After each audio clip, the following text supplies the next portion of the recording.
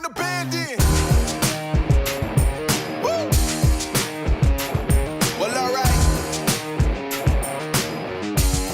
Yeah, they want me to fit in, but I can't. I'm too different with it.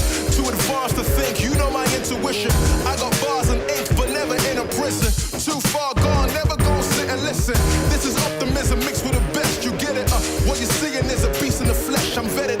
I don't need to try to speak for the rest. Always keep it abrupt, they wanna keep it a mess, you know. This is what you get when you're sitting as a vet. But everybody know that you're a threat. With the rest, let's go. We won't fit in a box. We don't quit, we won't stop. Ride us all to the top. We won't fit in your, we won't fit in your, we won't fit in your box. No, we don't quit, we won't stop. No, ride us all to the top. Whoa. We won't fit in your box. No.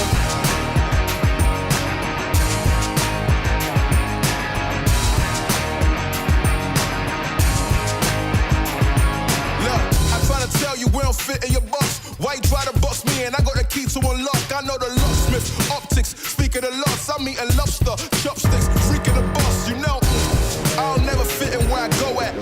Boss talk like I'm Boaz.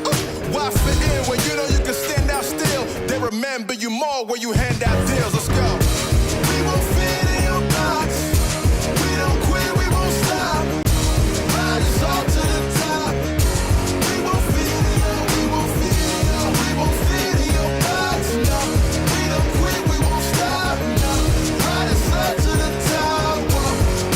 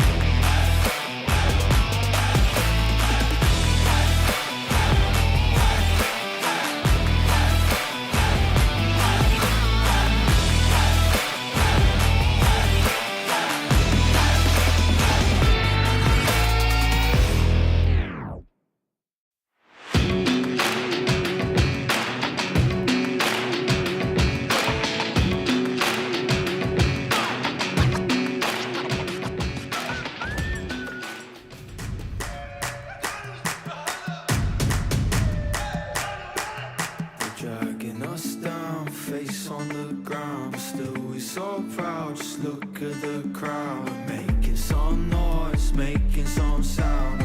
We had a choice, they're hearing us now.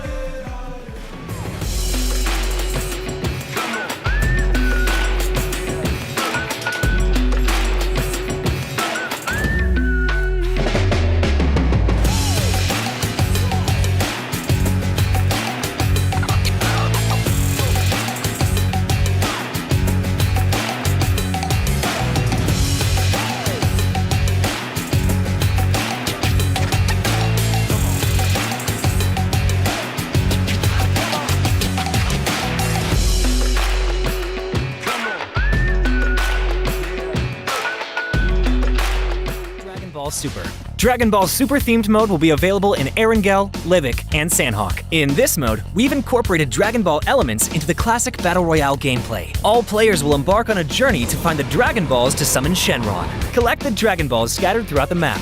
The team that gathers all 7 will be able to summon Shenron at the Shenron altar and make a wish to obtain powerful buffs. Maybe if you're super lucky, you'll get 3 wishes at once. During the journey of collecting the Dragon Balls, players will obtain a type of energy called Ki during the game. Players can use Ki to unleash famous Dragon Ball moves. Players can obtain the Kamehameha by picking it up. It equips to the pistol slot. After charging, it will release a continuous high-damage beam. Fukujutsu is another skill that can be picked up during a match. Players can use this skill to fly freely in the air and make quick tactical maneuvers. The Senzu Bean is a new recovery item that is incredibly effective. The Dragon Radar can display the location of Dragon Balls that haven't already been claimed by other players. It can help you collect the Dragon Balls more quickly. The Air Car can carry up to 3 players. It's easy to put away and has better performance than regular vehicles. Tenkaichi Budokai, Kame House, Korin Tower, Dragon Ball Village. These are some famous landmarks that will appear in the game. Call your friends and explore with them now. The collaboration this time even has a hidden challenge, named Dragon Ball Trial. Win consecutively in the themed mode for a chance to take on the challenge. After accepting the missions, the team has to follow the instructions and gather 7 Dragon Balls. During the process, your team's location will be exposed to other players. All players will be drawn into battle for the Dragon Balls. To win the game, the trial team must successfully secure the Dragon Balls, defend the altar, and then summon Shenron. Are you ready for the challenge? In this standalone mode, named Battle Royale Dragon Ball Super, players can roleplay as iconic Dragon Ball characters, use powerful, unique moves in a brand new anime-style map, and become the ultimate victor. There are 5 Dragon Ball characters in this mode. They are Son Goku, Vegeta, Ultimate Gohan, Piccolo, and Frieza. Select your favorite fighter. Master their skills to suppress your enemies and achieve victory in intense battles. In the new version, the new Ace 32 firearm will be made available on all maps. It uses 7.62mm ammo and has 6 attachment slots. What are you waiting for? Go try it out now. Furthermore, this update also includes a firearm attribute tag display. Newer players can go to their backpack to look at the tags of a firearm they've picked up to quickly grasp its characteristics. The new Cycle 5 Season 13 begins on July 18th. Be sure to stay tuned for the new season rewards. That's a wrap for the main new content of the upcoming version. For more information, be sure to follow our official PUBG mobile community. Winner, winner, chicken dinner. See you next time. The rules are different. Your teammates are now your enemies. لذلك بدنا نتحلى بالروح الرياضية وجمال الإي سبورت وننطلق في هاي المباراة المجنونة. One of these legends is going to be able to take $30,000. But he got it! He got it! Oh my god! في يعني تخيل لاعب يلعب على 30 ما راح تحرك مكان.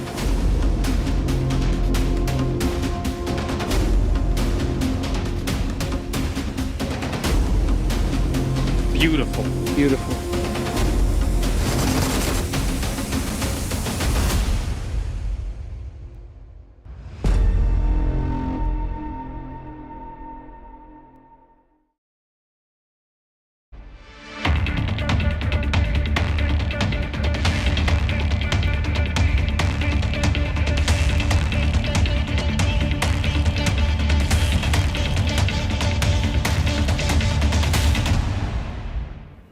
Welcome to the PUBG Mobile Regional Clash. It is day 3, and today is when the leaderboard really starts to take shape. As you can see, I've got 7 Worlds Gaming here on my right. 7, we've got to talk about what's been going on so far in this competition. So why don't we kick off with the TDMs? What's been going on?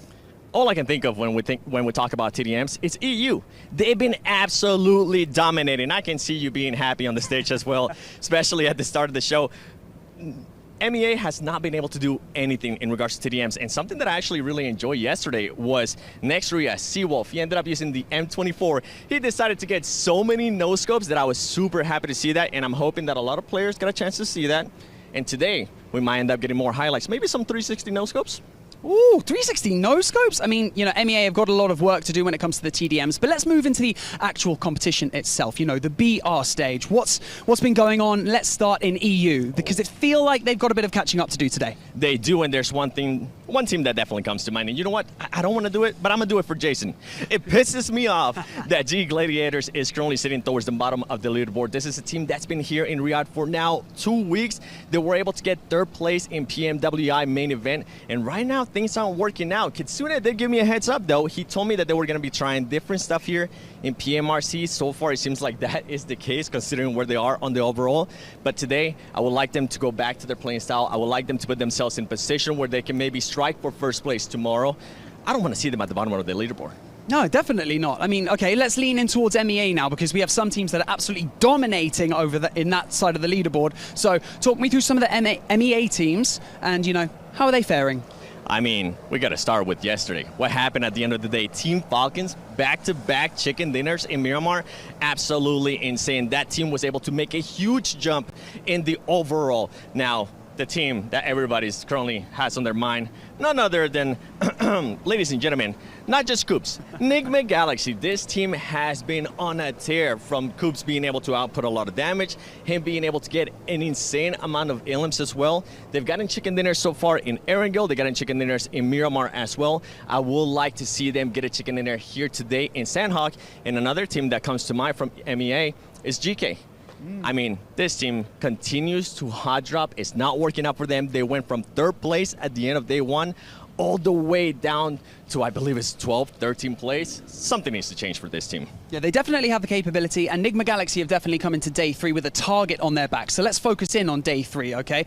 Who do you feel like has what it takes, has the ability to kind of really make a move up the leaderboard? Because today, it really is that time to do it. You know what team that has actually surprised me? REGNUM CARYA. They've been able to frag in a very, very good way. I would like to see them continue to frag out and also start racking up more chicken dinners.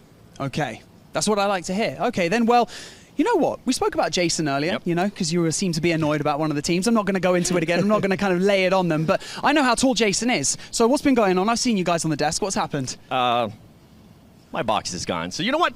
I'm going to head to the desk. I'll see you guys on the main stage.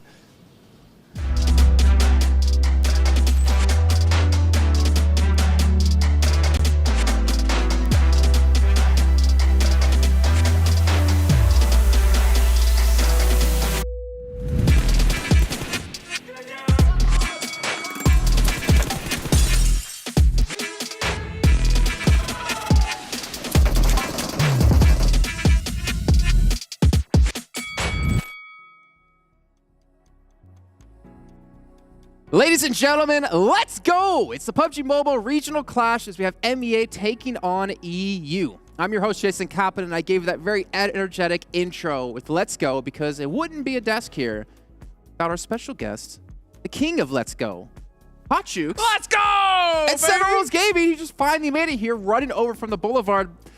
Man, you got a workout today, I'll tell you that. Woo! Let me catch my breath.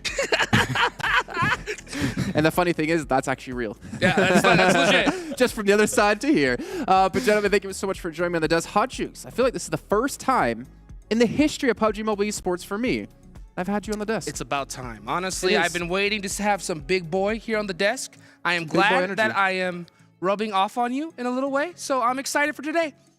Okay. Well, Seven, how is it like to have HotJukes here on the desk? It's great, man. It's our second time actually being co-analyst, so I'm excited for it. It's going to be an awesome day. Yes, I sir. hope so. I hope so. We've already had an awesome couple days of action, right? We're into day 3. This pre-show, though, is going to be brought to you by Savage. We look to break everything down in yesterday's games. But, Seven, I really wish we got to talk before you ran out there with Barney because, man, you took all the analysis points out of the desk here, man. Not all of them. Not all of them. By the way, I don't know if you got a chance to hear that, but I did kind of, when uncut version of Jason, I was talking about how some teams were just pissing me off. And I hope it doesn't happen today. Don't let me rub. Okay, I mean, he's rubbing off on me. Don't let me rub off on you, man, because you'll get very angry. Why not? Let's take a look at our participating teams here today. As of course, it's 8 from MEA, 8 from EU, going head-to-head. And we've had MEA currently winning out on the head-to-head when it comes to chicken dinners at 8-4. So, like I said on day 1, MEA best? You know, it's totally possible. It's crazy to hear that when we had that interview with Tixie, Tixie said that EU was twice as good as MEA. Yet He's like Maxman with numbers, I guess. Yeah, where have they been, though? Gladiators is a squad that we obviously expected to kind of pop off here. And in this tournament, they've just been struggling from the start. Speaking of struggle, another one out there. I'm going to have to throw it to you for this one, Seven. NEXUS. A struggle indeed, man. I know this is their first LAN event, first time meeting in person, but they have been playing together for such a long time in different forms and different teams, and they played so well at PMPL that I was honestly expecting more. I had to take a second there to remind myself that NEXUS is actually in tournament here because they have just been awful. I mean, at one point they did end up getting a 3rd place at the end of day 1, and we were getting a slight hope that they might be able to come back, but yeah, it didn't happen. They're continuing that decline. Well, we'll take a look at the overall so you at home get an idea of where they currently stand, as we just kind of hinted at the bottom, unfortunately. But maybe they can get off the bottom today and be more like NIGMA Galaxy, who are currently in 1st place at 116 points with 68 eliminations. It's not just the Coop show that we thought it would be, and the rest of his squad has been stepping up around him. 100%, yeah. I talked to Coops earlier. He said, you know what? I don't even want an MVP title. I have enough already, right? I want the PMRC championship belt around my waist. But you know what? If you're Nexus Gaming, I don't think you need to be looking at just NIGMA Galaxy. You should be looking at Team Falcons because they had a huge pop-off yesterday, moved up from 6th place all the way to 13th, or from 13th all the way to 6th here. Well, you kind of heard me hinted at it during that video, talking about teams moving up. There's some teams that were moving down, and I'm looking straight at it. It's going to be GEEKAY. Yeah. None other than 3rd place after day 1. Guess what? After yesterday, 12th place, because they just continue to hot drop. And I got a chance to talk with Satan, and he was like, first of all, I was like, Satan, you going to continue to hot drop? He's like, 7, what do you think? And I was like, fair enough. Fair enough. Win those hot drops, please. I mean, they got 2 more days of it potentially today. They've done 5 hot drops every single day out of their 6 matches. Can they maybe make it 6? That's the challenge to them. Oh. I think they're waiting for it to make it 7. And we're going to see it here today, 1,000%. That's on brand, and it's a brand for GEEKAY. Well, I don't think I mean, that'll be on the final day where they hot drop on TDM to have 7, I guess. Oh. Yeah. Hey. But obviously, as we did have 2 days of action, I think it's important to note how our top teams kind of did between the days. So we actually put together this little graphic. Yeah, we did it, not the production team. As you can see here, their day 1 on the left-hand side in green, and their day 2 on the right-hand side in blue. And as you're talking about HotJukes, you can see that pop off out of Falcons. Crazy. I mean, a crazy difference in points. This graph proves it perfectly. And one thing I really like is that it's not just their eliminations that got those points. It was those placement points. That insane clutch from 6 at the end. I mean, hopefully we see them start it off today, because I talked to their coach and they said, as long as we do what we did yesterday, we're going to be good today. Man, you had a chat with Oxer, if I'm not mistaken, after day one. did. I don't know what you can spoil for us, if any of it, because it was kind of top secret. It definitely was. Maybe I have to have another private chat with him first before we start spoiling. What about his future plans? Because that one we can bring up since we're on an all-NA desk here. Well, his future plans. He said that, you know what, just in case if I do not want to deal with this region no more, I'll just go to North America, because North America has no good IGLs. His words, not mine. Easy claps. I also appreciate, by the way, the solo shot there on that one. Yes. Because that's going to be clipped out and sent to everyone over at NA. God. And they're going to be like, screw this Hot Chunks guy. Get him out of here. Hey, he said it. And you know what? He was like, in the worst case scenario, I always got NA. So it's good to see players already planning their retirement here. Yep. We're going to get cooked next PMPL season. I don't think we're going to be doing PMPL anymore. Let's move over to Latin America. I gotta brush up on my Spanish. But let's dive into Falcons, right? And I think, Hot Chunks, you wanted to look at their stats as a team in particular on day 2. So throw that up on the screen here. You can kind of break it down for us because, as you mentioned, 6th, he had a pop-off clutch at the very last match. But the thing is, Falcons, we saw them at PNWI. We know they're an insanely strong team, but maybe we're not necessarily sure what's going wrong with them within the first day. Yeah, you know what? Obviously they're trying some new things here. You can look at their total stats, 26 eliminations on the day, which is 9 more than they had before. And the crazy part about that is it's only an 89-point difference in damage dealt than what they did the day prior. Wow. So that just goes to show that in yesterday, they had 25 knocks, 17 elims. So they were getting stolen like crazy. But here in yesterday's match, 28 versus 26. So they were able to make a really good, solid conversion rate. And as long as they're able to finish those knocks, they should have some success here today. Go ahead, Sam. I think something that I really enjoyed out of Falcons was their decisiveness yesterday. They were able to make certain rotations where they're able to excel at it. I mean, we saw that perfectly in the last Miramar. The big question mark for this team, yeah, we saw what Six was able to do in that last game, but he had 10 elims in day 2.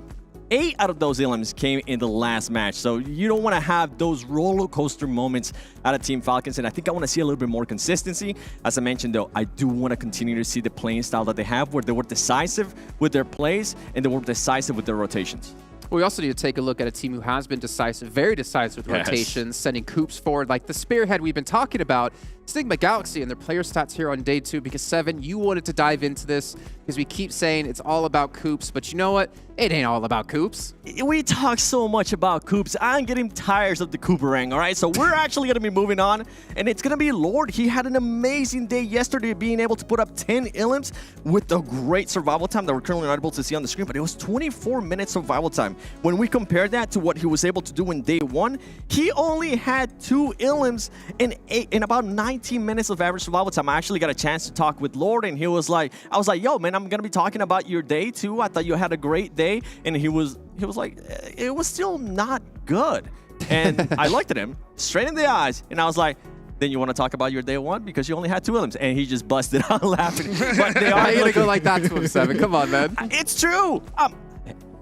I'm not lying. All right, okay, you're I'm not stating lying. I know facts, you're not. So. I know you're always honest, but we got to talk about another thing really quickly here. REGNUM, CARYA have been playing extremely well, and we've done a player to watch from FLUX, done a player to watch from NIGMA Galaxy. Time to do a player to watch here from REGNUM CARYA as we're going to go with Zell because honestly, his performance yesterday, it put him into our top 5 in eliminations. He deserves it. Absolutely. I mean, in day 2, he had 18 eliminations. Day 1, he had 7. So that's an 11 elimination advantage in just one single day. So he's spearheading it for his squad, and it's great to have that one member just pop off because it just makes things so much easier.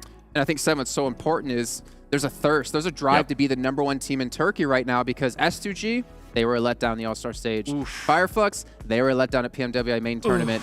This could be REGNUM CARYA taking the crown.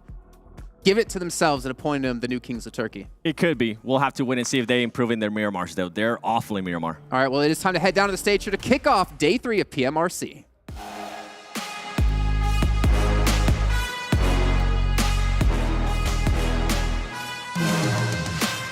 You've heard me say it time and time again, but let me remind you, with 24 maps across 4 days of competition, the most dangerous skill set that you can bring to the table is consistency. نص المرحلة ونص المشوار عدى وباقي النص الثاني. وصلنا لليوم الثالث والفرق لسه ما تحددت من اللي راح يكمل فيها في الصدارة. هل هو فعلا بيكمل فيها فريق نيجما جالكسي ولا عندنا راح يلحقونا فيها من الفرق من المناطق الأوروبية؟ The most experienced players will tell you that having patience in the moments that seem the most frantic is essential. Just calmly and quietly accumulate points in the background. وهذه المرحلة اللي حاب أذكركم فيها أن عدينا فيها 12 مباراة وباقي لنا 12 ثانية، وبكرة هو اليوم النهائي اللي راح نعرف فيها أبطال هذه النسخة. NIGMA Galaxy walked out of day 2 with a target on their back, but welcome to day 3. It is the PUBG Mobile Regional Clash. My name is Banks and I'm your host, and joining me here on the main stage is my co-host Atik. Oh, by the way, you dropped your cue card on the way in. Oh, thank you.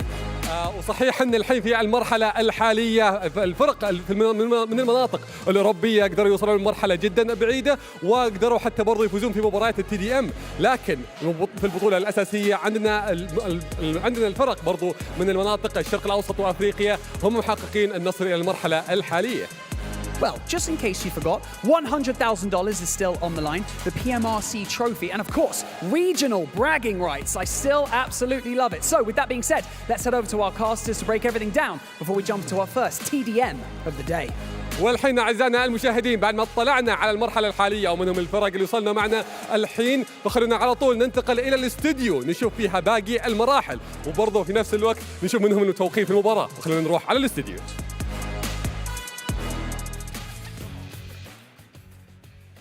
Well, we have ourselves two men divided on the stage here, as of course we have EU and MEA clashing head-to-head to figure out who is going to be supreme. And we're starting things off with TDMs. My name's Kalaris. Joining me to my left-hand side, my northern brethren.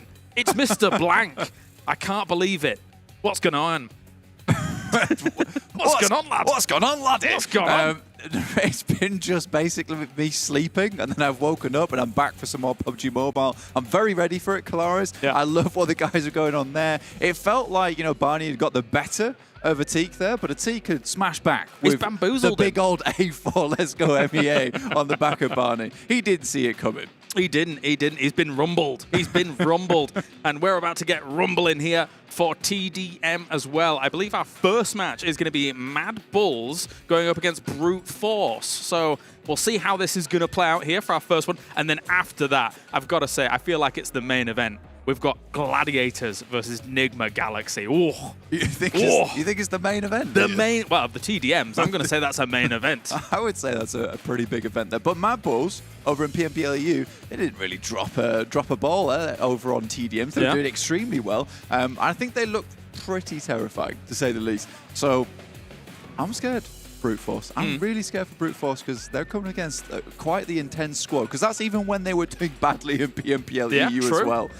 They still love the TDMs. I'm going to be honest, it does concern me that we're looking at the teams that I thought was going to be in the second game. So we'll see what happens, Blank, I suppose, throughout all of this. We're getting main event straight away. I'm all for it. You know what? You can put the main event. You can put the title on straight away to get things going. But no, it will be MADBULLS going up against Brute Force as we have the M1014 very much in action for this one. The secondary event starting first here. Not the real ideal situation, but it will be is it double shotgun sawn-offs? Yeah. Oh, yes, please. His loadout is M1014 and sawn-off. What am I watching? Well, straight around the corner, we've got YDO going for a couple of shots here. 3-3 at the moment. Frozen comes through, gets the M1014 shot in mid-air and immediately gets blasted in the wall to be part of the brickwork. This is going to be quick as a TDM, I feel. If both teams are actually just running M1014s, oh, that's holding in the angle. That's a spray down. Some M1014s down. Wait a minute. He just held the angle and just died. I think he realized, whoa, okay.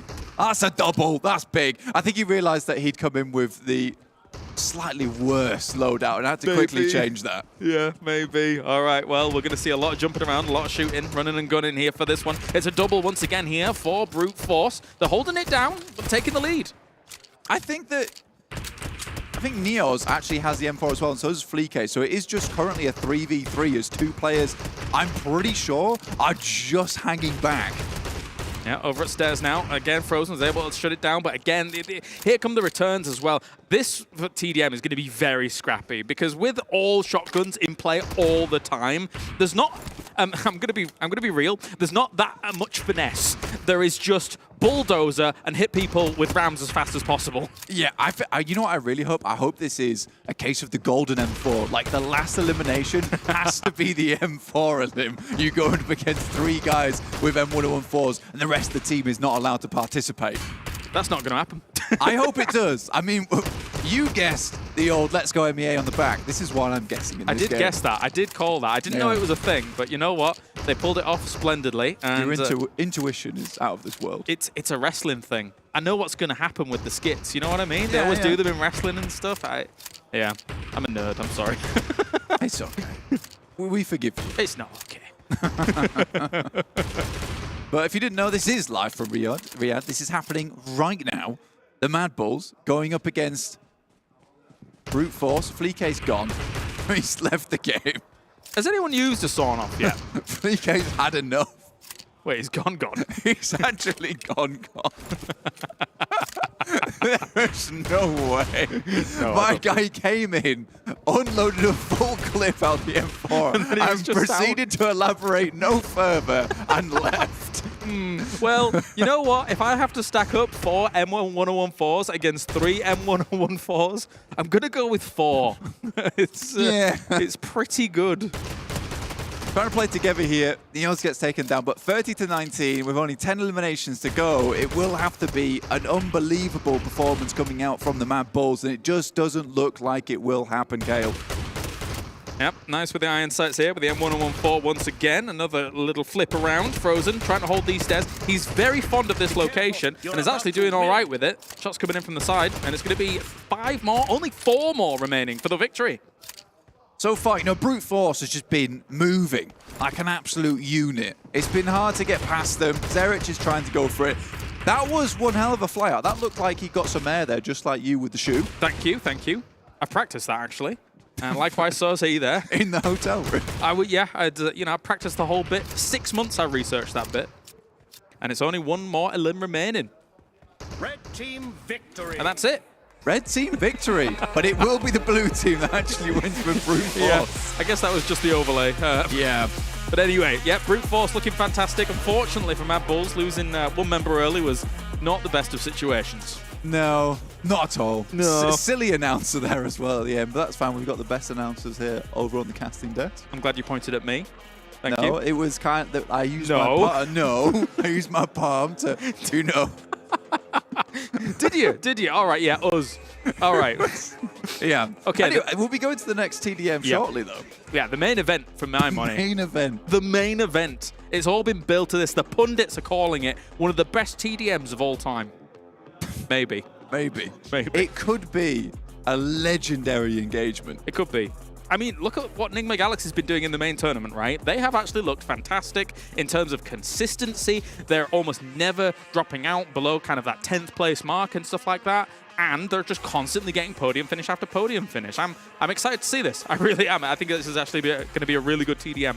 You know what? The desk was talking about this as well, like how those points actually lined up from yesterday to the first day that we played. And NIGMA Galaxy actually scoring more points on their day too was a bit surprising to me, considering they looked so strong on that first day. I feel like they just cruised through on the second day, getting as many points as possible, getting some pretty high-placing finishes. Yeah. Overall, really, really well done. But in the TDM world, it's a whole different arena. Oh, yeah, absolutely. It's very, very different. I mean, obviously, Gladiators has not been having the easiest time in the tournament, right?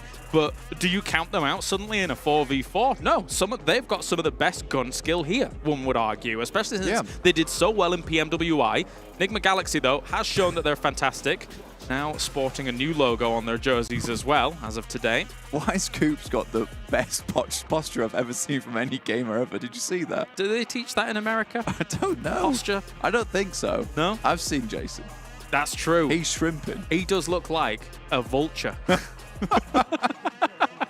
could swoop in at any moment. He's looking for the carcass, ready. Never mind. No, he's bent over. Yeah, I think they were maybe complaining about his posture, in which case he looked he looked very regal for a second. So what you're saying is they all complain, saying, oh, "You look too smart there. If you could just tone it down." Yeah, you can, because you're making us all look bad, quite frankly. I mean, he's doing that in game as well, to be fair. Yeah, I'm wondering if like the rest of the team's just going to pull a FLUX and everyone else just leaves and just lets Coops handle this. Maybe. Who knows?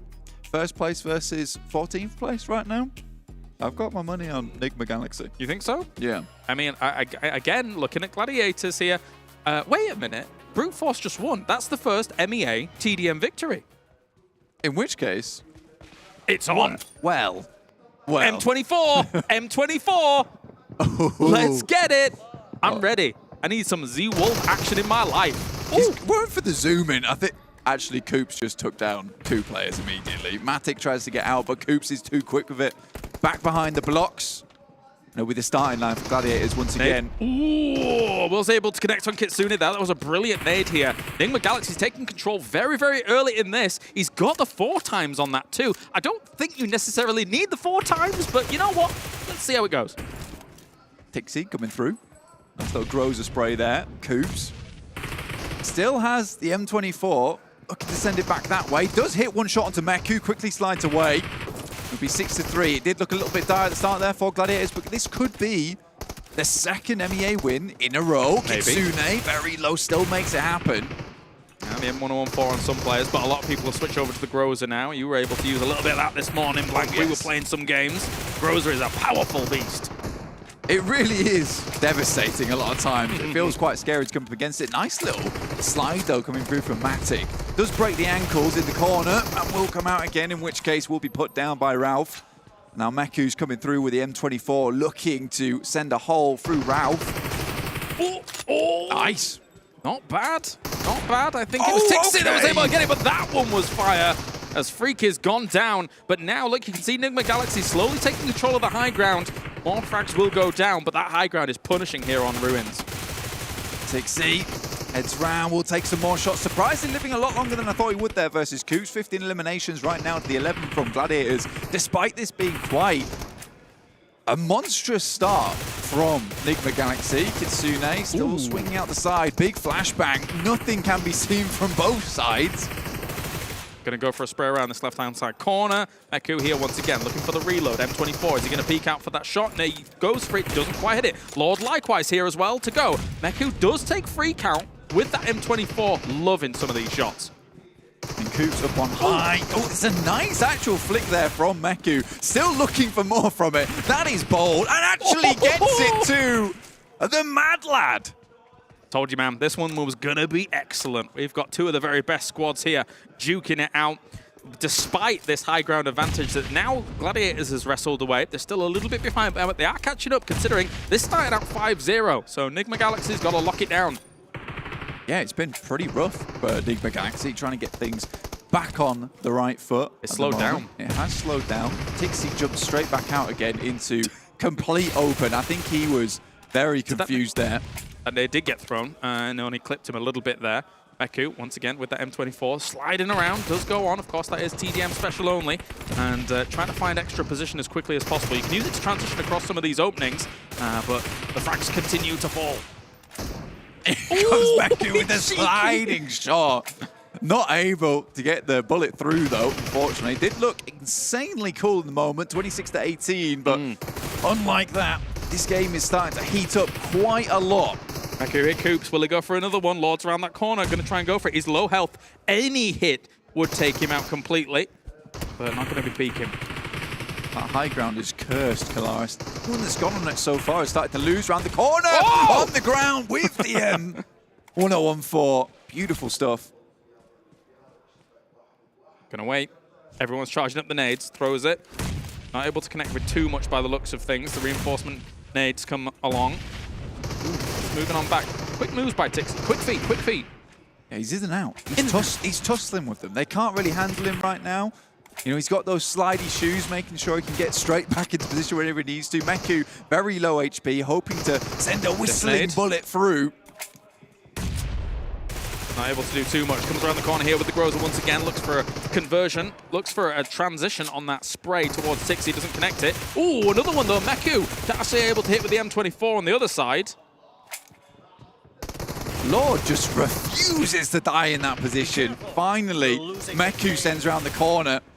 And someone from the back actually hits that M24. 35 eliminations, 25. It's so close. Meku again with the sliding M24.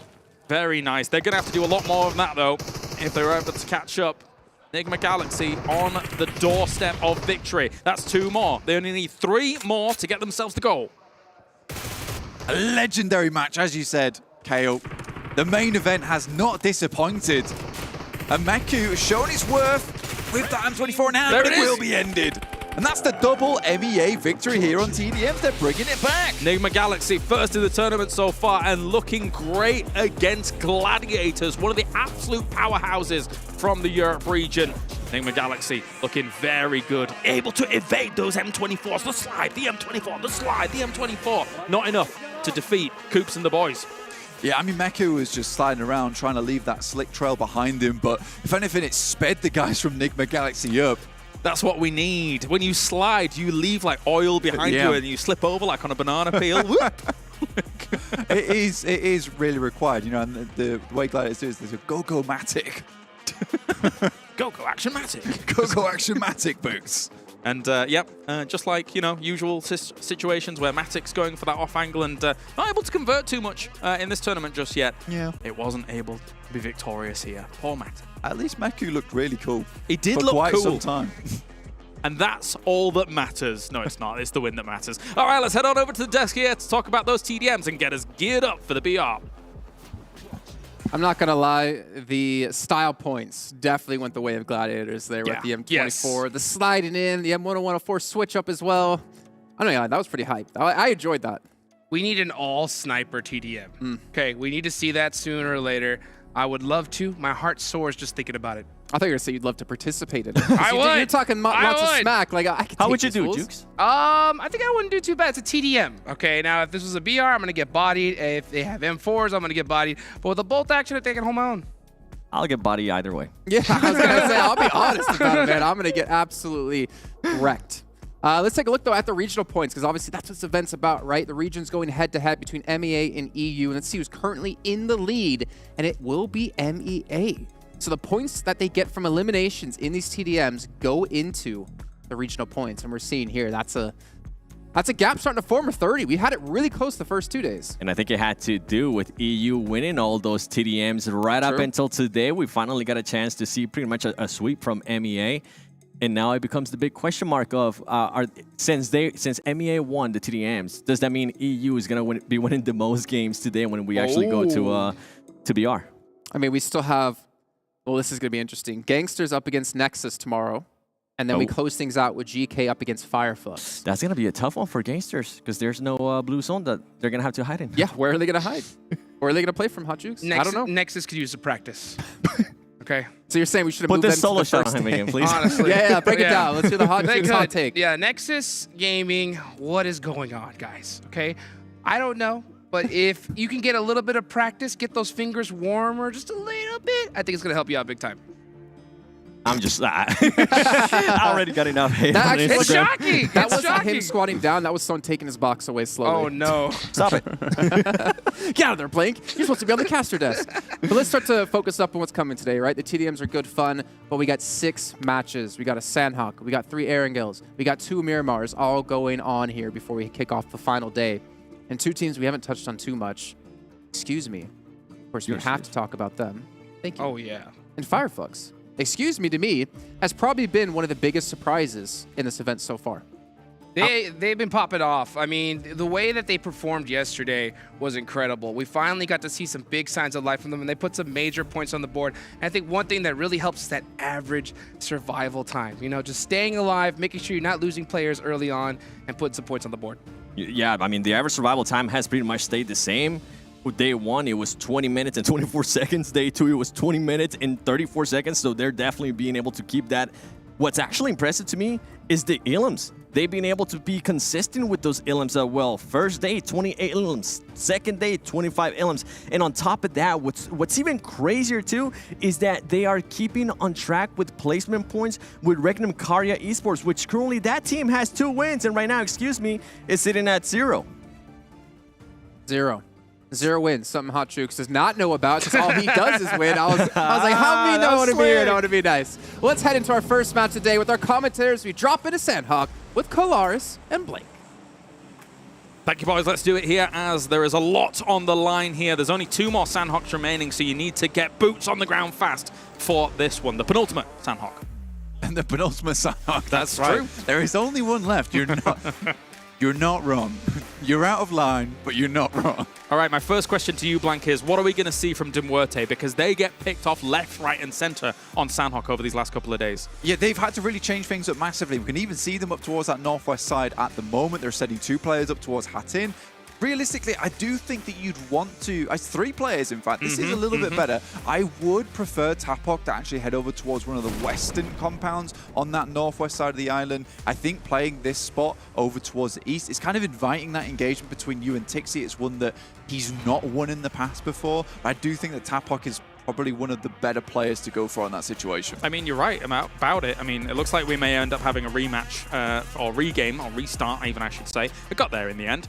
But I mean, you're right. You're dead on about that, right? Tapok and Tixi have had that conflict. As we were getting towards that regame just then, we saw as Tapok was dropping, Tixi was going south, usually towards that kind of trifecta location. Yeah. But he turned around. There was a small moment of turnaround there. So, but maybe they will be aware that there was a slight shift into MUERTE's playstyle. The fact that they dropped 3 up there, I think it's far stronger a drop to do something like that. Yeah. The first 2 Sandhawks, man, they were too wild as a drop, in my opinion. It was really ridiculous, yeah. Let's be honest. I think that's something that you just can't get away with. And I was sort of confused they even thought that they could maybe get away with it in the first place. You're ultimately going to get taken down there. You're taking up way, way too much space over on that northwest side. I think Hatin provides more than enough loot that you need on that area of the map. And then if you having that unit that moves over towards the eastern side, you realistically just want to be a strong 4 pushing through over that northwest bridge, because we've seen it before where brute force, when we get these northern circles, they're actually sending a little bit further over towards the paddy field to look down towards MUERTE in the first place. Honestly, I was more shocked that MUERTE held it in the second Sandhawk game in terms of that split, because if you're aware of what happened in the first Sandhawk game, Nexus is very unlikely to drop with brute force, right? So they were looking for alternate drop spots. That's close by. Exactly. With it being close by, you want it to be close by so that they can maintain their rotation paths. So you're gonna then have another team dropping around those trash areas. Why would you maintain that split? They've learned from their mistakes, clearly, by the looks of what we just saw on that initial drop. And it's smart, because, you know, Nexus is going to be lurking around still by the looks of things. Yeah, it takes 2 days. That's fine. It's fixed now. And I think that if you're coming over towards that last day on Sandhawk, you really want to have a confident finish there.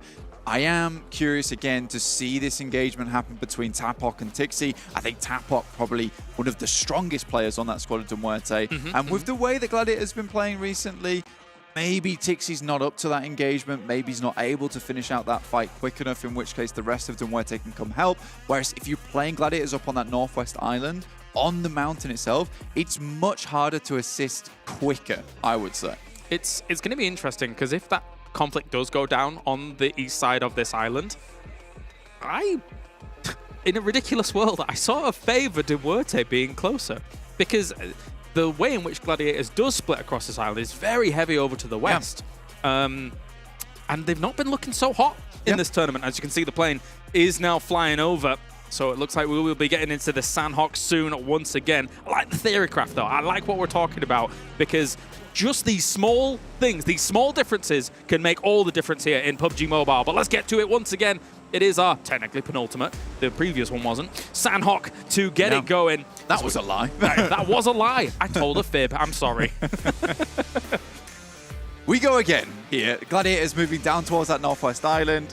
Again, this is no longer as fair of a playing path, especially down towards Sami, so NIGMA Galaxy has a little longer to actually head out towards that location, which means they can't start getting those stronger positions up towards that northern side faster. We do see them a lot of times looting up quite frequently, but this time it's a 4-man drop over towards Hatin, and this is what I talked about beforehand, that they wanted maybe to send a player out over towards that western side, which is a stronger position to hold, gives you more time to get that position on the outside, but there is a hot drop over towards GEEKAY. They're having... No way. This is horrible. GEEKAY's like, this is our one match where maybe we can have a little bit of respite from ourselves, but Excuse is here to change the day. AK's in hand as well, some DBSs. Going to have to be careful here. Excuse me, could quite easily put the pressure on against Haith.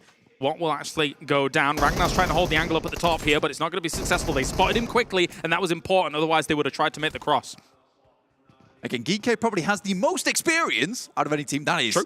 A really crazy shift coming through on the circle up towards the northwest side, but Furia actually finding that off angle, coming through, taking the time whilst the team underneath holds those angles. Really smart, very much taking time to their own advantage. I actually find this very interesting. There's Gaith will now once again try and go for some shots. Does actually get the knock already. He's holding the high ground. It's actually one of the positions of strength here because you need to go all the way over to another building to try and get an angle on it. But he's dropped down now to try and go for this. Havlik is so lucky, but only for so long as Hope puts a stop to that. Now Furia tries to hold an angle, denying Hope's position off there, but Hive will look immediately upstairs, get that shot through. And I think with the amount of experience and practice GEEKAY have had in these type of situations, it was sort of a matter of time. But I really did like how Excuse Me played out that engagement. But again, 2 players only for GEEKAY is a really big deal here on Sandhawk. We see the majority of those wins come through on Sandhawk as just being that last team that has 4 players still alive and has managed their third parties well into the endgame. It's crippling, unfortunately, there for GEEKAY, and they'll try and play it out, but thankfully for them, the circle's not too horrendous, even though you're boot camp, and when you're in boot camp, you're almost always going to be in the circle to start things off on Sandhawk. But here's NIGMA Galaxy once again taking a fight. Freak got caught out a little bit thanks to the drive-by that's coming along. GQ were able to shut him down completely, and the rest of NIGMA Galaxy, nowhere to be seen. That is quite an instantaneous shutdown. It's a little bit curious that Freak wasn't actually playing in the Watchtower because I think you can quite easily play in there and just lay prone down. I don't think there's a lot of times in this situation with this rotate that you would stop off to check that thoroughly. And even if it did happen, you could throw a nade. You have time to set up for the rest of the team to get towards you. So I think for NIGMA Galaxy there, I maybe think that Freak was just taking a little bit too long to set himself up. That's the thing. It's a symptom of the playing path when you see this come down. Like, both these teams had to drop far and then try and rotate a little further. And when that happens, you're not as spread out as you normally will be. You wouldn't have the easier time of being able to get your loot and then support each other. But at the same time, it's Nexus going up against FireFlux. In the distance, reinforcements are so far away, and that will be a freebie here for FireFlux. That's almost a double coming through for Doran. Probably furious with the rest of the team right now on Nexus. I think that's the second time we've seen it as well. I mean, Freak was like, where's the rest of my team? Now Doran performing really, really well. Didn't have the support from the rest of the squad. But this is a very quick push coming through from REGNUM CARYA as well, over towards that north side. They did take a split, did Nexus, between the north compounds and then one player down towards the south. But with a circle shift like this, you're sort of expecting a lot of teams to try and get control over Northwest Bridge very quickly. But again, we talked about this. It's a very central lobby. So this doesn't surprise me that we're seeing teams instant rotate this compound on the southwest because it can be very strong in terms of sightlines. Yeah, as we're just watching the replays of what was going down in boot camp as well. And again, I said it the same phrase, and I'm going to say it again. It's a symptom of the playing path. Looking at how this has played out, teams were kind of a little bit closer. The circle was friendly to them in this regard. So we've seen actually a few more fights than you normally would at the start of a Sandhawk. But Brute Force cresting the hill here, looking for FireFlux. Taking a little bit of a view over the top side. I think for FireFlux in this position, it is actually quite difficult to get outside of. Realistically, one of these players would have to take an off angle, but with the vehicle burning and smoking, likely to explode at any second, and we know that FireFlux is susceptible to the 4-man vehicle explosion. We've seen it before. it's going to be really difficult for them to find that flanker because you just need someone to hold an angle to bait a shot coming through. Yeah, sometimes when you're in FLUX's position, you're saying, okay, we're in the circle, so it doesn't really matter too much. We can stay here and just wait for another team to have an angle on Brute Force. That's why Brute Force is sticking mostly to the north side of that ridge, because it actually denies some lines of sight. For example, if Vision were able to go for a little rotate north of Tatmok or something like that. So I understand what both teams are doing at the moment. They'll bide their time for a while and have that stalemate occur for a little bit. Yeah, so realistically, not much is going to happen on that side. For MUERTE, I think they're also happy that not much is going on their side too. 4 players still alive here is a massive boon to MUERTE when it did look a little bit risque, let's say, with Tixi actually turning around up towards Tapok's position on the first time we tried to play Sandhawk, which was unsuccessful. But this is our successful run coming through. And very successful for one of these teams if they take home a lot of points here, which is certainly doable. With the positions around the map, if we've got a lot of water in this, it could shift up towards Tatmok. If you're one of the teams in Tatmok, that's one of the few positions around on this map where you can really blast out your mind, pick yourself up a lot of eliminations. It's very easy to control that space if teams are struggling to get in. More loot for MADBULLS on the way here from Ruins. And yeah, I mean, as you say, like with the people positioning up towards the top, technically you would like to be near the river just so you can make a transition, right? If the circle goes northwest, great, you can go to the island. If the circle goes northeast, great, you can try and make a transition. So already, actually, Tapok's swimming across by the looks of things, or has slightly positioned himself on that coast to try and facilitate that kind of move if needs be. But there are a lot of teams still in the south, still chilling out, nowhere near the circle. They're just waiting to see if they have to go west or east, I think. Making that choice is very important. It's funny, right, because it's such an intense circle shift. Yeah. But because of that, it's forced basically a pause on the game at this point. To a degree, yeah, a lot of teams just really don't want to make too many drastic decisions at this point. We've got RÜYA, NEXUS, REGNUM, CARYA, all in the same spot. But neither of these teams wants to go for an engagement because what's the point if one of these next circles heads over towards the western side?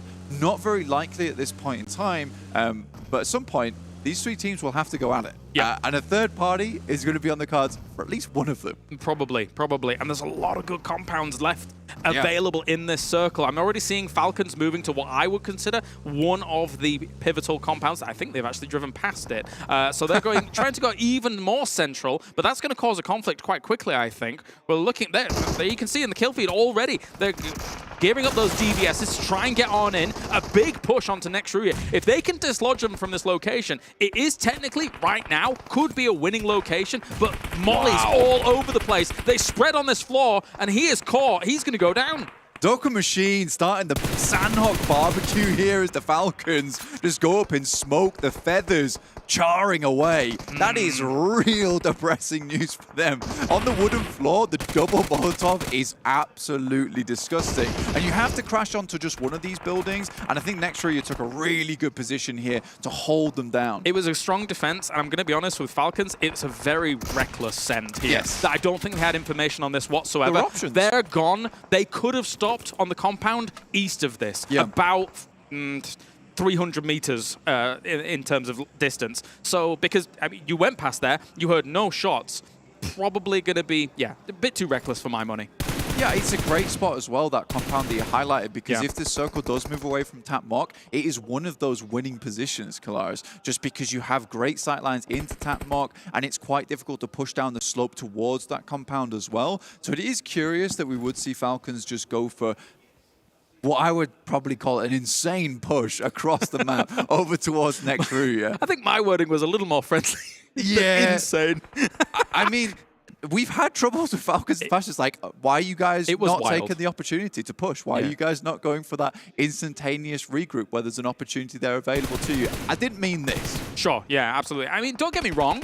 I don't mind the bold plays. I don't mind you sending like that to try and go for what you think is a winning compound at that point. But there's a lot more, and there's a lot more shift coming that could have been available here for them. But meanwhile, lots of shots raining down here over in the distance. As Kitsune is just trying to deal with MUERTE. I mean, usually when you have a circle like these 2 teams are bound to come to blows here. And Gladiators is doing all right.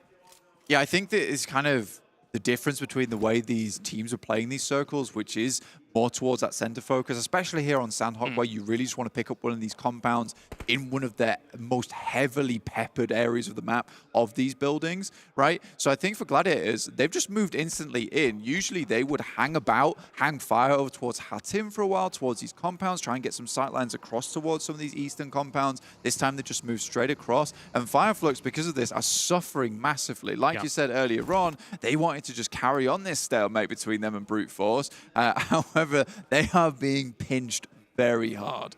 MADBULLS has taken the compound that we were mentioning that FALCONS could have taken, so we'll keep an eye on that. Meanwhile, rotating in all the way from Miramar is GANGSTERS on that east side. Do you reckon they'll ever join the fray? Yeah, I do kind of like it. It's like they like to play 5D chess, as you say. All I had to do was move Jafar from the future in Miramar back to here, and then he moved round, got a checkmate over towards MADBULLS, took their compound, and won the game. But yeah, they are playing in a completely different universe sometimes. They really are. Yeah. They are in another galaxy. It's working sometimes. It is working sometimes. And speaking of galaxy, NIGMA Galaxy is still all the way south of Painan. They can actually just come in straight from the south of this circle and probably totally fine. MADBULLS, though, was in a little bit of a scrap. So is Vision here against REGNUM CARYA, trying to deal with the damage that's coming on. And Grenade's already charged up, so Molly's already coming along as well. They've got a lot of value here on Sandhawk. Tries to throw it through. Not going to be successful on that, though. Coming around the corner with the S12K to try and deal with that, though. What a nice peek coming in from Loxy. That is beautiful stuff with this extremely powerful gun. Yeah, just taking the situation into their own hands here. MADBULLS, though, identifies the engagements going on, but it was a pretty clean engagement here for REGNUM CARYA. Their trouble right now is that they're on the eastern edge of these really strong positions of the map, so they're going to be first to face a lot of times. NEXUS are afforded a different position by this because they're towards the western side, completely protected by REGNUM CARYA. They'll always have to be crashed upon first before any team can really get to them, unless Gladiators can kind of shimmy their way down on this coastal side and maybe take that engagement. But even then, there are still a lot of sightlines looking at that. The thing is that I highlighted it in previous Sandhawks, and I'm going to say it again. For Gladiators, as we see fights going off between MUERTE, etc., up at the north, the Gladiators are always playing edge on Sandhawk, unless it's a Northwest Island. So they have to figure this out, because it's not been successful in the previous Sandhawks, and at this pace, I don't think it's going to be successful here. Yeah, it's a lobby change, right? This is not a case of edge doesn't work. It's just that edge doesn't work here. They've sniffed out this fight up at the top. I mean, if they can clear space here, this is what we're talking about with a lot of these teams towards the middle of this circle. If they're not clearing space because there are no teams to clear space from, then they don't get any opportunity or initiative on the circle, but they're doing massively well here versus MUERTE, taking down a lot of the players here. There's only 2 remaining from FLUX, only a couple from Brute Force, but they've already moved through. So if Gladiators can clean things up now, they will have a massive amount of space on this northwest edge. This is how you've got to play third-party Sandhawk, sweeping on the edge if you're going to play this edge style. Gladiators identified this super fast, was able to get in there and get themselves 3 knocks to their name. I don't know if they got any of the finishes just yet. However, this fight for FLUX and MUERTE has completely landslided out of their control because Gladiators is trying to hold them out. Brute Force, though, is also sniffing this out. They're on the other side towards the east. They could also effectively fourth party.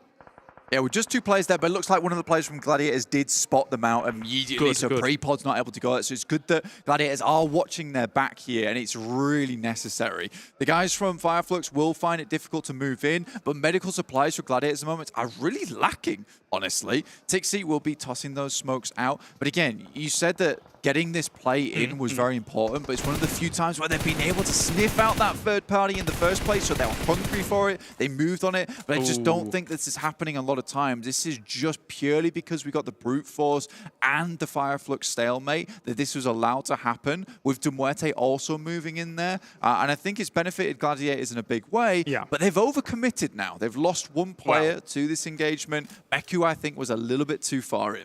The second rule of third-party edge play Sandhawk coming in with not many meds is you don't talk about Sandhawk. You actually finish those fights fast. You need to finish them fast, and if you don't, you're going to get fourth-partied, like we just saw there. Yes, you lose Meku. Technically, they're still okay, though. They can move south here to get themselves a compound, but there are lines of sights here that are kind of against them. But there you go. Brute Force has gone down. That is, Gladiator is taking them out. Maybe they can start a bit more of a campaign, a bit of a push here, because over the last 2 days, it's just not the Gladiators we're used to. Not at all. And it's certainly possible with 3 players here on Sandhawk, not likely to be a huge win or anything, but I still think with the way that the circle is lining up at the moment, there are several areas around the map where you can take a pretty cheeky off angle, pretty cheeky position, just try and get yourself some more points for this game. In the meantime, Gangsters have moved up through Paris Resort, looking over towards Road to Glory, which seems to be a team they come in contact with quite frequently. This is a really tough position to push out from, is Paris Resort over towards that western side. I think it's very likely that we'll see MADBULLS take shots towards both these teams, whether even both these teams make it out, because that's a nice nade to start things off. Ooh, 6-time spray. That's a bit ambitious here from Caliga, as he will charge up the nade once again, trying to dislodge Gangsters and all of this. Again, it's a case of you really want to finish this fight fast so that you can start moving towards the west. Holding each other in Paradise Resort is just going to mean collateral damage all over the place, and neither of you is going to be able to do well in this game. Yeah, so far, though, some excellent grenades coming through from Road to Glory. RÜYA, who's been a massive standout for the team, obviously starting off very strong here. These players out in the open. Kevin, unfortunately. Oi! He relocated just at the right second, and Groza was not able to respond. Walsh looking for an angle himself. Likewise, Kevin's just behind all of this. Meanwhile, elsewhere, NEXUS was actually knocking FLUX. And the FLUX has gone down. There's a big E shift here, which is actually going to favor whoever may come out of this situation. Oh, Falcons, you could have had it all, but not to be. With MADBULLS now in that spot holding on. I think the longer these two teams are taking these engagements, the longer MADBULLS has time to identify this engagement's going on and look over towards this position. Again, another nice grenade over the top from Groza to finish off the team. And you can start to see MADBULLS actually moving out towards this location with Zerich starting to place himself out in the grass to look towards them. I mean, I don't think they're too worried about these teams on the western side at the moment because they're more than likely to be taking shots at each other. You mentioned earlier about NIGMA Galaxy, how they could quite easily make their way through Painan, and I was thinking they'd make their way through over the coastal side on the west of Bootcamp. That's exactly what they've done. Yes, they're going to have to play this game a little bit more carefully than other teams in Lobby that already have position, but we know NIGMA Galaxy is a strong team and can pull something off like this. I thought maybe they would try and hit the GQ compound, which technically in this circle still has quite a bit of power itself. They position Corker up on the high ground east of it to try and...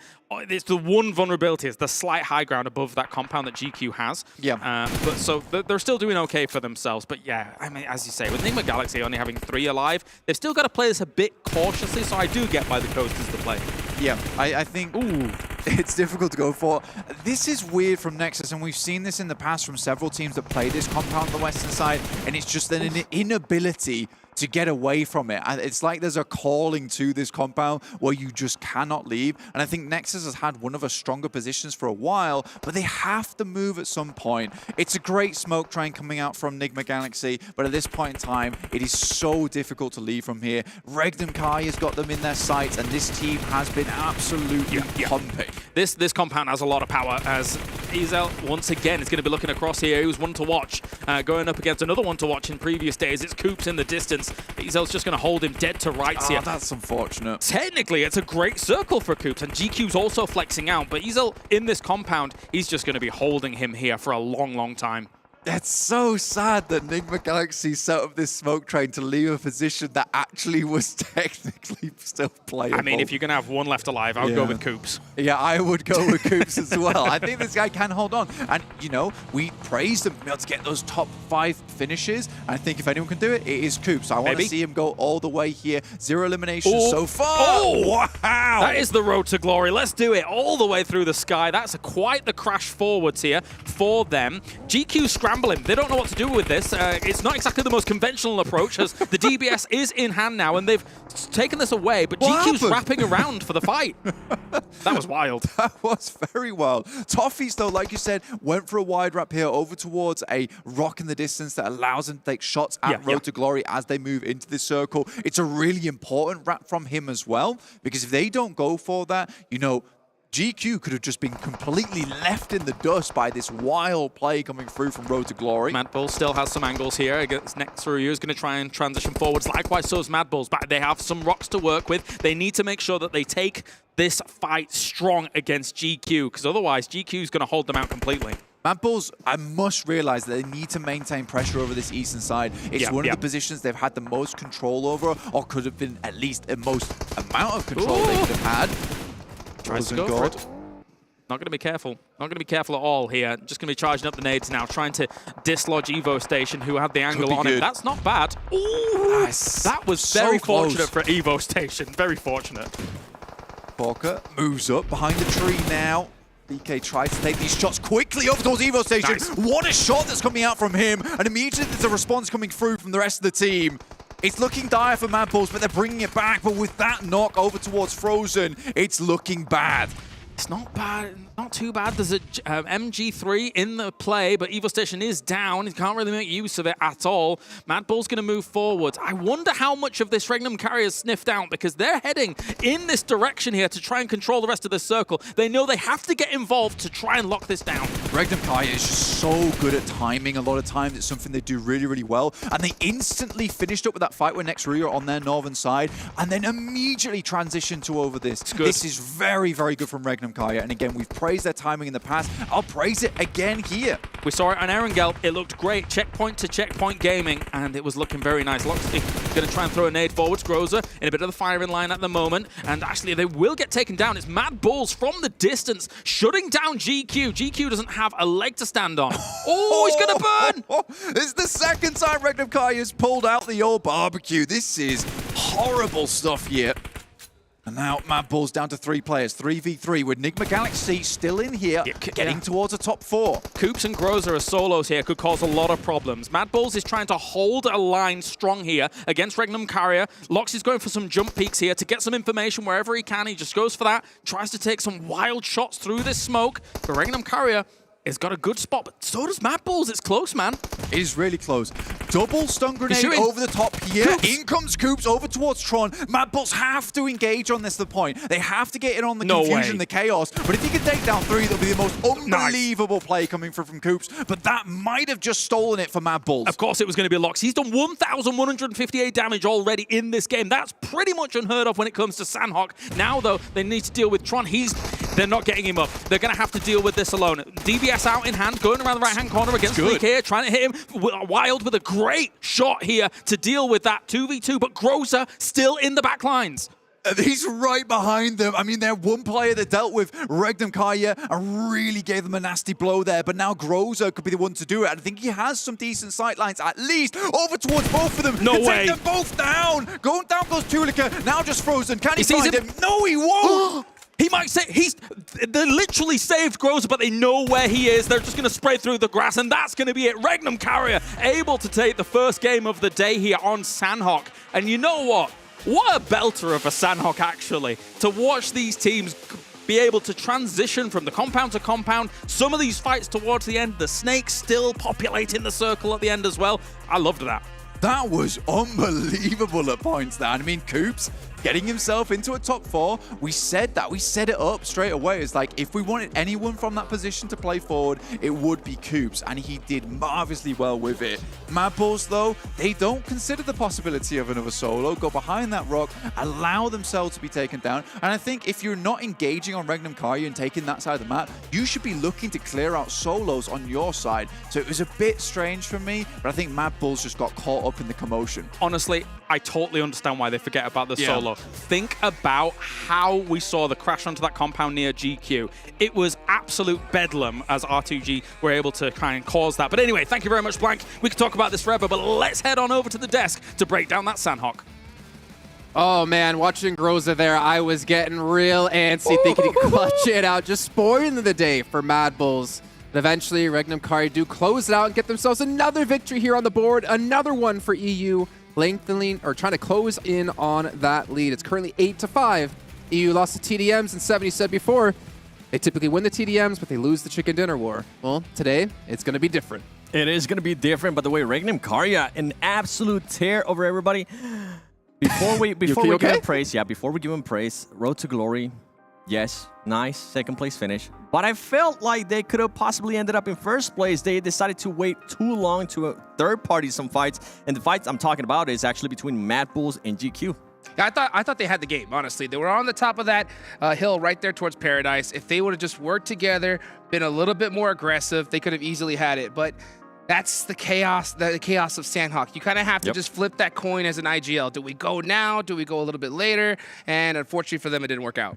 And then obviously this analysis is going to be brought to us by STC Play. And while we were watching this game, as well as thinking about Road to Glory, I think Maxman was saying that the high ground they had in that position as well towards the final zones, their main goal was to just focus as many teams down before they have to move. Yep. And then obviously when they eventually did have to move, it just came down to Groza to be the only one left. But let's see our match points here and see what all the teams accumulated for themselves, as well as REGNUM CARYA trying to move up the leaderboards with 26 big points. 26 points is massive. I mean, it's one of our highest scoring games I think we've had in PMRC. Literally, I mean, 16 eliminations, chicken dinner to their name. This team has to be stoked. And after talking to all the players today, they all stressed to me, this is the most important day. I think the last day, who knows what's going to happen. So REGNUM CARYA to start off so strong, they got to be hyped.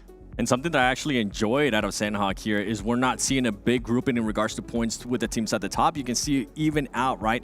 From second place all the way down to fifth place, everybody was able to get 10 points. That's going to be massive for those teams, as you were mentioning, Jukes, being able to try to hunt down first place NIGMA Galaxy. But guess what? NIGMA Galaxy, even though they didn't get any Ilums, we did see Coops pretty much being a little snaky snake, getting those placement points, and it works out for them. Yeah, you know, Coops, for a second, we thought I was going to do some shenanigans, but, you know, that's what you got to do. And that's the hard part. You know, these Sandhawk, the zones just go so dang fast.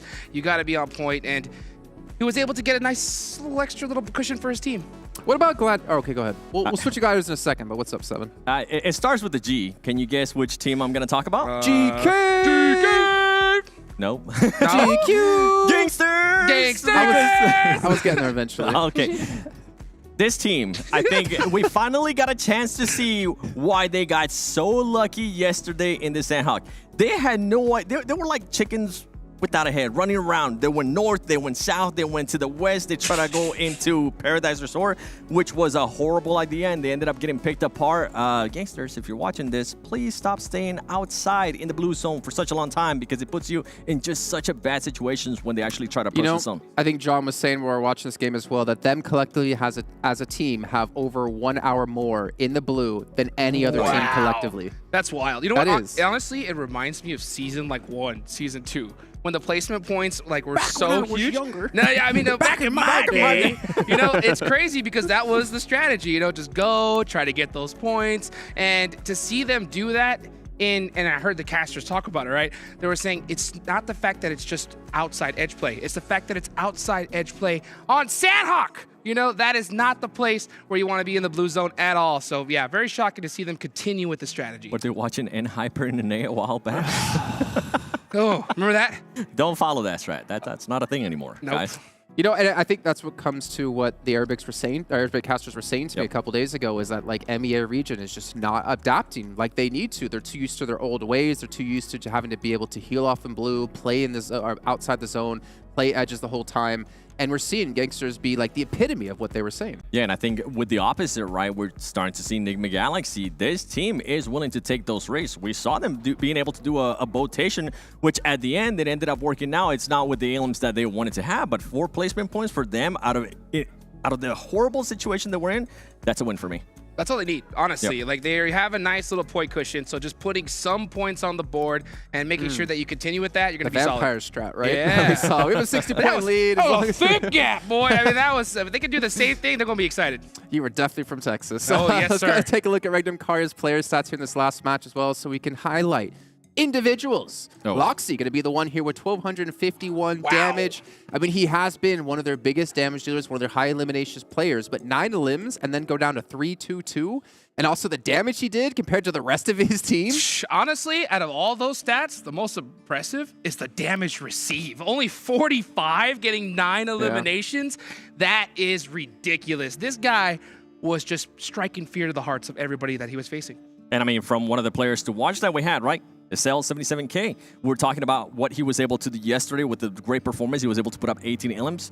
Not a bad start to the day for him, 2 elims, but it's good to see, and we've been continuing to kind of go down this road too. It's good to see other players being able to step up from that team, and for Loxy to be able to put up those numbers, that's exactly what you want to see out of REGNUM CARYA. Yeah, the depth in the talent on your team. It can't be that one-star player. That's why we look at NIGMA Galaxy. We talked a lot about Coops, but having Freak step up, Lord yesterday as well, is making them such a strong team. But this was a very tough match, and you know, I brought up Gladiators earlier, but you want to talk about GEEKAY. You had a challenge for them, and I think they might have heard you because you were like, you know what, let's go 6 for 6 on hot drops. And GEEKAY was like, Jason, we hear you, we'll take it. And they finally did something that I wanted to see, which start winning those hot drops. Yeah. So far, they're 1 for 1. But you know what the crazy part is that I don't even think that was an intentional hot drop, right? They go to boot camp, obviously, but Excuse Me comes all the way from the side to hunt them down. So even when they don't necessarily go for it, they still end up in a hot drop situation. They can't avoid it. It's like they're attracting that energy in the universe. The energy you put out in the universe is the energy you attract, right? You're hot dropping on every single battleground, and eventually someone's going to do it to you. But, you know, it is tough times for GEEKAY. I don't know how seriously we want to take their performance in this event, to be honest, just because if you're playing a high-stakes tournament, you don't do this. No. Like, unless you've won out every single time and forced the other team to move, you shouldn't be doing this every single day. No, I mean, it's crazy because we've seen teams do this before, right? And we see them do that in very early tournaments on because they want to secure their location for like those PMGCs, PMWIs, big money tournaments. But I don't know what it is they're doing. Maybe they're just using this as a place to really just practice that CQC. Maybe. You talked about it a little bit earlier. They're getting ready for their TDM match, man. Yeah, that's what it is. doing. That's the most important thing, the TDM match. Well, you know what? Before we go with GG that you really want to talk about, I got a chance to talk with Satan from GEEKAY, and he told me, yeah, we're going to continue this hot drops. And the reason why is because they want to get ready to PMGC. If those hot drops do come on PMGC, they want to make sure that they are established on those positions. And honestly, I'm not against it with that reasoning. I'm against it. But only if it's that reasoning. Yeah, only that reasoning. Well, okay, we're not going to talk about Gladiators right now. Oh. Instead, we're going to talk about NIGMA Galaxy just really quickly. Because again, talked about the rotation, the botation. We talked about getting Coops across. He was actually in a really good position, but then the zone did eventually shift away from him. But I want to see their player stats here in this last match to see if they did put up anything. And you can see really not much damage across the board. No eliminations, obviously. But again, the position they were playing from, they were similar to GANGSTERS. They played in the blue a really long time that eventually came through. But sometimes you're going to have matches like this. But as you pointed out, HotJukes, 4 points is still 4 points more, or at least 4 points preventing. Okay, I don't know where I'm going with this. So you know what? The math can be hard sometimes, but you know what? As long as you have such a lead, you don't have to do that much math. So yeah, putting some 4 points for them is going to definitely be a good thing. And honestly, if they're going to do a performance like this, Sandhawk is the place to do it, right? Because Sandhawk, you never know what's going to happen. And the fact that they're able to get at least a little bit, that's going to be pretty good. Well, HotJukes, I'm hearing that you did an interview today. You came in early. You were excited. You're like, you know what? I'm going to get in early. I'm going to interview a team. I'm going to interview a player in particular because he's your favorite player ever. That's right. It's with Coops, right? It was with Coops. I got a chance to talk to him a little bit early on, asked him some questions. You know, he's been now with NIGMA Galaxy for 6 months, okay? If you're going to discuss what you said in the interview, you don't have to now. I'm not gonna. Okay. But the fact that he's been there with 6 months, you know, not having any translation issues, it's good to see him hyped. And the one thing that he did tell me privately was that he is planning on staying with this squad. He likes the team, and with their performance so far, it makes sense. That is important. It is important to like the team you're playing on. Oh, yeah, it is. And also, it is important to be able to play the play style that you enjoy and you feel like you excel at in a team as well. And I feel like the chemistry, right, that they're going to continue to build, that we've seen it over and over again. I actually got a chance to see him 1v1 TDM Lord, and they were just talking smack, and I was all for it. I was like, okay, this is what you want to see out of a team, pushing each other.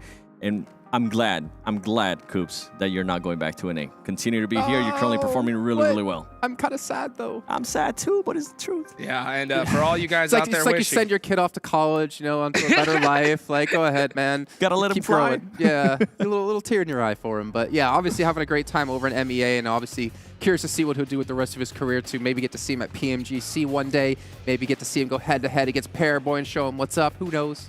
You know what? We've been talking about NIGMA Galaxy before we go into the next match, a team that I feel like we need some kind of reaction out of them. FLUX. Oh, I was going to get that wrong, so I'm glad you said it. What are you going to go? Gladiators. It's going to be another G team. Yeah. GQ? Hmm? Huh? Hmm? Eh? No, go ahead. Firefox. Okay. Yeah, that's pretty much Okay, it. yeah. I want them to do this. I mean, we haven't really seen anything out of them. Solus was our player to watch yesterday, and he put up only 3 eliminations. And you know what? I'll talk about another F team, right? Team Falcons. Be careful. Right? All right. Team Falcons, because, you know, they go out as the first team in this match. They came from a back-to-back chicken dinner yesterday, and Excuse Me decides to go and push GK. They go out early. So 2 teams that we saw have a lot of momentum coming into today, Jason, right? Did not really live to the hype. Don't bring back the momentum meter, hot shoots. You know, Mustache Dave, if you're out there watching this, he is testing me here, and that test is not going in my favor. But with Team Falcons, don't you dare say it, 7. I'm not surprised that they actually ended up kind of, I mean, it is Sandhawk. I'm looking forward to seeing what they're going to be able to do here in Erangel. I felt like, yeah, they had some great decision-making yesterday. But that was pretty much it. If we went back and look at the other matches, they were hesitating a little bit too much. And with the main thing that I was talking about earlier in regards to 6, being able to get those 10 limbs, 8 came out of just one match. So we need to be able to see that here in different maps. Well, we're going to find out as we're going to head into Erangel with our commentators another time as we send it on over to Blank and Kalaris to kick us in. Thank you, boys. It is time to get into Erangel. The grassy pastures, we got 3 healthy helpings of the grassy pastures on the way, Blank here. What have you got your eyes on to start things off for Erangel? Well, honestly, I think Rozok is going to be the most interesting position for us because it is where we get our pretty big hot drop on this map. But more interestingly so is because that last game, MADBULLS coming off a pretty decent match, which I felt like they could have won. They got caught up towards the end, but GEEKAY, I think they might not be ready for this warmed-up MADBULLS. Maybe not. Maybe they expected a little bit more airtime on Sandhawk, but they got shot down fast. As, of course, Boot Camp was a bit more action-packed than we were expecting here for PMRC. Someone came in with a spoonful of their own medicine, which was, I don't think anything. Have this. No! I meant to be handing this out. It's not me. So, yeah, a little bit unfortunate for GEEKAY there, but I am curious to see what happens between them and MADBULLS on this match. Obviously, it's a very nice playing path for FLUX as well, directly over Yas9. They can quickly pick that one up. And GANGSTERS actually drop down towards Sosnovka with, who is it?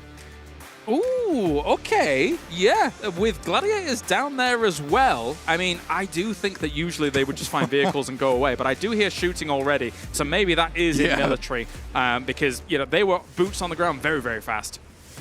That's an awful circle for this plane as well. Yeah, it's a really, really bad circle for this plane path. Practically everyone will be picking up vehicles, heading over towards the western side of the map. MADBULLS actually pick up some of the compounds just to the western side of Yasnaya. It's actually a decent drop spot as well for them. They'll be picking up positions over in school, and Apps and Zerich will be scouting out over the fielded area towards Yasnaya. Now, Tixie's got the pump. Yeah, but there's a DBS and an Uzi against him. But the poomp is eternal. He's got 2 poops. Look at He's got 2 poops. You can't dual wield those. Kitsuna though will actually start things off against Jafar. He goes down. Machete will be able to take out Safe. So unfortunate for him as well. A few hot drops here and there. Me, Solus truly is Solus coming through with the slice and dice. Tixie moves up. Look for Kevin. But it was all a bait. The poomp was a bait. What happens when GANGSTERS has to fight someone in the first 20 minutes? We've found out. Oh no, goes badly. Who would have thunk? So yeah, I'm a little bit curious about this. Maybe Gladiators are just like, let's just put them out there in misery at the start of the game. The blue hurts them enough. Youssef taking a lot of damage there as well. Meku still holding on ground. He does have himself the ump as well as the mini. The mini's not going to be too useful here just yet unless he really goes for some cheeky shots. But here comes the PP Bison to try and do something. Goes for the pre-fire on that window just in case. Meku still sat there. Good to go. And Meku just locking him down in this position. And I think this has happened a fair few times where one player has played the bait role and the other players just waited to find the off angle. Meku got a little bit too big for his boots there, will step out and get put down. And now Kitsune, Papa Kitsune, will have to come in as backup. Trying to go for the nade. How far is Walsh forwards though? He was looking to try and get a flush if he could. Still trying to peek through some of these windows. Here, reinforcement is not to be seen because Youssef's already down. Tixie tries to get him, will do so. That is Gladiators getting some much needed points on the board to start things off. Yeah, you know what? I was feeling a little bit stressed towards the end of that engagement because I feel like Gladiators versus some of their easiest fights lose one player. And Meku could have easily been that player. And Kitsune, once again, first exhales a sigh of disappointment and then a sigh of relief as he's able to get over towards Meku to pick it back up again. It's been a while, man, since we've seen them at 4 getting in towards a decent position in the circle. And it's always dicey in the hot drops, right? Because you want to drop quite spread-ish, so you get enough weapons and utility on the board, but you don't want to be too far away from each other just in case you need to reinforce a knock that comes through fast, etc., and things like that. So you've got to balance this kind of dynamic against your opponents, and thankfully for them, they didn't lose anyone, but they, as you say, they quite easily could have. Yeah, whilst looting and scooting all the while, it is a little bit of a difficult juggling act to actually accomplish a lot of times. In the meantime, over towards that western side, we have effectively, I think it's 4 teams right now. I guess you could say 5 if you count Ragnar as a team of himself, but the rest of GEEKAY is over towards Rozox. We've got Excuse Me up towards Crate side on South George. We've got MUERTE wrapped around Gatka at the moment, and next RÜYA over towards Ferry Piers. So pretty decent positions for most of these teams going forward in terms of grabbing vehicles, in terms of having sightlines over towards that eastern side. I think NIGMA Galaxy currently and Pachinki will have some seriously good loot, could transition up towards Church, start scouting out towards the west, but I think this second shift is going to be the thing that will define a lot of the rotations of these teams on the east, because there are some easier rotations up towards Stalber and cross Severny into shooting range, and realistically, some of these teams might not want to crunch themselves all into this traffic jam that is caused by going underneath Pattaya Hill. And Pachinki as well. I mean, you can actually rotate past it, but of course, teams are going to get some information. Probably, like NIGMA Galaxy, for example, could situate someone just up on Church and know for a lot of the directions where you're going, and maybe try to react to that. I'm curious how GK is going to play this out, though. I mean, they're alive. They are. That's a start. They're like, we are so confused. There's been no engagement. There was no fight. There was no fighting. There was no violence. What is this passive game that we've come born against? in the violence. They need to be at the inception of the game embroiled in combat to continue going forward, because that team without adrenaline just slows down to a grinding halt. They're like Horn Warriors. They're bloodthirsty. They're coming in with their axes, swinging around. Like, calm down, lads. They're fueled by it. And at this point in time, the battery is starting to run low a little bit. Moving over towards Ruins, though, Kale, I think it's one of those positions that is a little bit more difficult to push through. I think they're down towards Sunken right now, but because it slopes down there and MADBULLS are ahead of them and will most likely assume this rotational path, would they look down towards that location?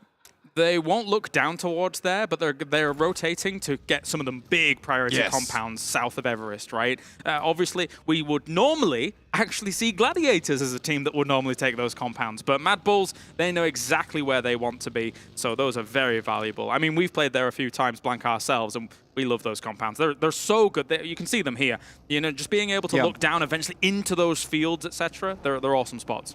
Yeah, they're really good in the sense that, like, you know, you have that 180 back on the side of you that is just clean and clear. And then because it is staged downwards towards the fields, you get more sightlines than you might typically think you would, because looking downwards, you can scan a lot easier as opposed to looking over flat ground, which might be suddenly remove that sightline in terms of a little bit of a rock face in front of it. But yeah, you can just look for miles, spot a lot of things coming through. You don't necessarily need to go for eliminations here for MADBULLS. Scouting alone, looking at the vehicles going through the fields is very easy to do. You can see the vehicles before you can see the players. Yeah, exactly. You can shoot at them and hope you're hitting somebody. And the best thing is, how do you get through fields? With the vehicles. In with the vehicles. Yum, yum. So it's a perfect position to play for MADBULLS. So I really do like that they picked this up so quickly. GEEKAY just about starting to move now over towards Ruins. Nice little bit of airtime for themselves. We're going to have that circle shifting in just a little bit here, as well as drops coming in. But so far, Nexus late to this circle, Gladiators once again late to this circle. They are pretty proficient when it comes to playing edge here on Erangel, but again, it's not really materialized in a whole lot just yet. Loxy taking the elimination lead. I love to see that from that 9 that he got in the previous game. Yeah, I mean, he has done really, really well. And deserved as well. I think that he had saved the team so many times there. There was a chance that they get taken down by a solo from Coops, but he was quick on the trigger Okay, so the circle shift, we're talking about those compounds south of Everest. This is where they really come into play here. MADBULLS is moving a little bit more east, but I think they realize now that GK is one of the teams that has also taken up residency up there as well. So a lot of teams know the priorities, positions. Likewise, so does FALCONS here. And we'll see a few shots going across here and there, but maybe even some crashes into these very, very valuable spots. Yeah, because these compounds are kind of like the roller coasters, right? You know, you're getting ready to go, and then you're locked into the seat at this point in time. And that's what MADBULLS identifies. They group back up again because they are, as I said, locked in for the ride now. It's not likely to head up towards that northwest side, and even if it does, they do have an escape route available to them. But a lot of other teams in this fielded area, it is so hard to make these rotates now. You can see even REGNUM CARYA has technically what is also a good compound in a circle like this. If it does become a field ending, these locations are a fortress, even though he gets shot at from a distance, but that's fine, as Road to Glory is still going to relocate. Let's take a look back now here and see what they're up to. Is it a flip? Oh! The nose ride into the front flip. I love it. I mean, that's how I like to shave in the morning, and I'll just toss myself on towards the carpet and see how far I go. With all your shaving cream all over it. It's all over the place. Like, Blank, stop, you're making a mess. This is a hotel room. But you go very fast. I'm telling you, that slide is quick over towards the bed. So that's exactly what FLUX are incorporating there to get as fast across the field as possible. It's the old face dive. They're going to get there clean shaven, apparently. That's true. Lovely. Exactly. Not only getting across there fast, but getting across there smart. Yeah, looking, well, they clean up nicely, I think. Dapper. That's what people say, right? But anyway, we've got NEXUS here down in the hills as well. Now, they're using this hill to try and scout out some of these compounds, try and scout out some of those fields. Unfortunately for them, they've arrived very late. You can see at the line of sight from Octavian, if he sees vehicles, it's going to tip him off, but you can't see players from that distance in those buildings, so they've got to be careful. And those rotates have already happened at this point in time. And you know, it's a curious thing I wanted to ask you about as well, Kel, because I think it's something that I've looked at and kind of identified over the past couple of days, is that I think NEXUS, from that first day when they got absolutely crunched on literally bodied on Sandhawk, they've been playing so nervous. They're one of the last teams to rotate a lot of times. Well, it doesn't look like they're being so nervous just now. They haven't got a huge amount of information on this compound, but they're also crashing up towards REGNUM CARYA here. So maybe some of those land jitters have been a bit dispelled as they're going to try and... Also, REGNUM CARYA is already reinforced on that location here whilst we're waiting for this circle to shift. Kapahala's not exactly with the rest of the team at the moment. Which is funny because Kapahala has been at the front of the team so many times in the previous stage, trying to get them to make these kind of movements. It's really nice that, you know, we bring it up and suddenly that confidence is back in the game for them. And it had to happen at some point because they have been playing a little bit scared. And I'm glad that they're pushing a little bit further in now because they have a strong team. As Doran showed us before, going toe-to-toe with FLUX by himself, who are now moving through at the moment. They're on the northern side, pushing down towards Hospital side. I think they're going to wrap over the top of Everest, and it's going to work out well for them. I'm also worried that actually it wasn't NEXUS crashing into REGNUM. It was the fact that Kapahala might just be NEXUS in one vehicle. And if they're in the middle of all of these fields in one vehicle, I'm really scared for Kapahala. Oh, they're all gone. They must have lost. They must have lost everyone as they crashed onto REGNUM CARYA, and we just couldn't see it because of the map. Because of the map. Oh, that's a disaster then for them. That is a disaster. Maybe we'll get a replay a little later on, or maybe now. What? There you go. You're okay. clairvoyant. Ta-da! Yeah. So this happened in a blink of an eye. This was. But what can we say about NEXUS? Because they look so great in our region, but they're coming late to these circles. They're making these crashes. It's devil may care because, again, we were talking about Octavian's line of sight on that compound, and they were just like, well, we can't see anyone, so I guess we'll do it. But you can't see anyone at that distance anyway.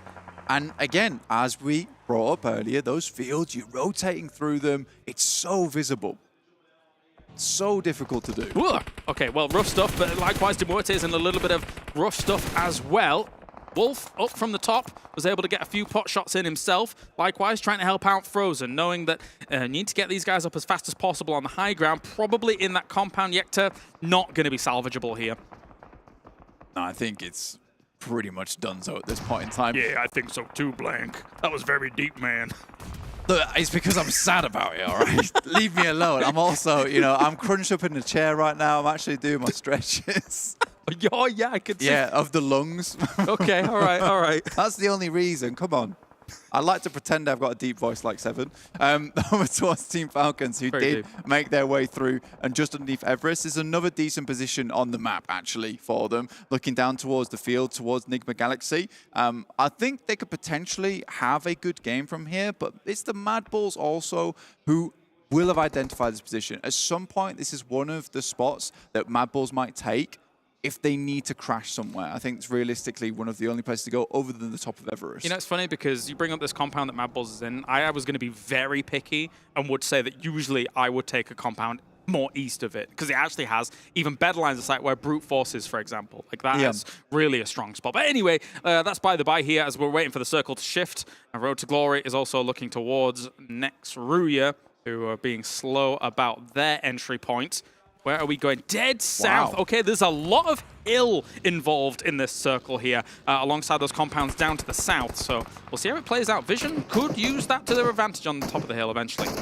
Yeah, the terrain cuts up a lot of this position, quite a lot. Vision right now have that compound to play around with. It doesn't have the best sight lines off towards that western side. True. But down towards the south, there's those hills, as you talked about. So it is a bit weird because we're kind of cutting this into three areas essentially. Don't say 3 quadrants. I stopped myself. Yep, good, I stopped myself. It's fine. It's fine. So with 3 areas at the moment where we'll see a lot of the action taking place. So it's going to be more of a squeeze than we initially might think, which is why I think, excuse me, moving down towards Vision's position, like the Vision in the prison, is not a bad idea because I think they can keep themselves out of sight and out of mind of a lot of these teams for a lot longer.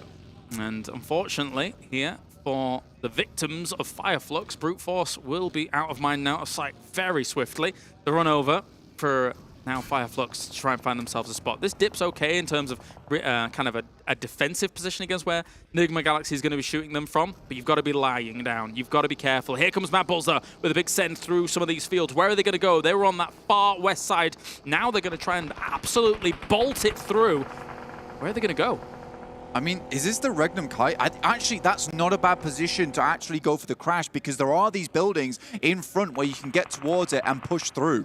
Yeah, it's a big compound. To cover it all is very, very difficult, and they're exploiting that here. Frozen, though, is going to get naded. It's a big nade from Loxy. He already got 9 limbs in the previous game, and now he's putting in even more work. He could easily be the MVP for today after just 2 games. As REGNUM CARYA now coming around the corner. Actually, Amoli already catches him, along with shots coming on in. Zerich trying to charge up a nade of his own, but he's got a lot of salvage to do here, along with Tulika in the corner of the building.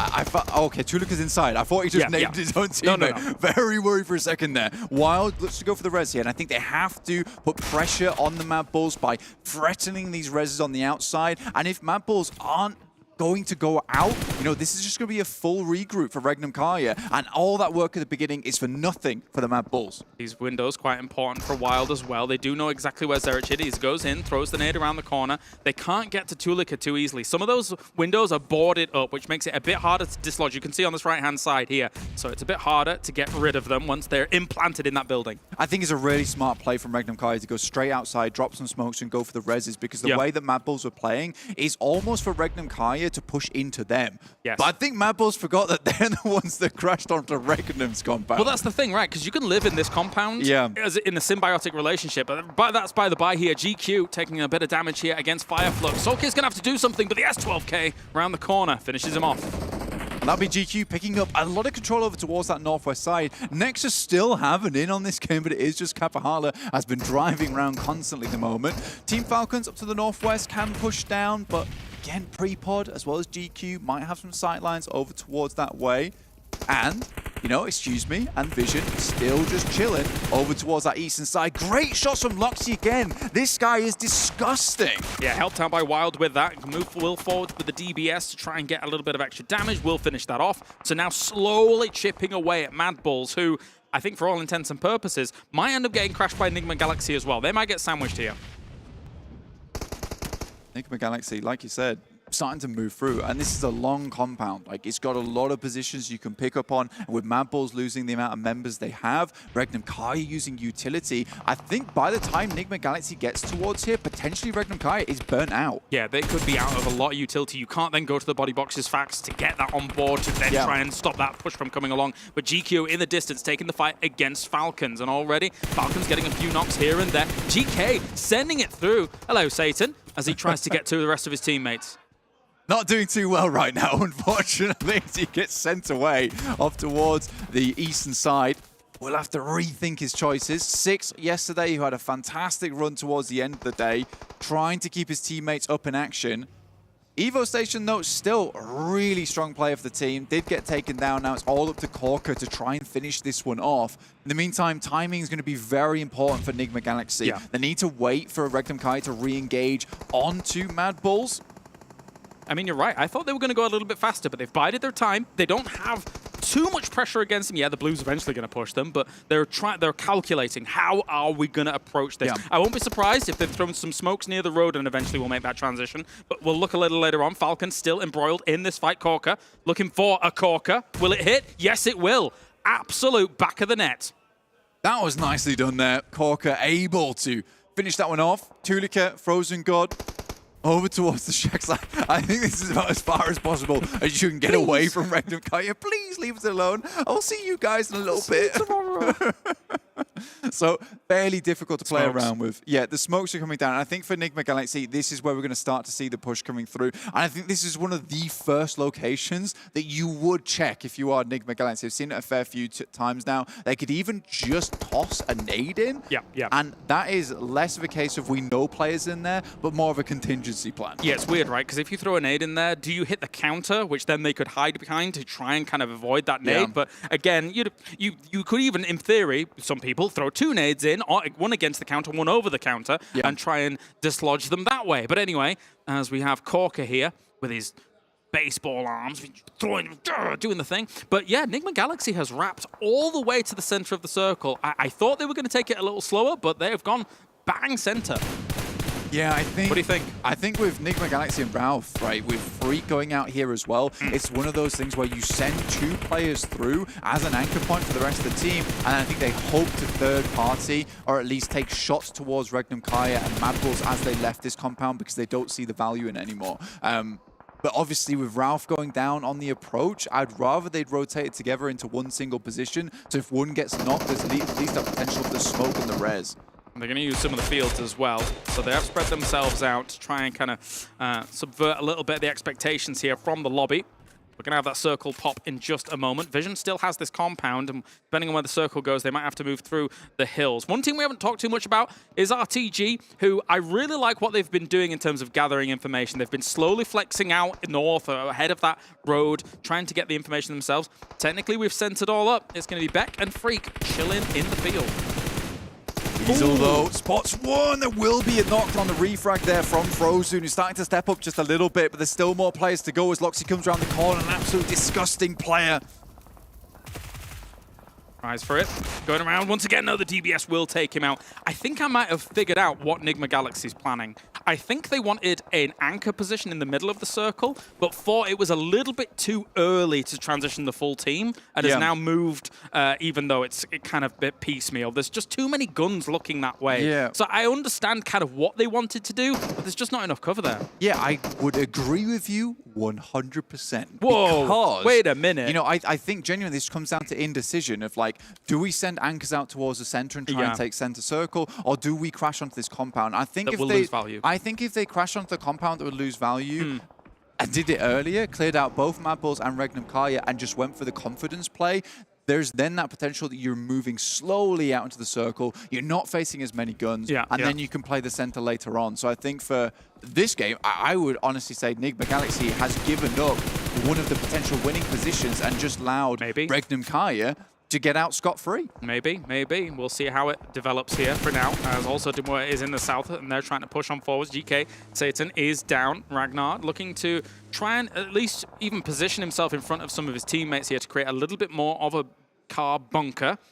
Nades will flow forwards, though, here against Vision, who have had to push up against the RTG position. And again, RTG was scouting that out for a long time, so they know exactly how to take that fight. It's some really good position taking from REGNUM CARYA. They have milked every last ounce of value out of this compound at this point in time. It is really good. Now even using the Russo advantage, now they've cleared out the final players from MADBULLS, and it's flat terrain over towards that center side of the circle. So as many players they can cause casualties now whilst they still are within the circle technically, the easier it's going to be to get those vehicles they've parked out around these compounds into a central defilade. Loxy's now on over 2,000 damage across 2 games. What a mad lad. What a start for him for today. He doesn't have that much ammo, though, I would say, on this. Only the 77 shots after these 19 have dissipated, so he'll be looking to not expend too much ammo. You can see him being conservative about those shots towards those cars. Normally, if you've got 200 shots, you just blow up those cars. Easy. It's the sad tap fire, right? Please.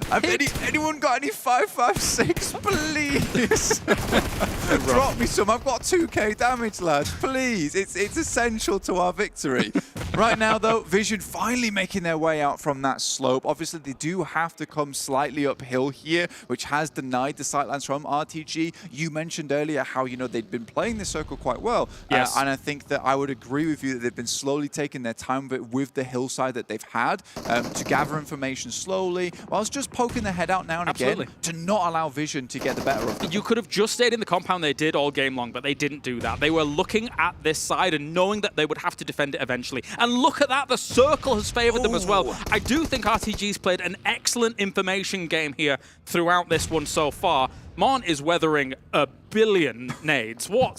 That one kind of clips him. This one's far away. There's a molly there as we leave it. What's going on? He's doing the equivalent of like the prone moonwalk. In comes one of the players from Groza here on RTG. Will immediately get taken down. Tries to go for the ball play inside the vehicle. They won't be having any of it though. And now the rest of RTG has to close in. In the meantime, they will have heard the shots, will have REGNUM CARYA, and now take this time to get a better position within the circle. Honestly, they could wrap around on the timing. Yeah, just go southeast. You wrap around on where RTG previously was because they felt the urgency on trying to take this fight.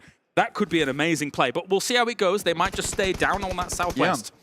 But there's nothing you could do if you are RTG right here versus REGNUM CARYA if they go for that wrap, because you can't see them for quite some time. And they can get up towards that hillside. Freak, though, from NIGMA Galaxy, still going strong. Quickly, the information is passed back. So REGNUM was actually going to try and make that move, but that knock does hurt things a little bit against them. Freak doing quite a job against this. RTG is only 3 as well, though. This loot crate, thank geez that this is here for Freak, providing the cover that is not normally there.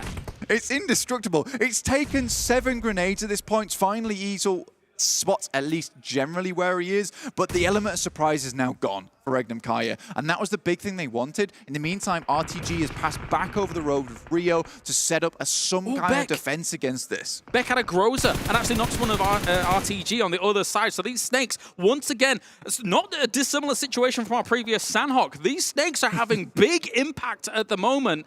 REGNUM somehow still has nades. Nades for days. Yeah, they had a huge amount. And it's so weird to me they've invested so much of this one dude. They keep hitting the box. I know they do. I don't know. He's not there anymore. It's not going anywhere at this point in time. And I think if I'm Freak, the amount of nades that's come my way, a veritable bombardment. Yes. I'm never getting back up again. At that point, I think REGNUM could leave him alone. CALYA has 8 elims in this game as well. Really just trying to rival Loxy's from the previous game. Spray down, though. CALYA on 9 now here. Wow. Brilliant stuff coming in. He could get double digits here. Although Tron did see him, lies down. We'll look for the cover.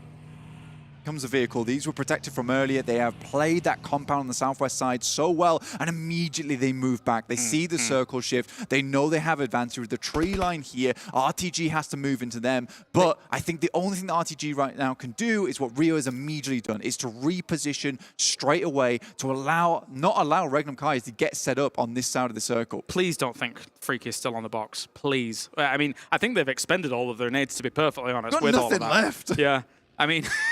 I've got nothing left. I've never seen a box be naded so much, apart from that time this morning where I knocked one off of a roof when we were playing. That was pretty cool. Spicy. That was nice. That was nice. But we got RÜYA now looking to make the move himself, and he does see on that right-hand side. Actually, did not see Freak. I thought maybe he would drive a little bit close to him. And he's just doing this for scouting purposes at the moment. He knows everyone's lying down. I really like the spot that Easel's taken right now. He's just underneath this tiny ridge, so it's difficult to take a vehicle over the top of it, but he still has a nice off angle. So I think for RTG, if they can find him, REGNUM CARYA's chances of winning the game goes down quite a lot. But with Easel being the MVP from yesterday, I think he can handle himself. It's about spotting pixels here. Sometimes when we're in this scenario, I do wish we kind of, turn the X-ray off and see exactly what the players see. Because when it comes to all of this proning, chilling out, waiting, it's honestly about seeing pixels in grass. It is tiny. They have excellent eyes, these players. On the storyline of today, though, another top 5 finish for NIGMA Galaxy. Yes. With Freak making his way up to a top 3 off the back of the top 4 that Coops was able to make on the Sandhawk. So for NIGMA Galaxy, they're absolutely laughing right now. But REGNUM CARYA is catching up. They're unbelievably consistent. It's been really fun watching NIGMA Galaxy here. Looks so good from game to game to game. But as you say, REGNUM CARYA on the hunt, on the charge. 10 elims their way. Road to glory, 12 elims. I said it earlier and I'll say it again. They've played a great information game. He sees one though. Good. Will actually stray into the blue and also stay up a little bit too long. You can see how finite it is, how much time you have to take the elim, because if you don't, you'll get blasted down in an instant.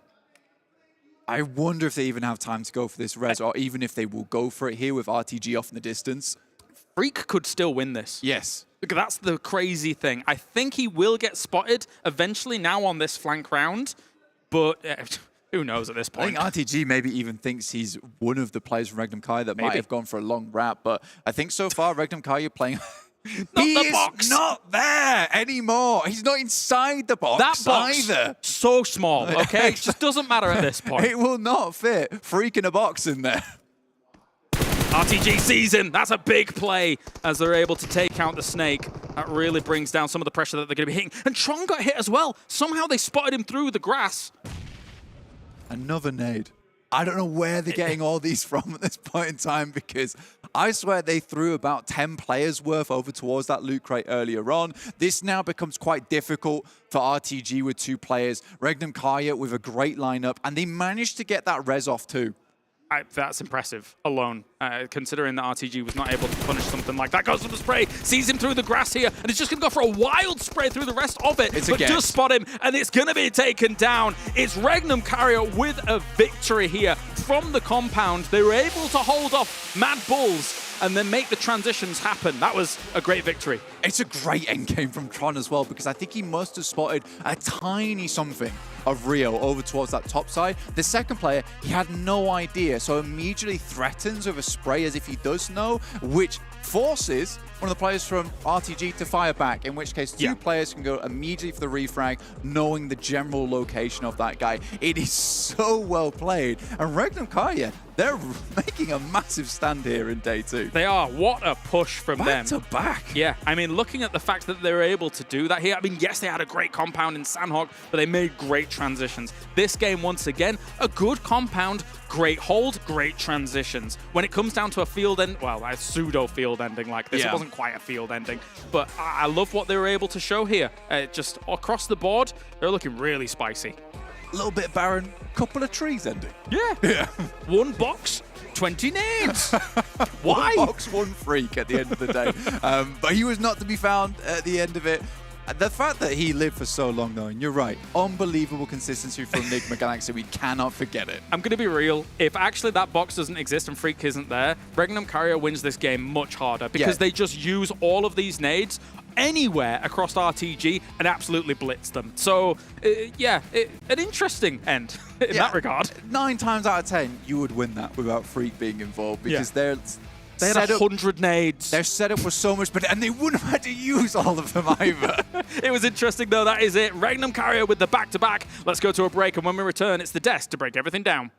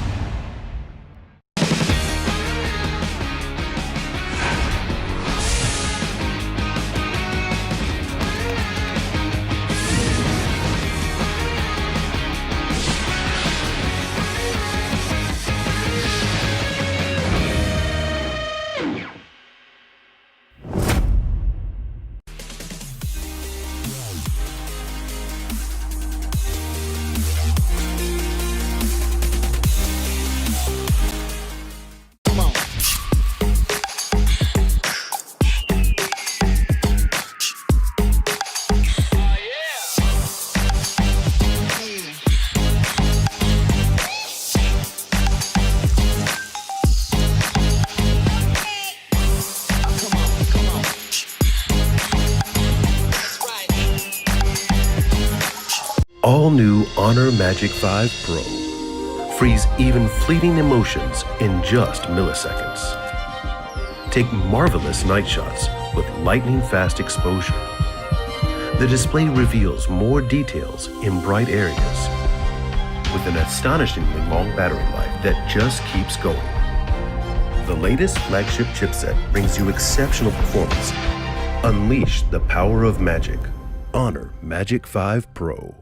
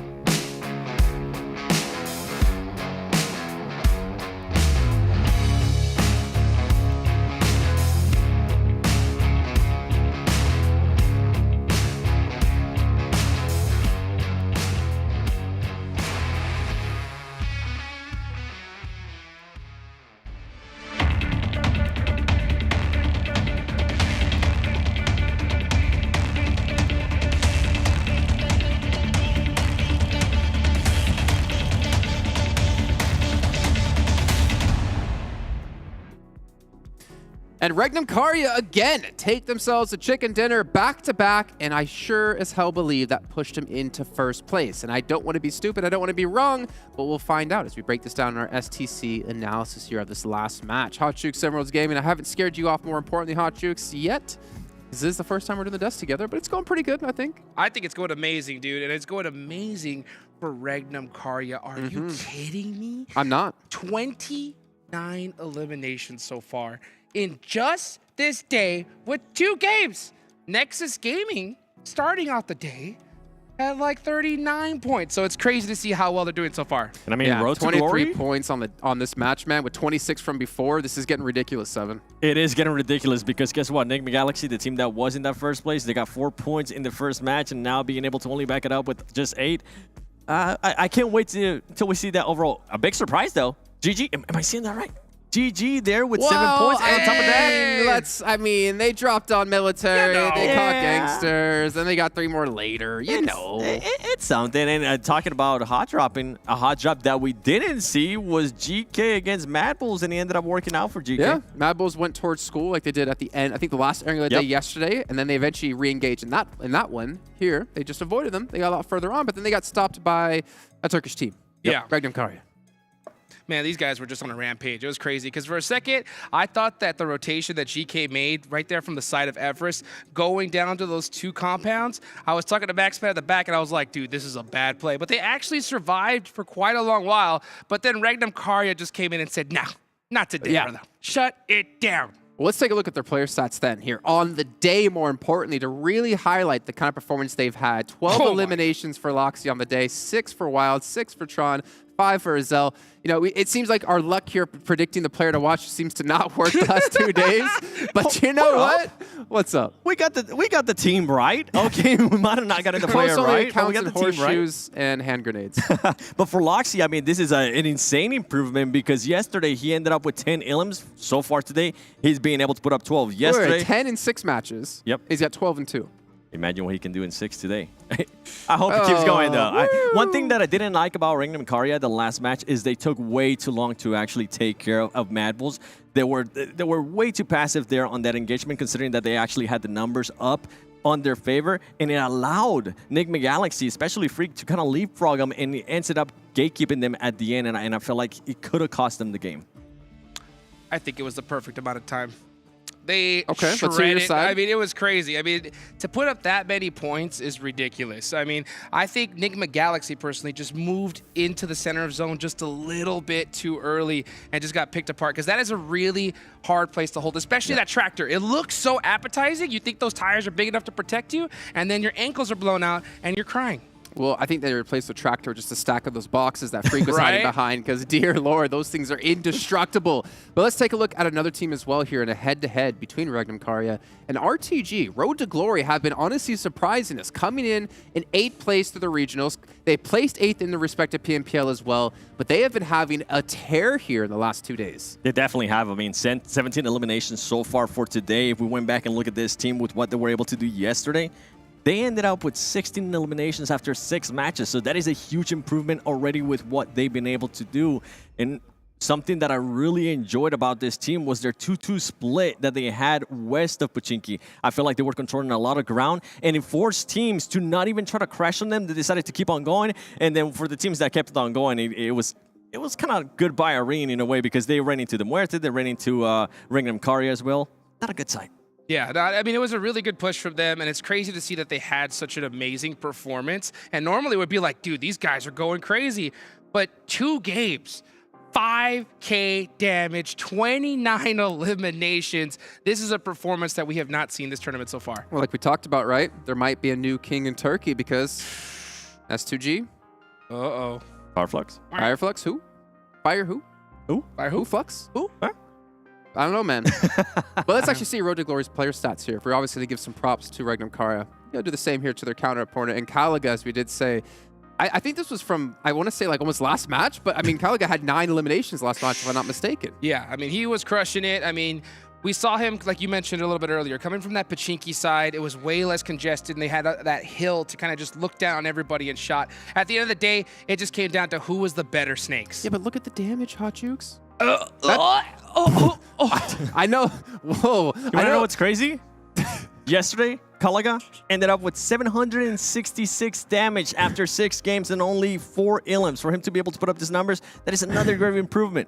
I mean, normally when we see someone, you know, beat 1,000 damage in a match, we'll hear Claris go like, ooh, or oh. Yeah. But then to see someone break 2K here in 2 matches for you just made you puke on the desk. I mean, literally, that's ridiculous. Well, you know what, Hot Jukes? It's fine. We don't need to talk about it anymore. Because let's go into our casters here for our 3rd match of the day. Claris and Blank, please take it away. Thank you very much, boys. Erangel, so good. Erangel, so good. You slay as we get into our next game here to start things. And it is going to be quite the plane path here. Exciting stuff. Well, I knew that Jason was a boomer, but I didn't realize that Hot Jukes was one as well.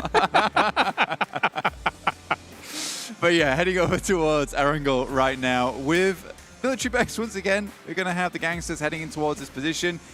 Are we going to see Gladiators down here again? I'm not too sure. I don't think so. I think they're going to head further up. You can do it once, then the surprise factor's gone. Yeah, that is for sure. Let's see how it's going to all play out for now. Vision heading over towards Primos to start things off, which, of course, is a slight deviation. But, I mean, considering where they would normally go, that's difficult. Look at that. Dorin, 435 meters. He's hit. Well, I'm going to anticipate what he's done there.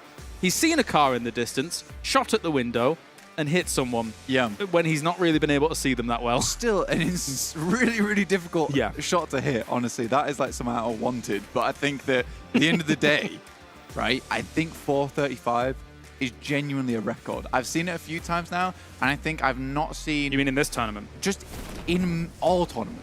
In all tournaments? I don't think I've ever seen a 435... I don't think I've seen more than 435 before. Ever. We'll have to look. We'll have to look. We'll have to find out. Into the archives. Anyway, plane path once again. Anyway, sends over towards the western side. Shut up, mate. We're not going in the back to look at the archive right now. Yeah, no books, only video games. Okay. But yeah, plane path on the western side, east circle. It's really messing with them today. Yeah, it's been properly brutal. I was going to bring it up as well. I mean, looking at how this is, I was honestly, promise you, mate, promise. Collecting that info Scouts from the archive. That's right, that's right. I've got my books open. No, that's not true. I don't read. I can't read. We've got ourselves this playing path with this circle, as you say, for a lot of those teams, especially West Coast droppers. Very, very difficult to get those rotations going on. And it's just going to be basically an opposite of what we saw in the previous game. Yeah, REGNUM CARYA actually over towards that eastern side already. Just an instant push across. 143 points of REGNUM CARYA. Wow! Sailing over the top of NIGMA Galaxy at the moment. That is one hell of a jump up there. Turkey is mad. They're like, we're not having this at all. We've presented FLUX and S2G. Those were our champions of choice. They have failed us. We've had to bring out the contractors. In REGNUM CARYA, they have done really, really well so far. Turkey mercenaries. Very well indeed. What a back-to-back so far for REGNUM CARYA. Mate, let's go for the triple. Look at where they are on a circle like this. They're in shelter already.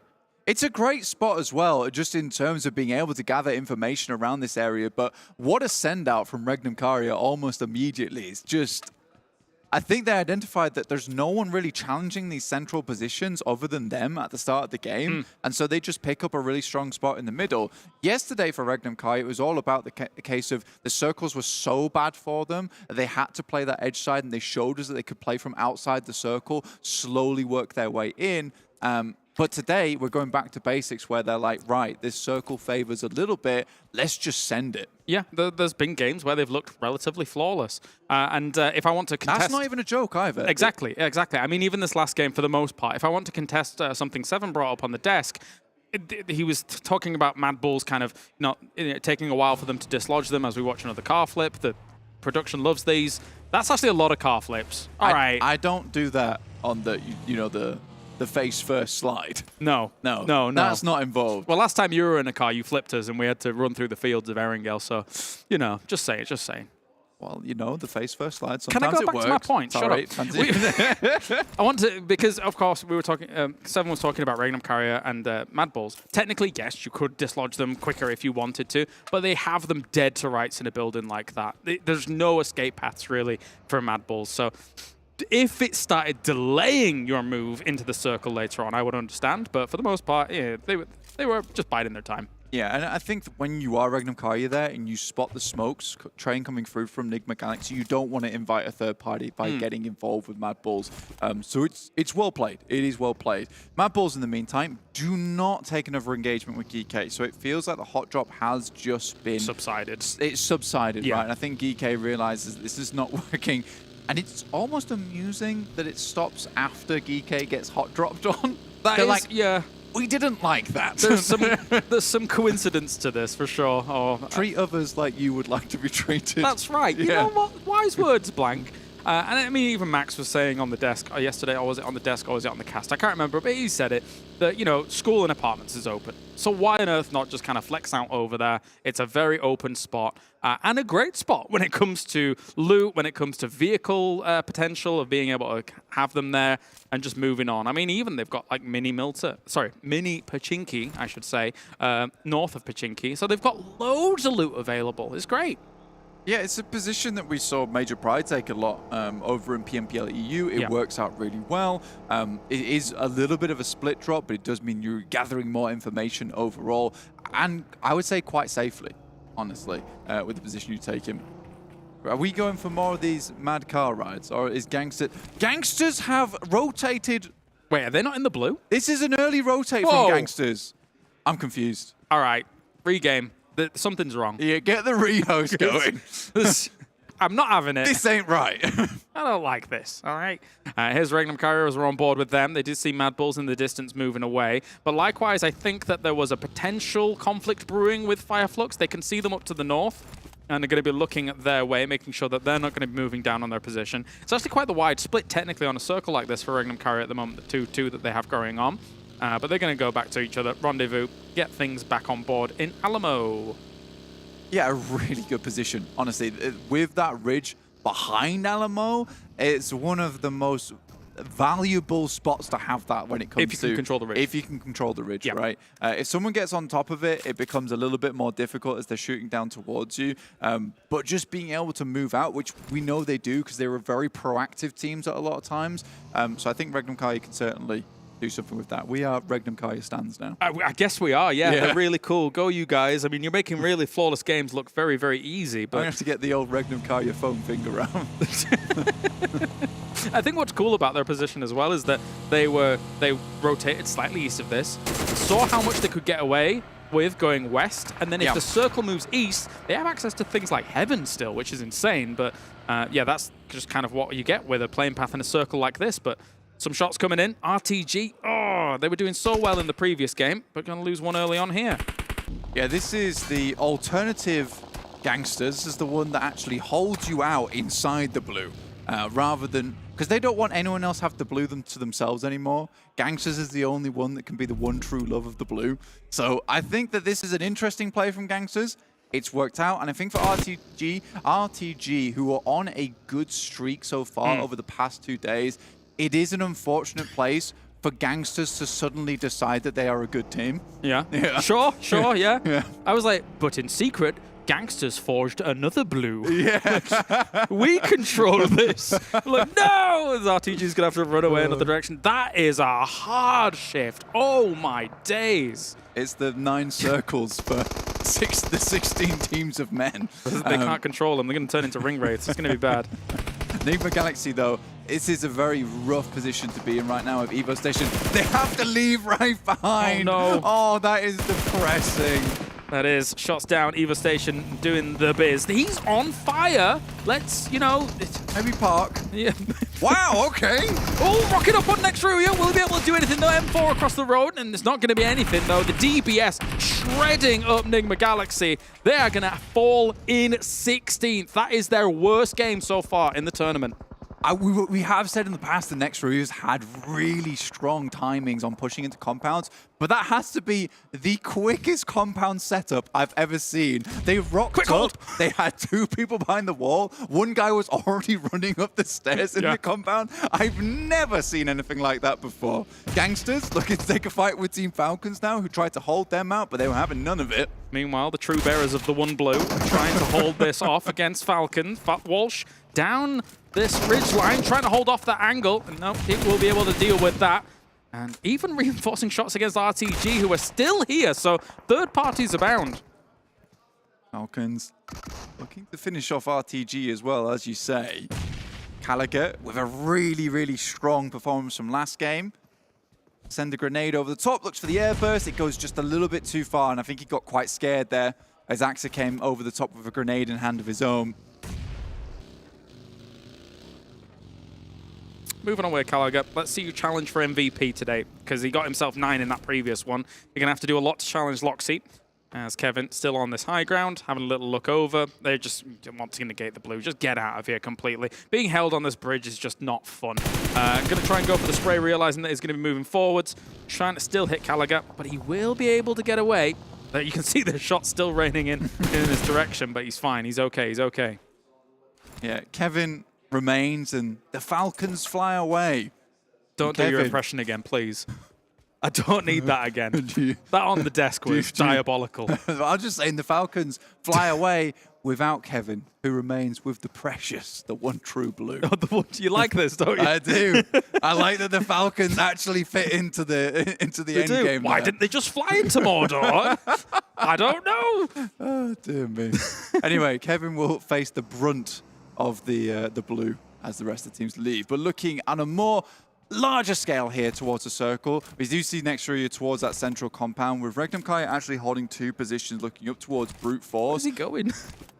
He's going back for his precious. Kevin's going back to the blue, back to basics. Keep I like it secret, keep it safe. You know what? This secret and safe could be really good, actually, considering that circle shift. He could just rotate around and be happy. The wide wrap is still possible, yeah.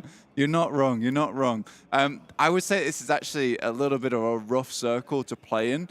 With Prism being over towards that eastern side, I think some teams might benefit from that high ground you can play on just towards the west side of Prism itself. But it is pretty barren terrain, a lot of this. There's a lot of, on the west side as well, there's a lot of tree coverage, so it makes hard for line of sight. But anyway, Aces is going to be pushing through here for MUERTE against GK, seeing if they can actually completely dislodge them. There are reinforcements on the way. They're a little further away, though. They've dealt with this, but here they are, Ragnar, being taken down straight away with the DBS, and they're gone as well. A great hold from MUERTE. GEEKAY just does not have enough adrenaline flowing through the veins over the past couple of days. The hot drops are not doing it for them anymore. These guys are thrill seekers, and they just cannot find that thrill at the start of the game to lead them towards more glory in that end game. In the meantime, RÜYA's racked up to 7 eliminations so far. Wow, Meku! All right, calm down. Going for the spray. Not going to be working out here, but the reinforcements do come in. Kitsune is here to try and help things out. But, I mean, they're against the numbers here. I don't know how this is going to work out for them. Ooh. A couple of interesting grenades coming through. Kitsune backs it off. Beck does get absolutely slammed here. And Gladiators once again down to 3 players. Kitsune, great air burst there on the grenade to take down Beck, even though he was very low. Just Fury remaining as Kitsune tries to clear out more locations. Fury is trying to throw off their expectations on those walls, trying to find some off angles wherever he can. Black-white. More nades coming through. Will they connect? It's on the right side of the wall there. Kitsune takes some damage. Likewise, Matic is now down. So, excuse me, not doing too bad. They want to get rid of Beck, though. He's giving them information. Finish him. They have to threaten this out. Goes for Fury with the DBS. Lutz actually finds Havlik in the back, and I think FLUX is going to finish the job on this engagement. Actually, Fury survives. They might be able to get 3 up here, but slowly but surely, these players on the outside wall are getting peppered down by the Mini 14. Just a brutal weapon. Absolutely devastating. I mean, looking at this, right, they had themselves an eventual transition off of Alamo and controlling this ridgeline. Anything in the north is their prey at that point here. So, yeah, excuse me, really kind of caught dead to rights there. They're not going to be able to get out of that situation. And now we wait for the next circle shift. Yeah, because I think a lot of things have just paused here with the compounds that are still available in play at the center, no less. So I think a lot of teams will just be waiting for this next circle shift. You can see the compounds that are available, most teams have taken. Everyone else is playing on the edge. Do you remember the first REGNUM CARYA victory of this tournament? And where they are currently? There's no way. Actually, no, this circle's a bit more north, so it's more likely to be eliminated from this. But next RÜYA is also in OP dip, where we died today. That wasn't great, blank. Covered me when we were well, we got third party. Well, we didn't get third. We did get third The party. whole lobby arrived. Yeah, OP did. It was kind of rough. Maxman didn't help us either. Yeah. Unreal, unreal. And he blamed me. He did blame you. Said I was in the way of the enemy's bullets. Did he say that? Yeah. Maxman. Unreal. Anyway, let's see how this is going to go. Because this is a little bit north compared to that previous finish we had where REGNUM CARYA was able to be victorious in a similar area. Vision is now moving here on this west side, chasing MUERTE. It's Mad Max Fury Road all over again. Not you, Max. Wow, that is some clean shots coming through from Elementrix, though. Mon goes down, as do another from Vision. And I think that right now, Vision Esports sorely regrets chasing down MUERTE back to their dwelling on that side. MADBULLS, though, I would say they have a fairly decent spot. GANGSTERS, Kevin is in the... Kevin is in the dead center of the circle. He is. Wow. That is awesome for GANGSTERS. But anyway. I love this team. I love them too. We've got ourselves EXO, though. We do like NEXUS as well. They were doing so well in our region, but I'm having a hard time here. He's still alive. He's running away from the shack that he had. Bless. Oh. I mean, that was actually probably a good decision for him to get away from there. Drops as many smokes as possible and will just try and lay down in the middle of the road. They're so confused as to why they haven't got rid of him yet. Yeah. They are so confused. They used a lot of grenades for that. Is he going to go back in the shack? I think that would be an unbelievable... that's an unbelievable play. 300 IQ. He's faked them out big time. I love that. FLUX is so madly addled by this situation that Kevin's got away with it. He slipped on the ring and disappeared. That was amazing. I love everything about that. Well played, Kevin. As now, we're still back on board with NEXUS. Where are they? Down south. And generally, previously what we saw in a circle like this was Falcons kind of down there. They moved up towards REGNUM CARYA and then lost very quickly. Yeah. So let's see how NEXUS is going to deal with that angle. Yeah, again, I think from where NEXUS is coming from, it's just quite flat over towards these compounds that look down towards that southeast side. And you just have a sort of a tree line and a couple of rocks to play around with. So pushing up into that position, you have to do it in a different way that Falcon did, which is very disjointed. You have to be really fast. You have to throw the smokes in, as they're doing right now, and then make the instantaneous push. It depends whether they want to head up towards Brute Force that Kapahala has scouted, or if they want to crash REGNUM CARYA's compound. It looks like they're going to head up towards Brute Force's spot. Yeah, there is actually quick ways to block lines of sight on Brute Force's compound. So you could do that, as you say, with the smokes very, very swiftly. But it looks like Falcons up to the north. Their next challenge is probably going to end up being FLUX. SoulK is very, very close to them. Likewise, there's a lot of reinforcing angles here from FLUX. But here comes the NEXUS move. Yeah, this is, again, pretty decent in terms of the smokes that they've thrown. And they're just going to pass right on through. Wow. It looks like they're going to make a really, really big wrap over towards that north side, taking a leaf out of the Gangsters' book here. Falcons, they need to learn from something like that, man. That was actually a decent play. They will have to re-inject over towards this northeast side. They don't have a super concrete position to play around with, but it's better than nothing at this point. Still holding Falcons out up at the top. They will not have the easiest time of being able to make this move themselves. I don't think Punching King has any vehicles to his name. Foxy in the distance is able to bring some pain against Brute Force. And now NEXUS is pushing slowly onto that Brute Force location, but they're just, okay, you've taken this spot, but it doesn't last for a long. What's the game plan here, NEXUS? Yeah, I think there had to be an inject in, like I said before. It has to happen. And I think they did step 1 and kind of forgot about step 2 and 3. Because, well, actually, they did step 1, which was throw the smokes, get a good train going. Step 2 was to make that rotate, and then step 3 was to get into the circle itself, and they just didn't go for that last step. I think what happened was step 1, you get the smokes in, and step 2, they error 404 and kind of just, I don't know. They definitely blue screened there. And, and it's sad to see. It is sad to see because I think that they had the right idea of it. And again, for NEXUS, I hope they come back to a LAN like this on an offline event feeling better, because you can only go away with good memories about this event at the end of the day. I mean, they're not a last place team. Yeah, they're not a last place team. No, I would say not in this kind of lobby. I mean, they are currently, but anyway, that's by the by. Excuse me, making a big move, but it's not going to be enough, as we have MADBULLS here with an extremely strong location available to them, able to hold them out. Yeah, right now, it's a really good hold that MADBULLS are going for, and they're pretty aware of all the things happening around them at this point in time. Kevin is being a nice stop to a lot of teams over towards the northwest side. The MADBULLS don't even have to send a player towards there to kind of threaten that there's a team in that position for themselves. So it does help them out quite a bit, actually. I was surprised, actually. I'm glad we're on board here with FLUX, because I was surprised that they didn't have good angles on MUERTE, but it looks like that they've just got a little lip of terrain that I'm not as familiar with as usual, as Lamentrix will be smoked up and Tapok's going to try and retrieve him. It looks like another player is going to be able to move on over there and get him. So FLUX is moving forwards here, looking for a little bit of a leapfrog against MUERTE. Going to be pretty easy to do as well. Whilst this res goes through, I think that now that res has happened, FLUX realizes that is happening in the meantime. And I think with that Ivy, you go for the push.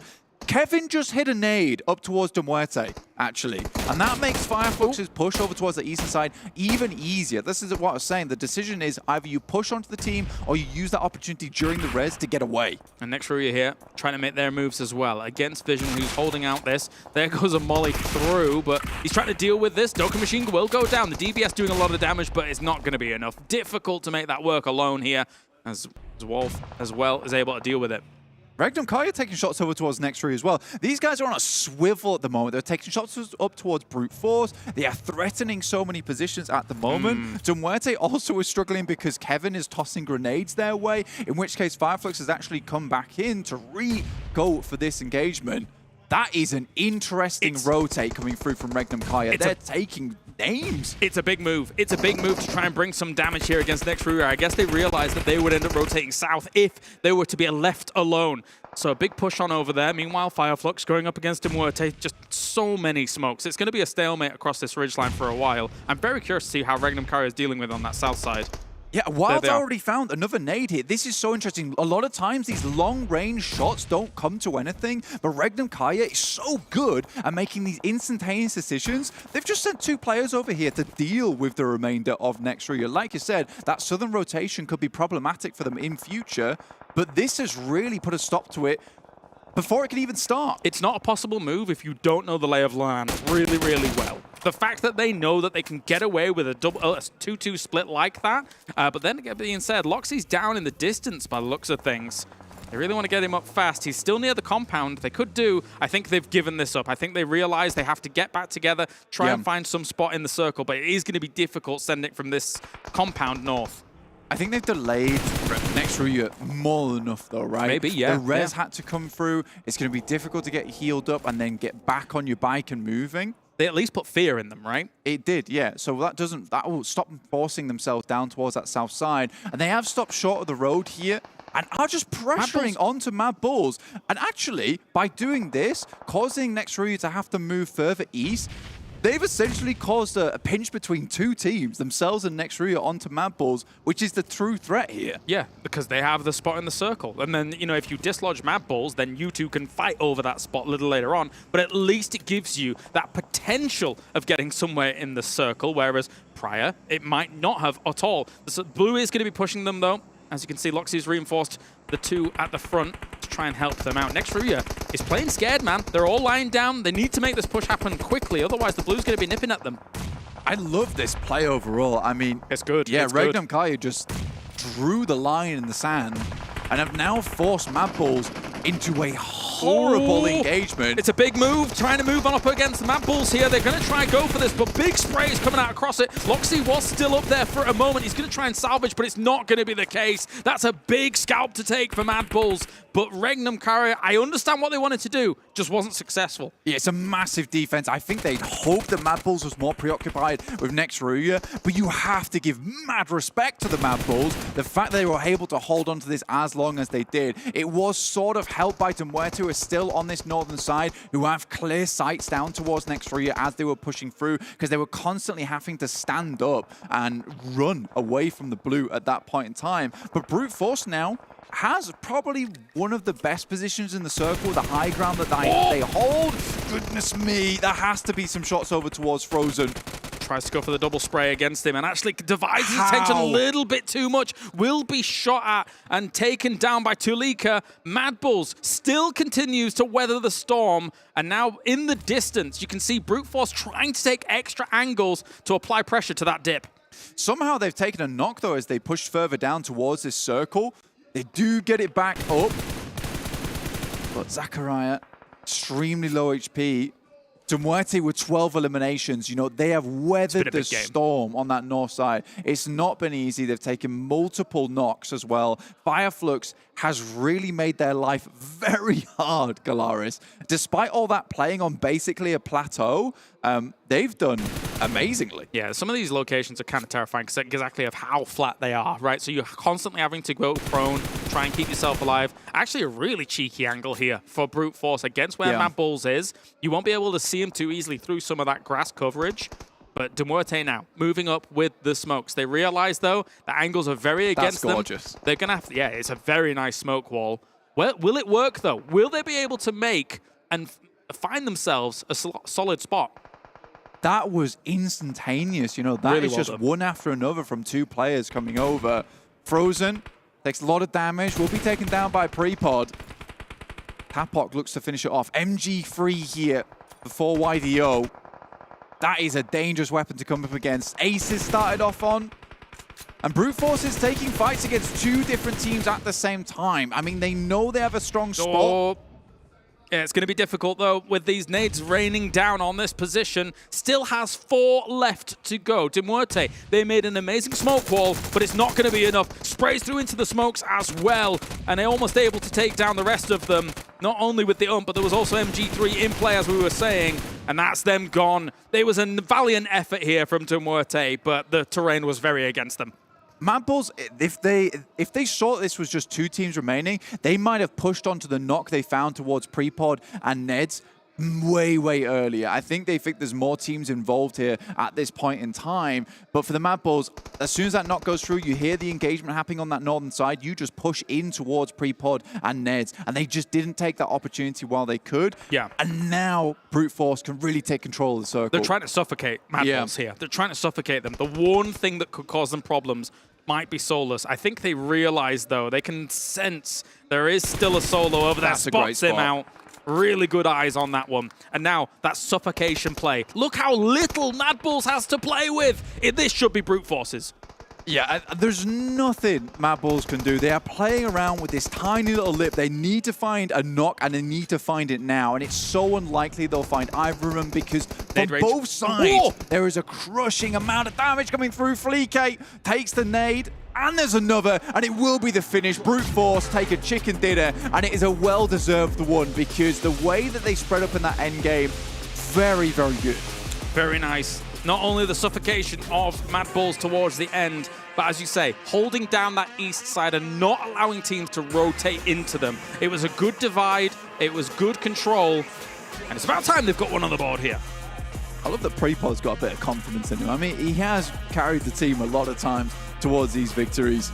But yeah, really well done. I mean, this is post-pod. This is the post-pod era. This is the post-pod era, 100%. He's done it. He's done it. They've got this, and they're going to pop off with it. And you know what? That'll bump them nicely up these standings, of course. Looking really good for MEA. I mean, yes, of course, you start with a double REGNUM CARYA, but MEA has shone time and time again in this tournament already. MADBULLS have had a horrible streak in their recent tournaments, but today they've got some good last place finishings, honestly. They've got towards that top side of the lobby, they've gone against some of the best teams in the lobby, and this is a real change of pace for them. Well, they can finally play the game as they intend, I think, is one thing that's fair to say about this. And usually, as you can see here in some of these replays, normally people would take OP dip, which is a little further south than this, and play from there. However, MADBULLS really understood exactly where all teams were at all times, well, for quite a while in this game, and used that position to their advantage. It was quite well done, considering it's not normally the most common place you would rock up.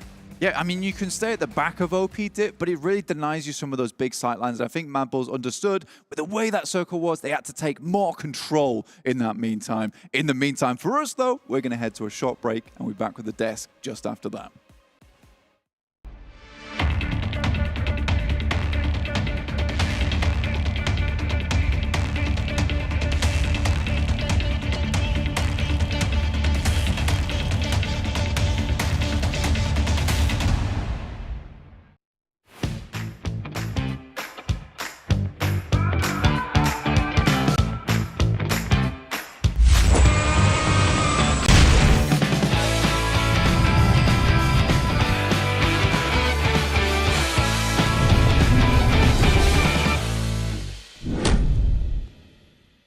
All new Honor Magic 5 Pro. Freeze even fleeting emotions in just milliseconds. Take marvelous night shots with lightning-fast exposure. The display reveals more details in bright areas with an astonishingly long battery life that just keeps going. The latest flagship chipset brings you exceptional performance. Unleash the power of magic. Honor Magic 5 Pro.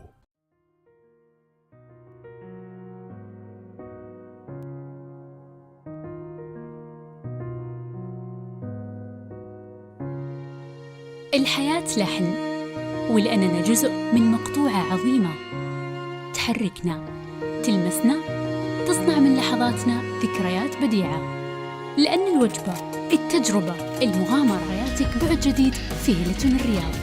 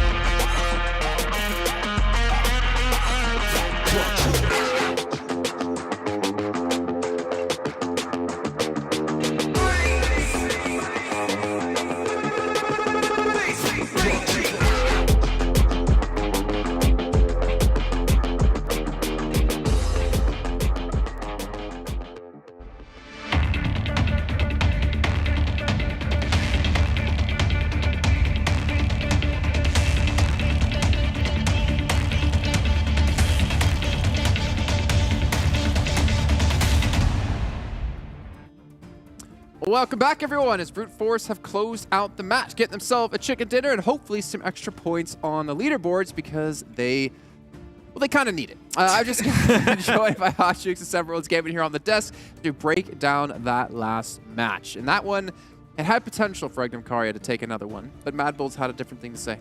Yep, MADBULLS were in that, what I'm going to call that OP Dip Junior spot, right? They were holding it down really well. REGNUM CARYA, they did the right decision, right? They went and they pushed it, but got taken out in that process. It was a really excellent game. And as far as when it comes to Brute Force, I think Blake said it best, right? It was a well-deserved chicken dinner. It really was. The 2-2 split that Brute Force was able to do there at the end, I feel like that's what got him that chicken dinner.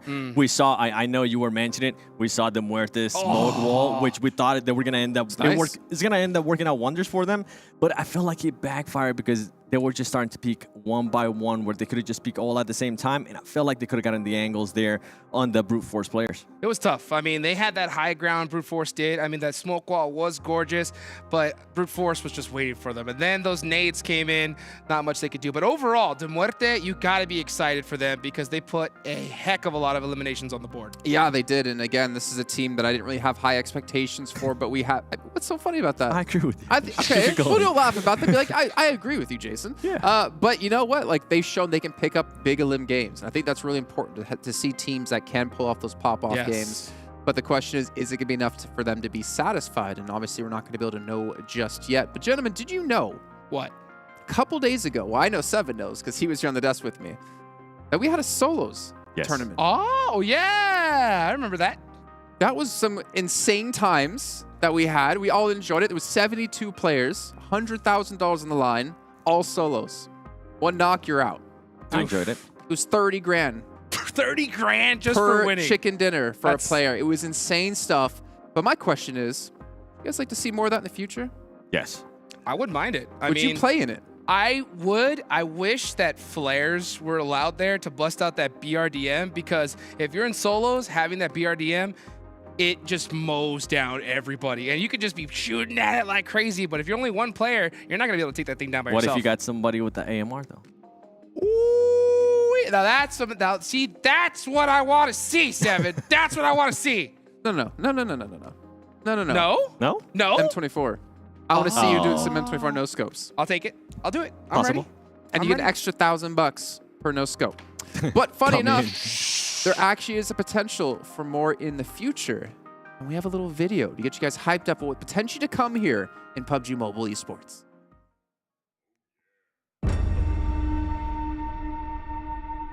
The rules are different. Your teammates are now your enemies. لذلك بدنا نتحلى بالروح الرياضية وجمال الإي سبورت وننطلق في هاي المباراة المجنونة. One of these legends is going to be able to take $30,000. But he got it! Oh my gosh!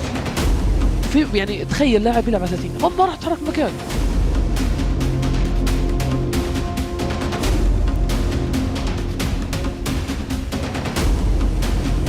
Beautiful. Beautiful.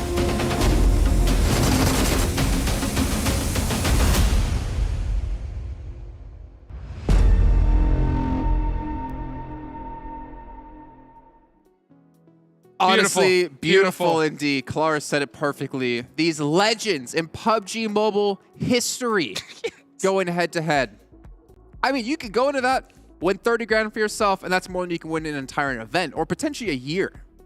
That's wild. I enjoyed the fact that we got a chance to see if a player is able to perform because they are just in a good team, like Tony K, because he was able to perform really well with Vampire Esports, and then on top of that, he was able to win one of those solos. Just, you know, I do want to see more solos. Goodness gracious, like he needed more money at this point. That's crazy. I mean, I was like shook. I was like, how much money are these guys going to take? Because that, like you mentioned, was more money than it was split from that all-star stage. That's generational wealth right there for you. That's what it is. That is. Goodness gracious. All right, well, gentlemen, let's bring it back here to our event, PMRC, and let's take a look at our overalls because we have not looked at it yet today. And we got to see how things have shaken up. And we're not going to get to there. We're going to get to max ranking first. I got you all excited, Hotchukes. It caught you off guard. That's the first rule of being on the desk with me is you don't listen. You don't assume what I call we're going to is actually what we're going to. 22 points for Brute Force. I should have seen that rotation coming, you know. It was very fluid rotation, too. It was the fluidest rotation I've ever seen in my entire life. And a great rotation from Brute Force because 22 points overall with 12 elims. This squad has got to be hype. Honestly, if they had any nerves from, you know, coming to the LAN for the first time by now, especially after this game, they are long gone. We'll have to see if they can continue on that momentum, right, Hot Jukes? I know you like to talk about him, and I know I'm getting the stinky eye right now from Jason, but it's okay. Hold on. Something that we weren't able to mention there, the top 3 teams were 3 teams that were able to hold great sections. You were talking about MADBULLS there at some point. They were able to kind of hold off that OP Dip Junior. Some of the other teams were able to also, like next RÜYA, they ended up with 10 elims because they were holding that OP Dip Senior? Yeah, Senior. That's what it was. It's just regular OP Dip. Ah, yeah. Oh. I mean, it's technically senior. Yeah. I mean, if you have a junior, I guess it's technically senior. That is true. That is true. You know, it's also true. What? GANGSTERS. Got a bridge camp going on because the bridge was in blue. Take it to the bank. They decided to just wait. They saw the circle being pretty much just a wide open, nothing in blue, and they were like, you know what, we're just going to back off and we're going to wait on Road to Glory, which ended up working out for them there for a bit. But then Team Falcons was like, oh, is that something that we hear there in the blue? And they just went in and absolutely destroyed 3 players of GANGSTERS. Although we did end up seeing 1 player from GANGSTERS survive in a very long time. Yeah, Kevin. That's pretty gangster. Pretty gangster indeed. That's true. I got nothing to say about that, to be honest. And I think Seven's kind of lost it here as well. But again, like we see Gladiators go out early. What's up, Seven? You okay? Yeah. I'm Look good. at the hype, man. Yeah, man. Oh, just this is what I'm talking about. That's what this is all Give him about. the flex. Right here. Yes. Hitting him with the flex, man. He went hard at the gym today, and he wanted to show it off. And right. he even did that little dance. A little dance right afterwards. That pop-off dance. It was like this. It was like this. Yeah. And if I got a chicken dinner, I would do the same dance. Get this man a chicken dinner right now. Please. Let's take a look at our overall settings, though. Give you guys an idea who's in first place. We have had a switch up. REGNUM CARYA have built up an almost 20-point lead against NIGMA Galaxy. What has happened? What has happened? Coops is slamming his fist in the desk right now saying, guys, how did this happen? I mean, because they had such a huge lead. But, I mean, when you just start off with 2 matches, almost 30 points in just eliminations alone, I mean, yeah, you're going to see them rocket launch up the leaderboards. And I mean, if you're NIGMA Galaxy right now, going back to the beginning of today, they had a 24-point lead against REGNUM CARYA, but it goes to show that REGNUM CARYA is taking advantage of those situations, right? Those back-to-back chicken dinners. We kind of saw it there in the last match that they were trying to do different stuff to approach the circle and ended up backfiring. And talking about the MUERTE earlier with their performance, they were able to jump up there to 11th place with 68 points. Yeah, and I'll tell you what, like Kalara said it as well, like if he understands why they made the push on MADBULLS. It was the obvious play. And honestly, if they would have succeeded, they could have won that last game. Yeah, they could have won it, but you know what? They've already won so many today. I feel like, you know, they've won 2. They're still been up. I think for them, it's kind of that vampire effect, right? Build up a big lead today. Tomorrow, you get to chill a little bit and just kind of coast into a first-place finish. The big question mark for REGNUM CARYA is going to be, yeah, you do have a last Erangel to play here today. I want to see how this team is going to be performing today when we get to Miramar, because Miramar has been their worst performing map so far. GK, man. It's always GK, right? It is. Mikado. We haven't seen any, besides Sandhawk earlier, we really haven't seen any hot drops from GK, so maybe GK will decide to back off, but I highly doubt it. No, see, the thing is, on Erangel, it wasn't GK backing off, it was MADBULLS backing off. So instead of dropping Razak, they were going towards school, and instead of going into them, they decided to go away. Well, to be fair, too, like every single time we've seen that drop at apartments, REGNUM CARYA, I think for the most part, has outclassed GK so every single time. So and then NEXUS, when they showed up. Exactly. And if you just want them to win, sure, GK drop. But if not, I would leave them alone. Well, we got a little bit of time before we do head to Miramar. We still have 1 Erangel left to go, so we're going to send on over to our casters. So we drop on in here with Maxman and John Allen.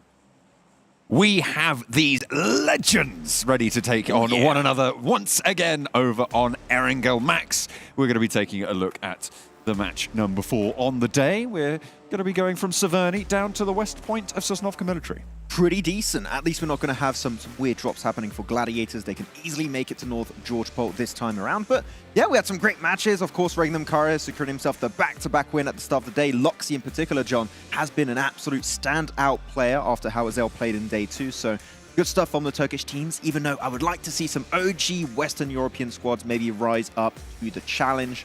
And yeah, I mean, we still got a few matches for that to happen here, John. So OG Western Europe, you need to rise up right now.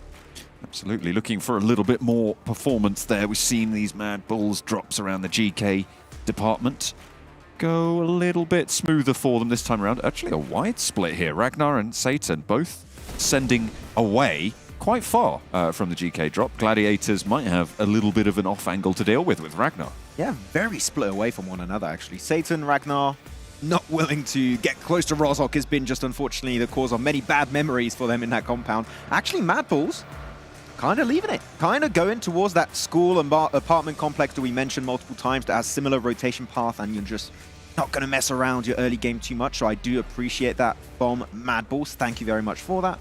When it comes to other drops, though, we've seen a little bit of a potential clash. Brute Force and GANGSTERS up north on the west of Severny hopefully is not going to result in anything, because GANGSTERS can't die without meeting the blue zone. They need to survive until at least then. I think they've played this split drop to the west of Severny before, if I'm not mistaken. I can't remember exactly which match. I'd have to go back through, but I think we've seen them up there once so far. They shall once more throw themselves into that breach. Down on North George, the Gladiators are back there, excuse me, as well. South George, MUERTE split over those Gatka fields. The West Coast looking nice and plump with players. Plump, yeah. Maybe not a word I was expected to hear today in PUBG Mobile Esports. Like a well-fed chicken. You know what? There's that chicken dinner. It's a very big dinner. You're going to have a lot of people at the table there. But GANGSTERS already on the move, going away from the circle as per usual. Though I'm looking at this phase 1, John, there's a lot of positions that I'm personally looking at. Don't know if you would agree, but I'm mainly looking at mini Pachinki. The areas around school apartment are going to be relatively strong. So teams like MADBULLS, easy access, won't have to move too much in this early phase. So they can easily just loot up, bunker up in one of those positions and just chill for a few phases at least. For me, I mean, you talked about the MADBULLS having that position that could be pretty pivotal. I would say also the teams on the eastern side and the northeast are going to have a little bit easier of a time in general moving into these locations. They might have to scrap a little bit for them, but in my mind, I see a little bit smoother of a journey for them, given that a lot of the teams have settled on this western point and will be funneled across those Pachinki fields into 1, 2, maybe 3 different sort of routes in towards the central area of this circle. With a circle like this, actually, one way to make it a little bit easier on yourself and to gather information is Potato Hill. It's a good position. You could see teams like REGNUM, CARYA, GQ, FALCONS, maybe also NIGMA Galaxy wants to leave Pachinki a little bit earlier and go to Potato Hill, play one of those compounds and have a good overview, because it is relatively central on this phase 1, so it would be a good option to get some early info. But other than that, no hot drops, which... No, I mean, we did have Brute Force lose 1 player, unfortunately, to the side of GANGSTERS, which was a little bit unfortunate. But other than that, we're not seeing that Rozhok fight anymore, which is making me a lot happier. You know what? My enjoyment has been doubled and given to the next person. That's very kind of you, actually, and I'll double it and pass it straight on. I'll double it and pass it straight on as well, because it has been a little bit of a breath of fresh air. Something we've heavily criticized GK for is going for a hot drop literally every single map, and we saw it at the start of today with them taking on, I think it was Excuse Me, in boot camp over on Sanhok, and we were like, oh no, the only map where they weren't fighting someone immediately, and we weren't allowed to say that. But yeah, good news is they've taken a step. Well, actually, they haven't taken a step back. It's not even their decision. It's MADBULLS. It's MADBULLS. Just, I mean, MADBULLS have been doing decently there too, but they're going to be taking a step back then, as you said, which I do appreciate. We'll see if it's going to continue in Picardo. We've got Miramar right after this, so hopefully it's going to be able to transition in those other battlegrounds. Otherwise, yeah, just not much happening. It's a very central circle, so we're just really relaxing, though. There are a few teams that I really want to see a comeback from here, hopefully. And one team that has still been slow on the rotations has been Gladiators. They do have Northern George. This is their bread and butter when it comes to Erangel, John. So I would say no really excuse on this game. We need to see more presence, because we're past the halfway point of PMRC. And it seems like at the start of these events, they go back to the old playstyle that just doesn't work, where they're very split and they rotate slow. And they just slowly improve over time, but it's sometimes very, very late. And I want to see them just start a tournament hot one day. Maybe PMPL, who knows?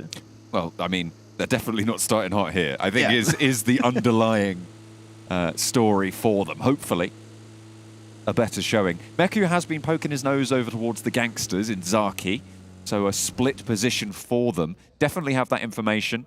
And the first place that of the first bit of land that has the blue zone on it, of course, the Gangsters are there on the northwest point. I didn't catch it, but the Gangsters did manage to pick off a player from Brute Force over towards Severny, where they initially dropped. Yeah, a little bit too close on the drop, but that wasn't too much of an issue for Gangsters. Pick themselves that one, go to Zaki, loot up.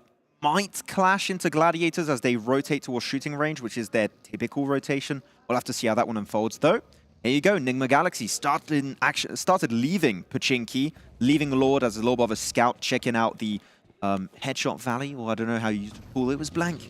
That static? I mean, yeah, I think we went for Headshot Hills in the end. That was it. There was multiple iterations. We had a lot of iterations, yeah, for sure. Either way, bloody dangerous and open ground with a couple of defilades, but you poke your head off, it's coming off. We saw in PMWI Vampire play that position actually really well, because you got a few dips, a few little ridges that are really, really strong. I mean, you can see here as NIGMA pass on by, you got those little like piles of dirt you can hide behind, and if you can actually hide cars over there, you can also leave it later on down the line. So Vampire proven that it is, in fact, super strong. Is just down to that terrain knowledge, and if you do know how that terrain works, then you can actually get a chicken dinner without too much of an effort, as we saw multiple times. And here you go, GK sent it into Mini Pachinki, currently going to be holding down a few of those buildings. Yeah, on the north side of the warehouse with overlook onto those Headshot Hills, they can get a little bit of vision and control over the area there for teams rotating through. REGNUM CARYA, who broke out towards the east, we've seen a lot of them today so far. They've started to coalesce back west, closer to the MADBULLS position. Nobody yet on the north side of Potato Hill, Max, but REGNUM CARYA the closest to that spot. Yeah. And to link back onto REGNUM CARYA mostly is that what I love so much about their playstyle and why it's been so successful so far is they like to have these not really wide 2-2 splits, but 2-2 splits in really solid positions on the later stage of the game, mainly like towards phase 5, 6. And then instantly when the circle shifts and they just go to the best point of interest and just hold it down as a 4-man team like a 4 and get themselves to win in a really, really efficient way. So I said it many times, REGNUM CARYA is such an underrated team outside of their region. You love them. Really, I do. They're my favorite Turkish team. For a reason, because the fragging power is there. They just needed a little bit more experience outside of Turkey. And I feel like this is the perfect opportunity for them to get that experience and maybe bring it back to their region afterwards. I mean, they're certainly outperforming teams like Gladiators right now, who they'll be facing off against in those PMPLs, right? A little bit further down the line after the Turkish one, and hopefully be able to bring that experience through, like you say. I mean, they are certainly right now, in my eyes, outshining FLUX for sure in their performance right here, and obviously S2G not being here. As you say, they're your actually, I don't know who I'm talking about. But no, they have absolutely, you're right. They've outshone their countrymen in this spot, and we hope for more from them, because right now we're loving the performance that they're playing with obviously the new pickup coming through on Azel. Has done so much so far over these last few days. I mean, today was the Loxy show. Wild has not been as impressive as I initially expected, but that's fine. He's going to take a little bit more time before he starts to get those elims in. So GK still playing himself this little area, controlling the warehouse too. There's still that northern little pile of dirt you can actually play, so that could be a good transition point for teams later on down the line. But otherwise, you know, I got to say, things have definitely started a lot slower this game. I think we witnessed that throughout the entirety of today, that teams, the rotations path and the drops have been a lot cleaner. So teams have been trying to adapt and learn as much as they possibly could. Yeah, there's not really... This is actually really interesting. It's very by the book for quite a few of the teams. I'm enjoying how things are going. Very slow pace, but that's fine every once in a while. I think the first scrap we might see is, in fact, what we're on board with right now. NEXUS are near to the MUERTE on the southwest side, both of whom are going to have to go a little bit closer to the circle. I imagine we could see some crashes into Pachinki from one of these two teams, because right now, nobody actually holding the majority of Pachinki. It's not ideal to go in there, but if you just want to get away from a fight, you can hold it off. Yeah, you can go there as a temporary rotation. Just play the outskirts. If you're the MUERTE, if you're NEXUS, you could just go there, hold out. Maybe also Church. I mean, Church would be a good option because it's a little bit higher ground. You can get some good info, hide a few cars up there, and you can continue your transition afterwards, after gathering some intel on maybe NIGMA Galaxy or Excuse Me that are nearby Church. That actually would be a very, very solid option. I was actually talking about scouting spots, John. We talked about Potato Hill a bit earlier, and GQ sent it over there. That seems like today are putting a bigger emphasis around gathering information, which has been super, super useful for them, especially on that previous Erangel. So I want to see, not the previous one, the first Erangel of the day, and I want to see if that can continue throughout these matches. I was waiting for another shift, and this one is going to be a lot more telling as to what we can expect for the late game, John. Where is it going to head to? If it goes on the valley, that will be super interesting because that terrain knowledge is heavily going to come to play. Yeah, it's going to be so important to be able to have some control over that. Right now, we spoke about it earlier. Wow, okay. Ooh. That is a nasty shift. It does have a little bit of the headshot hills in it on that southwest side, but this is Rozhok. This is north side of the river as well, which is kind of crazy given how much of it was in the circle. The GANGSTERS, pretty happy right now. They can move down into those bunkers on the north shore and try and just fend off anyone trying to cross. This is really rough because I did not expect the possibility of it going north, but it actually could. A lot of teams are just like desperate at this point, John, thinking, whoa, we just need to get into the circle. What are we doing? Is it going to go north or south? Is it going to go in Rozhok and be a city finish? We don't know. All we know is we have to fully send it, and Loxy is the first man to fall for REGNUM CARYA. Got Tron up the top, looking to try and control GQ on their roll straight on in. No slowing down here. The wheel does spin out. 2 players in the vehicle makes it a little bit dangerous, but the west point of Rozhok moves in towards NIGMA Galaxy. Excuse me, both going back and forth on the trades right now. 2 players from NIGMA Galaxy have already fallen, and FURIA trying to back up the rest of his squad as well, as Coops looks to pick Lord back up. I didn't expect so many teams to just full send it into Rozhok. I mean, there's some little positions around that you could play, but okay, seemed like they just expect a city finish to be happening, which with a circle like this, I can understand why teams would speculate that, so actually, I can't hate on that too much. But a team like actually Falcons are dodging the fight, going right up north of the river, so it seems like they're taking a little bit of a gamble. But the city is out, like, 5 teams currently, all fighting, as NIGMA Galaxy were able to slowly but surely heal up from their wounds, but FURIA, the nade king, ready to cook it and chuck it towards NIGMA Galaxy very soon. That could be a great knock. But the smokes do hide the windows, so making it a little bit harder to hit.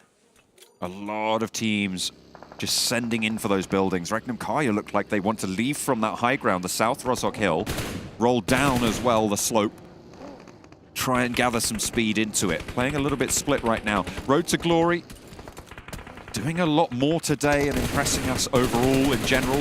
Up and down team that they've had mixed performances, but they have had some standout ones in the bag. It doesn't look like this is going to be one of them, though. Max, they've already lost a player. Oh, unfortunate. And also, though, something that is pretty fortunate is I'm looking at Evo Station with the MG3 that we've seen be a pretty big clutch weapon of interest yesterday on that final Miramar. So it could definitely turn the tide in this possible city finish, which a lot more teams have started to bank on that position. While Gladiators, I'm loving what Gladiators are doing, actually. Waiting on the west next to Sunken City and waiting for the next circle to pop and make a decision based onto that. As here you go, GK suffering from the wrath of next RÜYA here against that nade. Far on the south side, that position in Mini Rozhok there, just on the northeast point of it. They play in this warehouse and the nades burst open the defenses here, looking to try and hold down the wall, and Frozen has to hit the deck behind the barrels to stay alive, and in this one gets the reload off, and now only 1 player from GK survives. The Molotov was there, and they will deny it as well. The point gets picked up by Doka Machine, and GK, they are swept aside. Next RÜYA have the better time of it. That was such a one-sided fight, John. That's what happens when 2 players go down to a nade instantly. Exactly. I mean, great execution from next RÜYA. Now there's going to be a lot easier transition in the south. No one is going to be really of a major issue. Well, wait, Tixie's playing that radio tower. Wow. Okay. Don't see that position played too often because typically it can be spotted pretty easily, but it's just going to be for a small amount of time, I believe. Just get info, see where teams are positioned, get back with the team, and rotate into the circle, maybe towards Kitsune. There is currently actually a few really strong buildings to the west. No one's really looking that way right now, so Gladiators in a decent position as GANGSTERS looking to engage onto Falcons. Nades being launched in by the Falcons. Jafar answering though, peeks over the top, and Yusuf goes down first. It is traded off, however, and immediately flushed by Kevin. Yusuf down away from the rest of the team, not quite with the sightlines on Falcons to go down fully, not the flush just yet. As we hop back over to next RÜYA, they're rolling straight on in to MUERTE, looking to try and hold it off, but no, the wheel just claps them, and they are going to fall on down. Next RÜYA have had their fair share of casualties sent back their way, and Jose holds down the position, but Dokkan Machine once more puts the final nail into the coffin, and next RÜYA can get these reses, but hang on a minute, the Gladiators have entered the fight. Oh, that's Nate City. This is so easy for Meku. There's no way the next RÜYA make it out alive. There you go, 2 eliminations confirmed. That's going to be 4 easy points to secure for Gladiators, and that's going to be it. Next RÜYA eliminated in 13th position, but still 8 eliminations, so no, not that bad of a game here. Gladiators looking to try and just close up on that southwest side, push in and play towards these teams in Rostock, because if the circle does finish there, they need all the control they can get, Max. There's actually some decent positions they can enter here. Mainly, I think the pushing onto Brute Force spot would be a decent breaching point because they have cars. Though North, GANGSTERS, and FALCONS, the 2 only teams that took the North River gamble, are currently fighting it out. And that nade is looking massive. And that's going to be 2 more. And actually, the entire squad falling on down. FALCONS, more eliminations, full control up north, but they need to start thinking about how are they going to rotate across that river. 4 eliminations, 3 players alive. They do not have their full force now. The wings somewhat clipped on the northern shore. East side, Vision looking to try and just pick players off and maybe find an open door in Rostock. The next circle, pretty close, only at 45 seconds now before the next one pops. And the circle right at the center of it is that urban environment of Rostock. I know I've been talking about Gladiators a lot here, but they're going for a wide southern wrap. And they're going to try and go for that hilltop south of REGNUM, CARYA, south of Rostock, which actually is going to be good to have a good overview of what the hell is happening in this weird finish of a city. So we'll have to see. I mean, these city finishes are always fun to see how they unfold, but it's very tough to predict who's going to be possibly taking this win. It's going to be down to the numbers. If you still have, at this point, have a 4-man team, you are potentially in the racing for a chicken dinner on this 4th map of the day. And this shift is going to be very telling here, John, as to who might be the one to take that win. Gladiators might have to scrap it out with Vision for that south side as they have continued their eastward march. Hang on a minute, Kitsune's all the way over on the west. That is nasty. It keeps the Falcons in on the northern shore. I remember this exact circle back, I think it was PMPL Europe. You have that ridge just north, actually just south of that river. And we saw a team play it back in Europe, and it's so strong if no one is on the west or the north. If Falcons do some misplay, aren't really a threat to Gladiators, they could actually run away with a chicken dinner, because all the teams now are going to have to fight one another to escape from Rostock, except potentially from Brute Force, which are playing that very high ground position. They are currently in this city the safest team. They might be one of the few to make it out alive of this. I think you've also got REGNUM CARYA, who are currently the only team on the south side of the road here. Yeah. They could retreat up the hill if they know that there's no one up there, if they've scouted that information. They can move along that ridgeline, but then their crossing is so hard with everybody in control of that area. If I were them, what I'd do as REGNUM CARYA, delay the rotation and try and shut down teams as they try to rotate. The Falcons on the rotate, caught out by Vision Esports, that went north of the... Wait a second, that wasn't sent north? That wasn't Falcons, that was Vision all day. 6 goes down, no clutches for him on this map. And that's a really good pickup for Vision. They're going to be able to control the bridge to the northeast side of Rostock. They might be able to get across should the need arise, and most likely will arise in the coming circles. Really solid, but there is still an answer from Teacup on high. Oh, Teak, though, actually, that angle is so strong because he's got that little dip on the road and you just can't really push him out of that location. So that push from Vision Esports, I like the idea. I know where they were going with it. They wanted to try and just play that ridge north of Brute Force. But unfortunately, the fact that Falcons are up there are going to ruin many play opportunities for these remaining squads in Rostock. And Vision, just as now Mon and Volt, the 2 remaining players, will have to keep the hopes alive for the team, maybe trying to secure a few extra placement points. The Gladiators still not willing to regroup, which I think they might be stretching it a little bit too far, John. I mean, they've left Meku. They have got their 3 now over on the west side. And Meku is in a vehicle. Wait, hang on a minute. Where are they going? They've just turned... They've just swiveled on the steering wheels. They're going right up to the hill, close to NIGMA Galaxy. Coop's on the roof as well there. And to be fair, there's no one on the northern shore looking out this way. They don't really have too much exposure out there either way. They've sent Meku out all the way to the west, but they're playing closer to Rostock. I'm not sure how to feel about this, John, right now, because I feel like it might get a little bit too close where nades could be of impact. I still think that holding onto the west side and that little ridge next to the river would be a good option, but this is definitely a most aggressive approach. But if it's played correctly, it could definitely result in a win for them. As Falcons now, as expected, crossing back from that river side is going to be proven to be a difficult task at hand. And Brute Force from that high ground just have so much intel onto Falcons, and all the teams inside the city could also be in a very strong game-winning spot. But are we going to see teams try and breach it like FLUX that have been sneakily approaching the northeast? They could try and get that nice off angle and just upset Brute Force in that spot. We've seen this coastline on that bank side here on the east point where FLUX are holding be super effective against positions like Visions where they're playing, and Falcons as well, even further across that shoreline. They will have to leave it, and that is the main curtailer of this. This is wild that the North Shore is still in this one.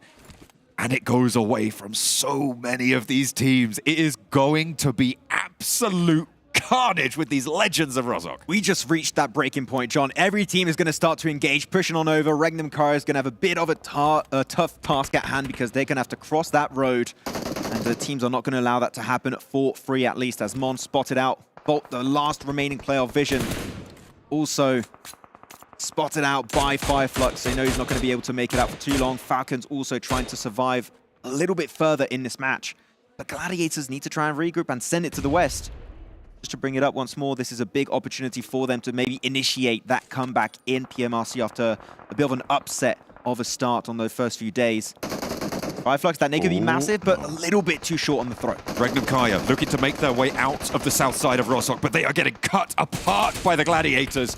Into the mulcher they go. Tixi picks it up. There is Nox sent back their way, but only on Tomatic. And REGNUM CARYA meet their maker. The Gladiators are able to win this round. That was instant. The team just barely arrived and instantly sent straight back to the lobby. We'll see you back on Miramar, lads. But now teams in the city are starting to encroach even further in the city of ROZOK. They need to try and gain more space, more terrain. Oh, GQ, the nade of Ralph, absolutely decimate the two players of GQ.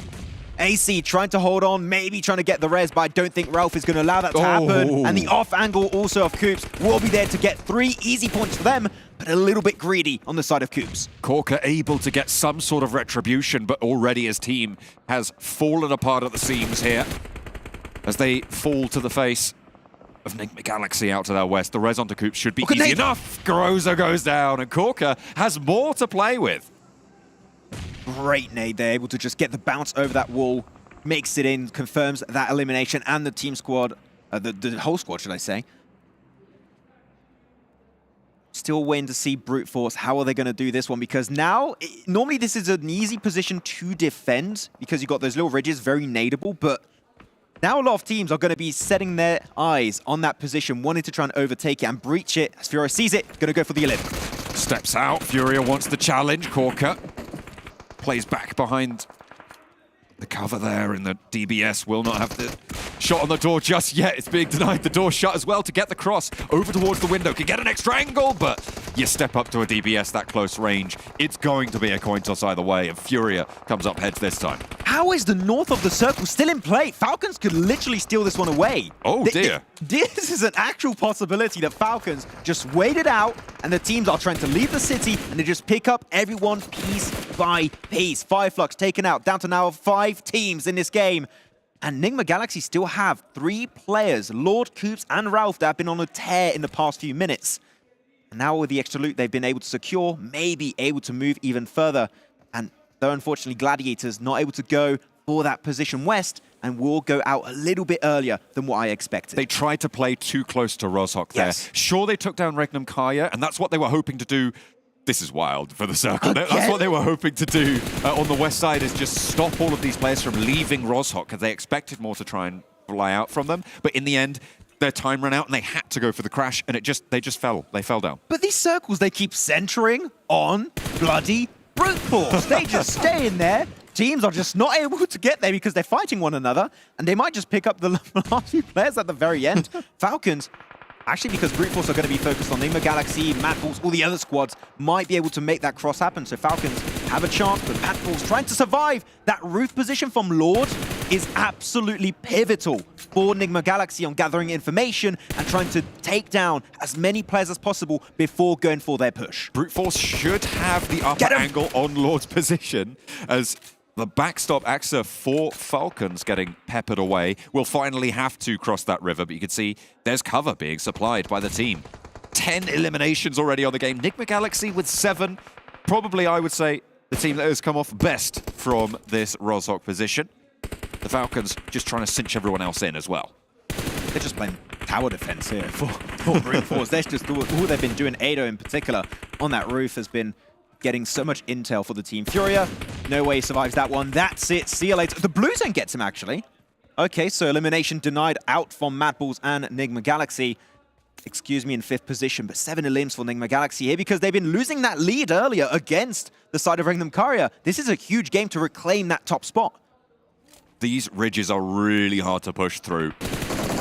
If you've got a team like Brute Force in the spot that they are, and now with NIGMA Galaxy joining that high ground, it is so hard to get up to that spot. The question is, where does the circle close, Max? Which paths are going to be crucial? You can see the slopes emerge on that eastern side, on that western side as well. You're going to have to try and control those areas if you want to emerge from the river. Yeah, we're going to have one more shift coming up. We'll have to see how it's going to be going. If it goes to the west, actually, they could surprise Brute Force by playing that ridge. That ridge actually could be really strong, very nadeable, unfortunately, and you can see that Ado still has 3 nade at this very moment, so those ridges might not be that safe because of the utility still in their control.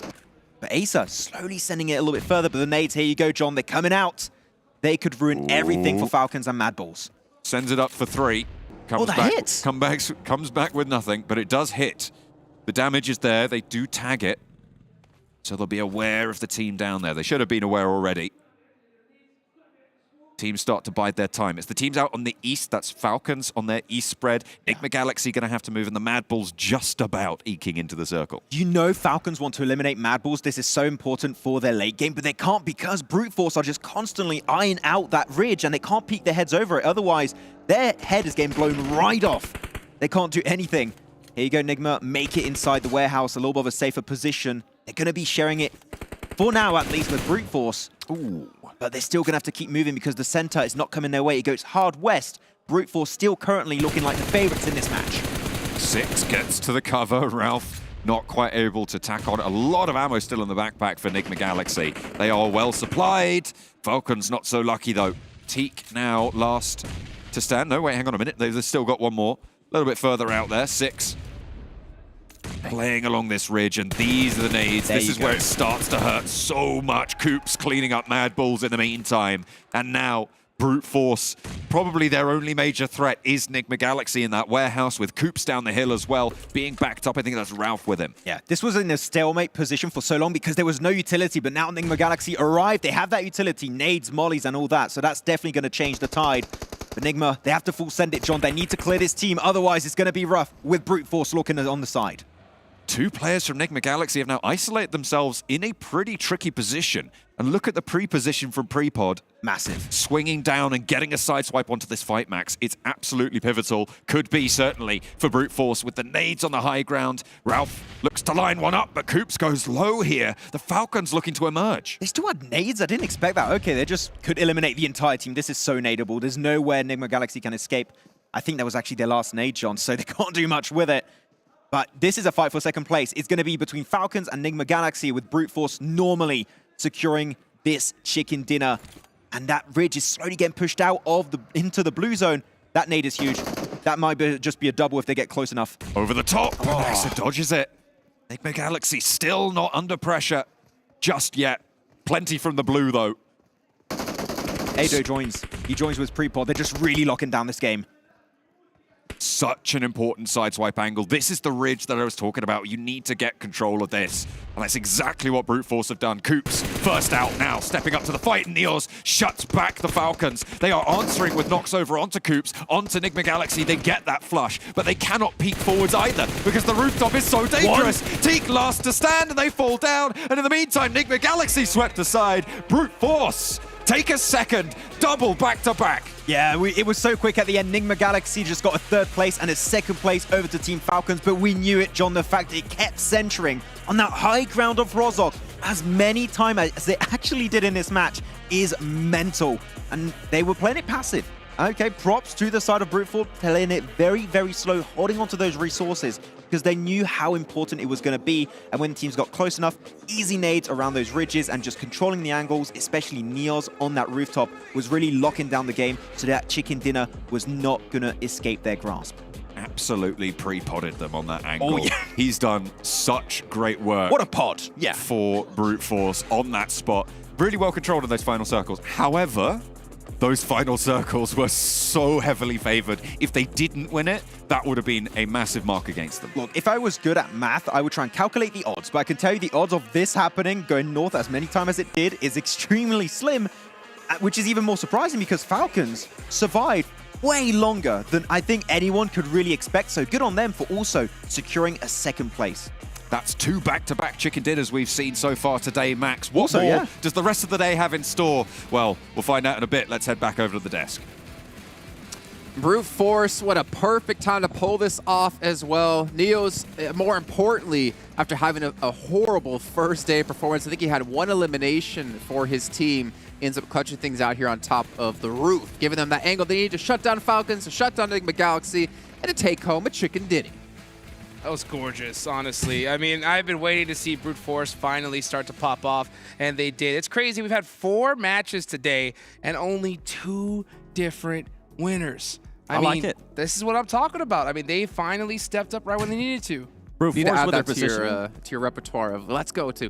That's what I'm talking about. That's what I'm talking about. There you go. Because What it I was is gonna what I was say- talking about. Brute Force with their positioning. I mean, it's been working out wonders for them. And I kind of have to agree with what Max was saying there. I'm surprised that Team Falcons survived for that long because they were holding the North for such a long time. They were able to kind of fend off people. I think Team Vision at one point tried to crash on them. That ended up backfiring for Team Vision. And then on top of that, I mean, with Team Falcons, they just kept getting into fights, whether it was far away, whether they were able to third-party, causing a lot of damage onto other teams. Yeah, it was absolute craziness, and it's really fortunate, though, especially with this new update, that you're allowed to still crawl when knocked in the water. Axer was able to do that, get to his squad, and get rezzed. It was just a matter of positioning. Well, that zone is so toxic when it splits that north from the south of Roshawk, but still, great points from them, and honestly, really heads-up play from NIGMA Galaxy to use that vehicle to get into that warehouse and at least achieve some more points on the board. You know what I was thinking, though, when watching that match, gentlemen? What's up?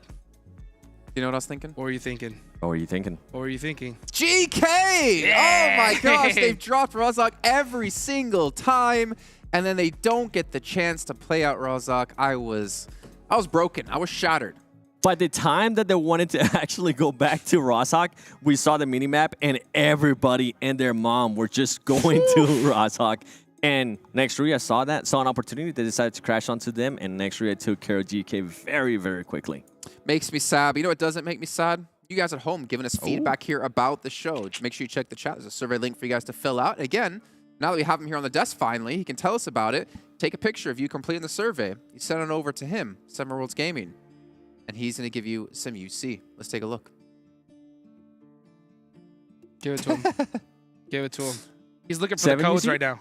Well, yeah, hear me out. I only got 7, okay? That's all you get. 7. Okay, well, after you're done with the survey, you know what you should do? What's up? What should you do? What you know? should do, you should make sure that you tweet at us and add us. Not and, that one. No. Jump the gun there. This isn't PMPL. Oh, yeah, you're right. Don't use the hashtag PMPLNA. No, what you guys should do is go check out the new collab between Dragon Ball Super and PUBG Mobile in-game with the new game mode. You can play with vehicles, with new items you can play with as well, and you can try to collect all 7 of the Dragon Balls and summon Shenron. I tried. We got actually 6. Yeah. We got 6. So we couldn't close. find the 7th. And then somebody else called it and we tried to get there in time. And we wiped them. Yeah. Well, I didn't say. I mean, Hold on a second. It wasn't we. It was those 2 who wiped it for me. I was just there enjoying to watch it. But let's take a look at the match ranking, though, and see Brute Force back again on top with another chicken dinner and another 18 points added to their tally. Ooh, big game for them. Big game for Team Falcons, too, because they have not had the start today that they were looking to have. And then NIGMA Galaxy now trying to get on the hunt for REGNUM CARYA, because REGNUM CARYA passing them up today in a major way, this is finally going to close that gap just a little bit. Another team that we've been talking about, G.GLADIATORS. I mean, is this finally what we want to see out of them? Not in regards to placement points, but I see at least some ilms, right, that were able to get into some third parties. They were actually able to third party next RÜYA whenever Frozen decided to just go off on that buggy, and that's what you're seeing next RÜYA there with those 8 ilms. And if we keep going down a little bit, I'm surprised to still see the MUERTE there being able to at least follow with a little bit of momentum, right, Hot Jukes, with 5 eliminations? They definitely got some, but that was just immediately squished, right, by the side of next RÜYA. That dip right there below Ross Hot Kill is a pretty good spot, but it is completely weak from that hillside. And also weak to buggies. Very weak to buggies. Yeah, they got ran over. But not, I just want someone to clip your face there, like Photoshop just the face out and just put it up somewhere. But you know what? It was really, really good heads-up play, though, from Gladiators to third-party that right when they did. Yeah, that was actually they keep switching the camera before I can see it. I see it in person, but I don't get the right angle. But let's take a look, though. NIGMA player sensors, we're talking about them a bit here, because, Seven, you wanted to look at them and the performance on the day. But this is also kind of before they actually had an okay match here, because they have been playing horribly. They've been playing like they're from an A. Seven, go ahead. Oh. And why are you gonna do that to me? That was so dirty. But I mean, to be fair, they did have a horrible performance right up until this match. I mean, you can see Coops currently being able to have 4 ilms. Usually he ends up with 11 if we kind of based it off what he was able to do yesterday. Lore ended up with 10, so he might be able to catch up to that. Rauf and Freak, though, I mean, they're currently having some horrible days. But once again, I wish we could have seen this stats before that Erangel, because this team had been pretty much non-existent, and that's why we saw the difference there on the overall when REGNUM CARYA was able to just take over that first place. They saw it coming. That's what happened, right? They knew that these stats were going to get pulled up, so they said, let's just pad them up real quick so that way we can shut 7 up. Hey, if you know what? If that's what it takes. If I've worked with you for so many years, if I knew it was that simple, I would have done that a long time ago. Team Falcons, though, another team. Somebody get this man a muffin. I've already had 2. I don't need any more. Team Falcons, similar boat for them. Yes. Okay, match here. But besides this match, you take this away, and they've had a really subpar performance today. So we'll take a look at their player stats on the day and kind of break this down for you guys. Yeah, I think we've seen a lot of teams really just understand the severity of the situation they're in. It's day number 3. There's only 1 day left to go. You got to be able to put some big points on the board. So if you are Team Falcons, it's a little bit, I think it's a lot more difficult than yesterday, right? Trying to compete here in this particular lobby. Players are used to the devices that they've been playing on, and I'm surprised that they're even struggling, because they have had so many days compared to a lot of these squads here on that Honor Magic 5 Pro, and hopefully we see them put some work with it in the next game. The Honor Magic 5 Pro? Yes. What's it powered by? It's powered by that Snapdragon 8 Gen 2, baby. I'm a Snapdragon insider, baby, from day one. Oh my gosh. You're jumping out a little bit. Self-developed. An Honor self-developed GPU. Turbo X. That's right. Well, it's time to head into our back-to-back Miramars of the day. We're going to throw it back to our commentators of John Allen and Maxman to take you underway. It's feeling hot here in the desert. Max, we are going over to Miramar, as Jason so rightly said, for 2 of the doses of the desert. That's the end of my sentence. Okay, it felt like there was more. I thought there was more, and then I realized, you know what? That is actually a full stop that I've just done. Great. Sometimes that happens. Either way, we're going to be going from Torre Havana down past Los Leones through to the south side. It looks pretty clean on the plane path. Yeah, are we going to have the Picardo hot drop, John? Hopefully not. GK. I hate it. I hate it so much. They're just going to make the other teams give up. Just we don't want to fight GK anymore. It's annoying. It's a pain. Just don't want to go for it no more. And we'll have to see if that's going to be the case. But other than that, I did enjoy a lot of the drops, a lot of the rotations. It's pretty chill, very similar to what we saw on our previous wrangle. Not too much happening around the board, though. I'm seeing a big clump, a big group of players moving towards Picardo, and I feel like, unfortunately, my dreams are not going to become reality today, because that hard drop shall continue into day 3.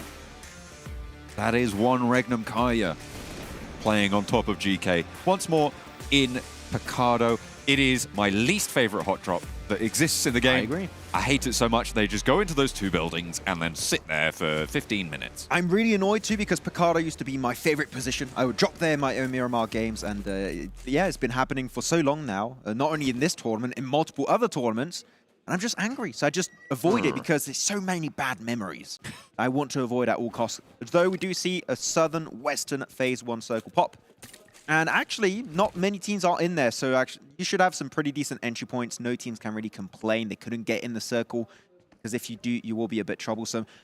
Though I do want to nerd out a little bit on this hot drop again. Push those glasses up your nose. Go for it. Oh, yeah, going full anime nerd on this one. There's so many good trash loots around Picardo that you could literally just move. We're talking 100 to 200 meters over to the west. Split drop, regroup, and go for the exact same rotation from Picardo as if nothing happened, as if you dropped in that exact location. So I don't know, I don't know, and I don't care who would do that.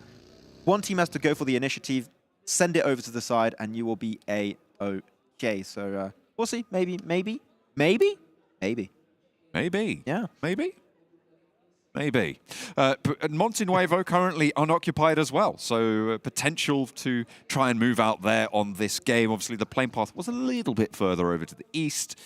Monte Nuevo a little bit less maybe reachable for a lot of these teams, but that will change in about 30 to 40 seconds. It could have been the case you grab some vehicles, you get out there fast. FLUX, they went over to Chumacera. The Falcons as well, they dropped over on the bridge that they took from the GANGSTERS in their push in yesterday's games on Miramar, and they have now moved out west, heading towards Valle de Mar. That western road, we've talked a lot about how open that is as a rotational path. I was about to touch onto this. Next, RÜYA have this weird tendency of splitting so split. It's a double split. That's how big it is. And GEKTA is just going to be caught out, and unfortunately, no team backup is there, and he gets squished. Nothing he can do about it. So next, RÜYA need to tighten up their drop, at least do a 2-2 split if you want to really loot up these trash drops, because otherwise, you're vulnerable at exactly this type of play. And Furia won free elimination with very minimal effort. Though, back onto the circle and what could be happening, John, I'm looking at this phase 1. One location that strikes me is Church. If we see some teams play Church, it's good for information gathering. Not the easiest position to breach unless you're pushing from the west. And it's just overall great for the intel, and you can just play it for really long periods of time without thinking about moving. So I would like to see some teams, maybe FLUX, send it over there as GANGSTERS having Wash taken down. Finding Beck isolated, the GANGSTERS not going to go for the res just yet, just going to wait a little bit longer. Maybe draw some more of Excuse Me in as Furia peeks his head over the hill. Kevin and Yusuf position far on the southeast side. Not really looking like they're taking a look back. Furia, I think, would be folly to go for a save here onto Beck. But the GANGSTERS just going to leave without flushing? Or going to run him over, maybe? I think they saw Furia. They have a good idea, so they want to try and push it. They know, they know they got the numbers advantage, right? Get that extra limb. Punish Excuse Me. And that's going to be the play? Oh, it is. And look at this, there's actually backup arriving for Excuse Me. They've allowed the time to come through, and they might even lose out on the point that they've found onto Beck that was completely free, right open for them, and now they're going to try and claim it this time around. Second swing is the doozy, hopefully. Unfortunately for Walsh, though, takes a lot of damage on the roll-up. Excuse Me have managed to get back in action, and Furia plays close. This is a massive misstep for the GANGSTERS. Kevin plays on the back line and cannot hold it down. Yusuf is there as well, but they just lose their players. This is disastrous.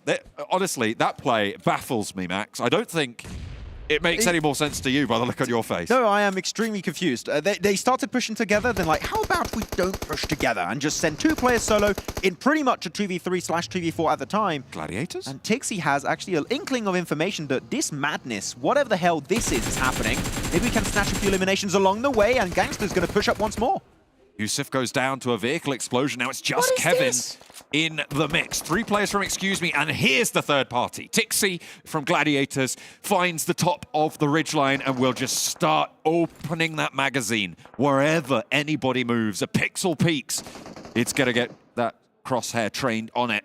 And there's more repositioning from the Gladiators as well. Meku starting to move in on the other side. It is an Excuse Me sandwich, and Gladiators playing the bread perfectly.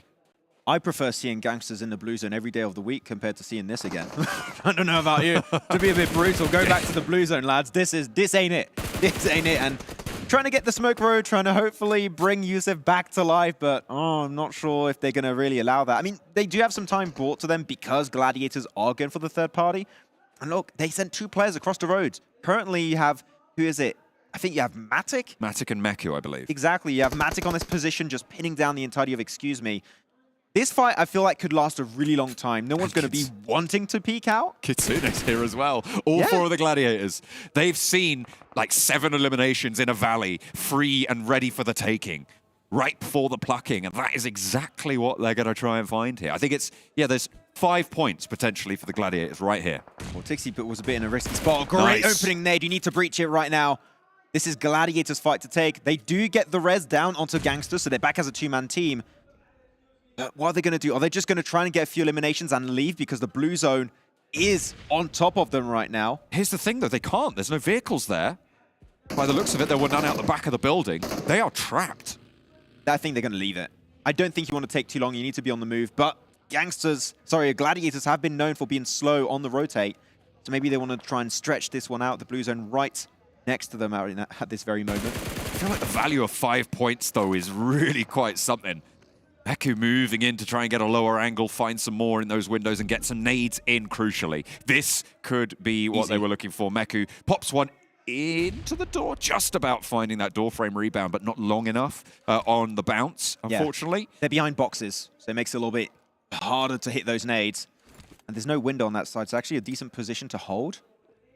Oh, excuse me, but here you go. He's going to breach it. Meku, go with your teammates, please. Don't go solo. I would hate to see you die like this. Oh, no. Don't do it. Gangsters might even have an angle as well. Oh, opens the door. Tixie is there, and he gets lit up. That was the first shot going over to Meku. Tixie opening the door and getting shut out of it. 2 players from Gladiators go down. You're making me angry. This is crazy what has just happened on this northern side of Miramar. There has been misstep after misstep after misstep, and the final faux foot has been placed by the Gladiators. Push it! Gangsters, this is your one opportunity at redemption in this game, okay? You're in the blue zone. You're literally in your element. Do something. I don't know. They get buffed. That's right. It's the buff. It's the blue. It is real. Nobody wants to fight Gangsters in the blue zone. You don't want to do that. They do heal up. Mech is going to go for the first aid, I believe, so he should be hang on a okay. minute. Let's look at the circle. Oh, wait a minute. Real quick, because this is a hard south shift. As we take a step back from this engagement, real quick, we'll come back to it. But this is a super hard shift down to the southwest, over towards Valle de Mar, over towards Cruz de Valle. Some high grounds are so important. REGNUM CARYA already in pivotal positions. NIGMA Galaxy also. MADBULLS going for the wide rotate next to Los Higos, so there's going to be some really strong footholds. None of these 2 teams, though, that we're looking on screen, John, will get there anytime soon. Yusuf, the last to stand for Gladiators, and Matic goes down first. God damn it! Maxis, he's going to lose even more hair. I didn't think it was possible based on this play alone. But my goodness, 3 players alive, sure, they'll be able to get the res for the Gladiators. They managed to pick up quite a lot of points for it as well. They've managed to have 6 eliminations. And to be fair, you lose a player for 6 points. Generally, that's going to be worth it. I'm just going to move on and ignore this happened. I don't want to talk about it. Anyways, in the circle, teams are actually rotating fast, are in decent positions. I already talked about a team like REGNUM CARYA. Brute Force also in a decent foothold. Could be looking for another chicken dinner today. Could be the back-to-back-to-back. That would be massive from the team. Even though the previous game was kind of given to them, I do have to say, John, but they held it down like a bunch of champs. As far as FLUX, also currently playing the warehouse position. They have played this spot multiple times in these type of circles, so they're pretty experienced back in PMPL Turkey. RTG. With a mini 14 too.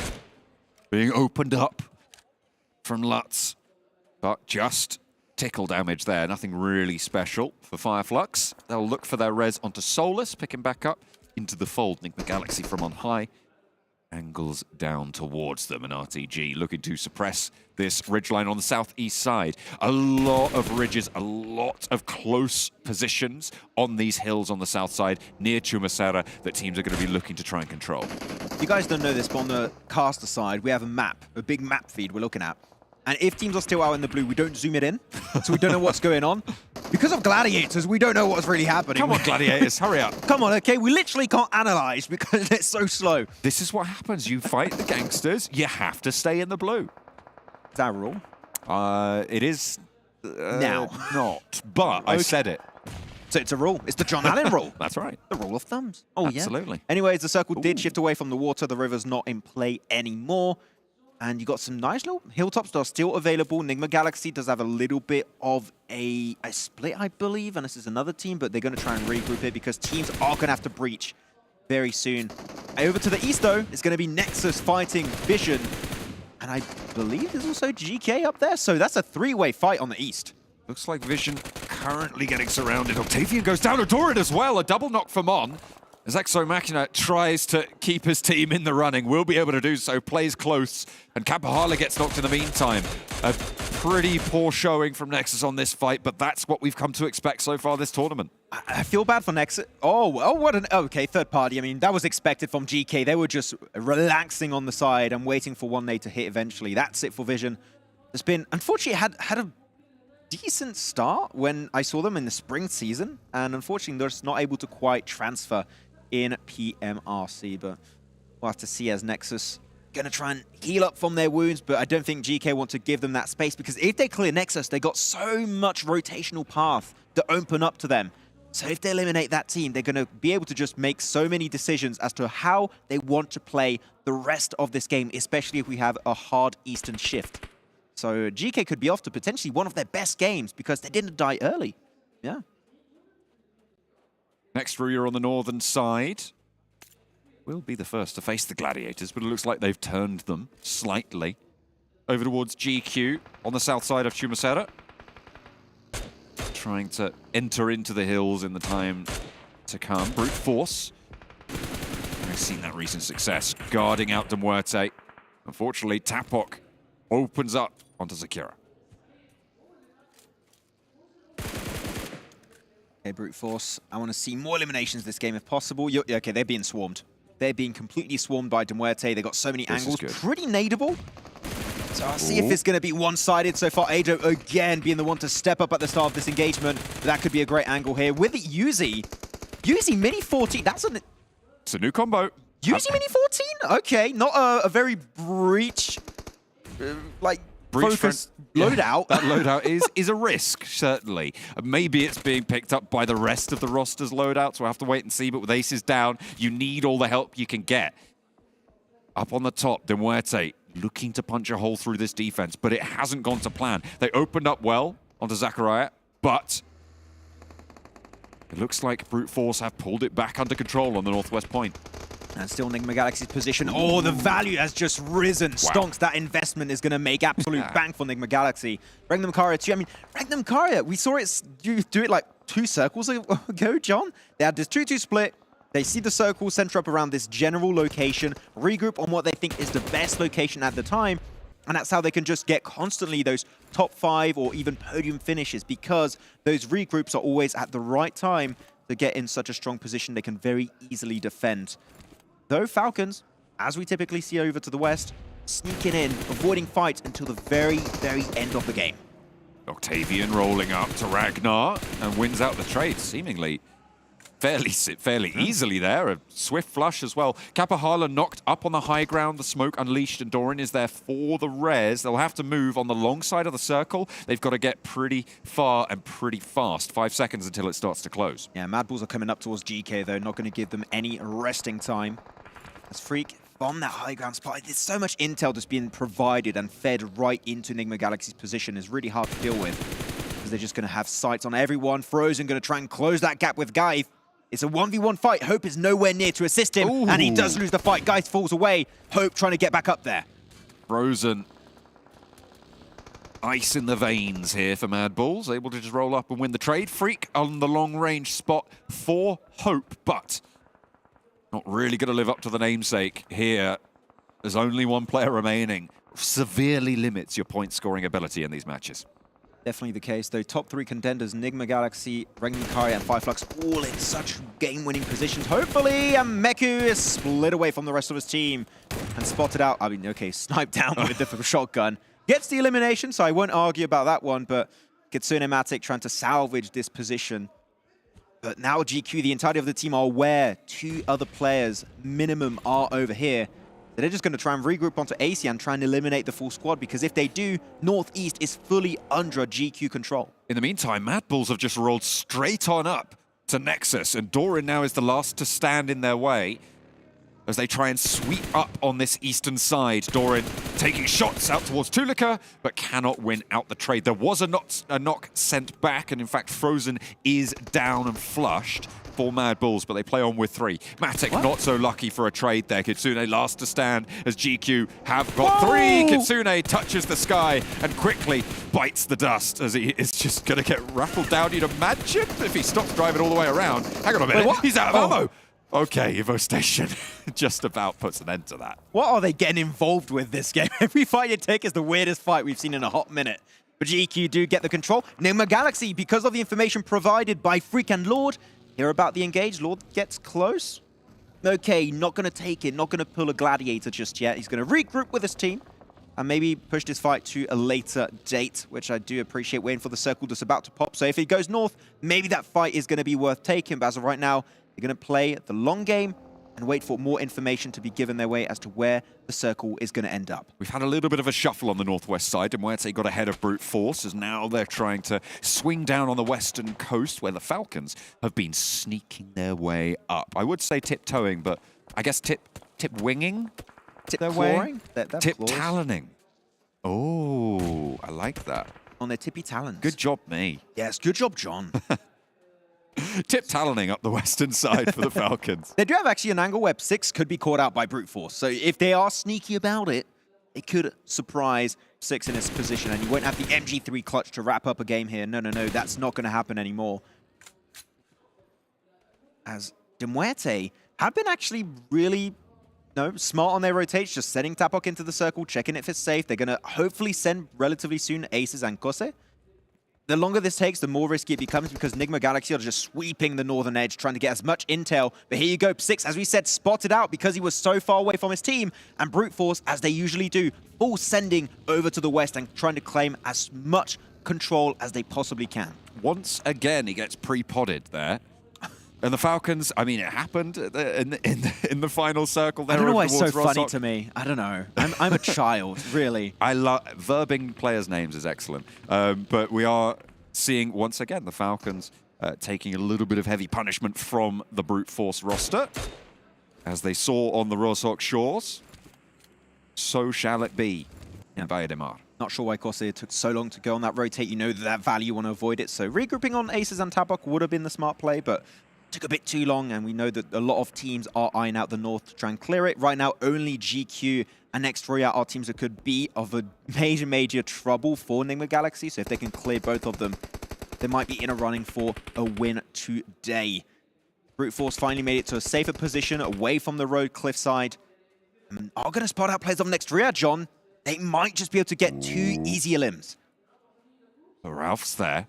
They need to be careful. It looks like they're just taking care of that window. In the meantime, though, GQ from the northeast side might draw the attention of NIGMA Galaxy. They have been playing with 3 for the longest time now. They've lost their main man, Coops, as well, so a little bit difficult to hold such a priority position.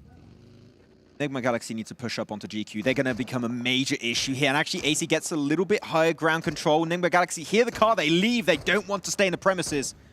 And they're just going to be giving that little hilltop to GQ, which is going to be a nice little overview. But NIGMA Galaxy are not interested. They go even further in the circle, inland, and are going to completely surrender that spot to GQ, which is interesting. Though looking at their spot is a good little overview on so many other squads over to the west and south. So I understand why they want to hold it, but right now this is an easy breaching point for GQ. They can go into the warehouse, crash their cars, and really extend that fight as long as it really needs to go. Next circle soon to come through. 23 seconds left until it does. And REGNUM CARYA just biding their time in that middle area. Oh, Lord's got a Groza. Oh, that's going to be impactful. You'd hope for NIGMA Galaxy to hold out on that northern side. Or if actually next RÜYA are pushing up onto NIGMA Galaxy, GQ can third party, or maybe MUERTE / Brute Force. I don't think that's going to be happening. But next RÜYA are getting dangerously close to NIGMA Galaxy's position, which could become a major issue. And man, Turkey, the chances of a Turkish chicken dinner coming through is massive, John. REGNUM CARYA and FLUX have not moved here for like the past 5 to 6 circles, and it ends right on top of their position. Is their compound going to be in play until the very end? I don't believe so. Leaving their spots is going to be tough, but they should at least get a top 5. Wow, wow, wow. This is excellent news for Turkey, as you say. Absolutely brilliant result. Doka Machine playing down the lead towards Tapok and taps him down as well. Another flush over towards MUERTE leaves them down on just the pocket ace. Trying not to fold as best they can. As Ado needs a couple as well. Not ideal, but they can back off behind the headland. Now, the fact that we're seeing so many Mini 14s played in PMRC changes the entire dynamic of these type of circles. You can't peek as freely as you used to do. This is really making you having to be so much more respectful of the teams in your vicinity, or they're just going to upset you with some sneaky headshots around the corner. Brute Force, I mean, is the game plan going to be to breach onto REGNUM CARYA? I don't really see too many other options here. I would say get in the cars and breach REGNUM CARYA at some point, because otherwise I feel like you're just going to be in position down ridges, which is very, very nadeable as FALCONS versus RTG starts to unfold.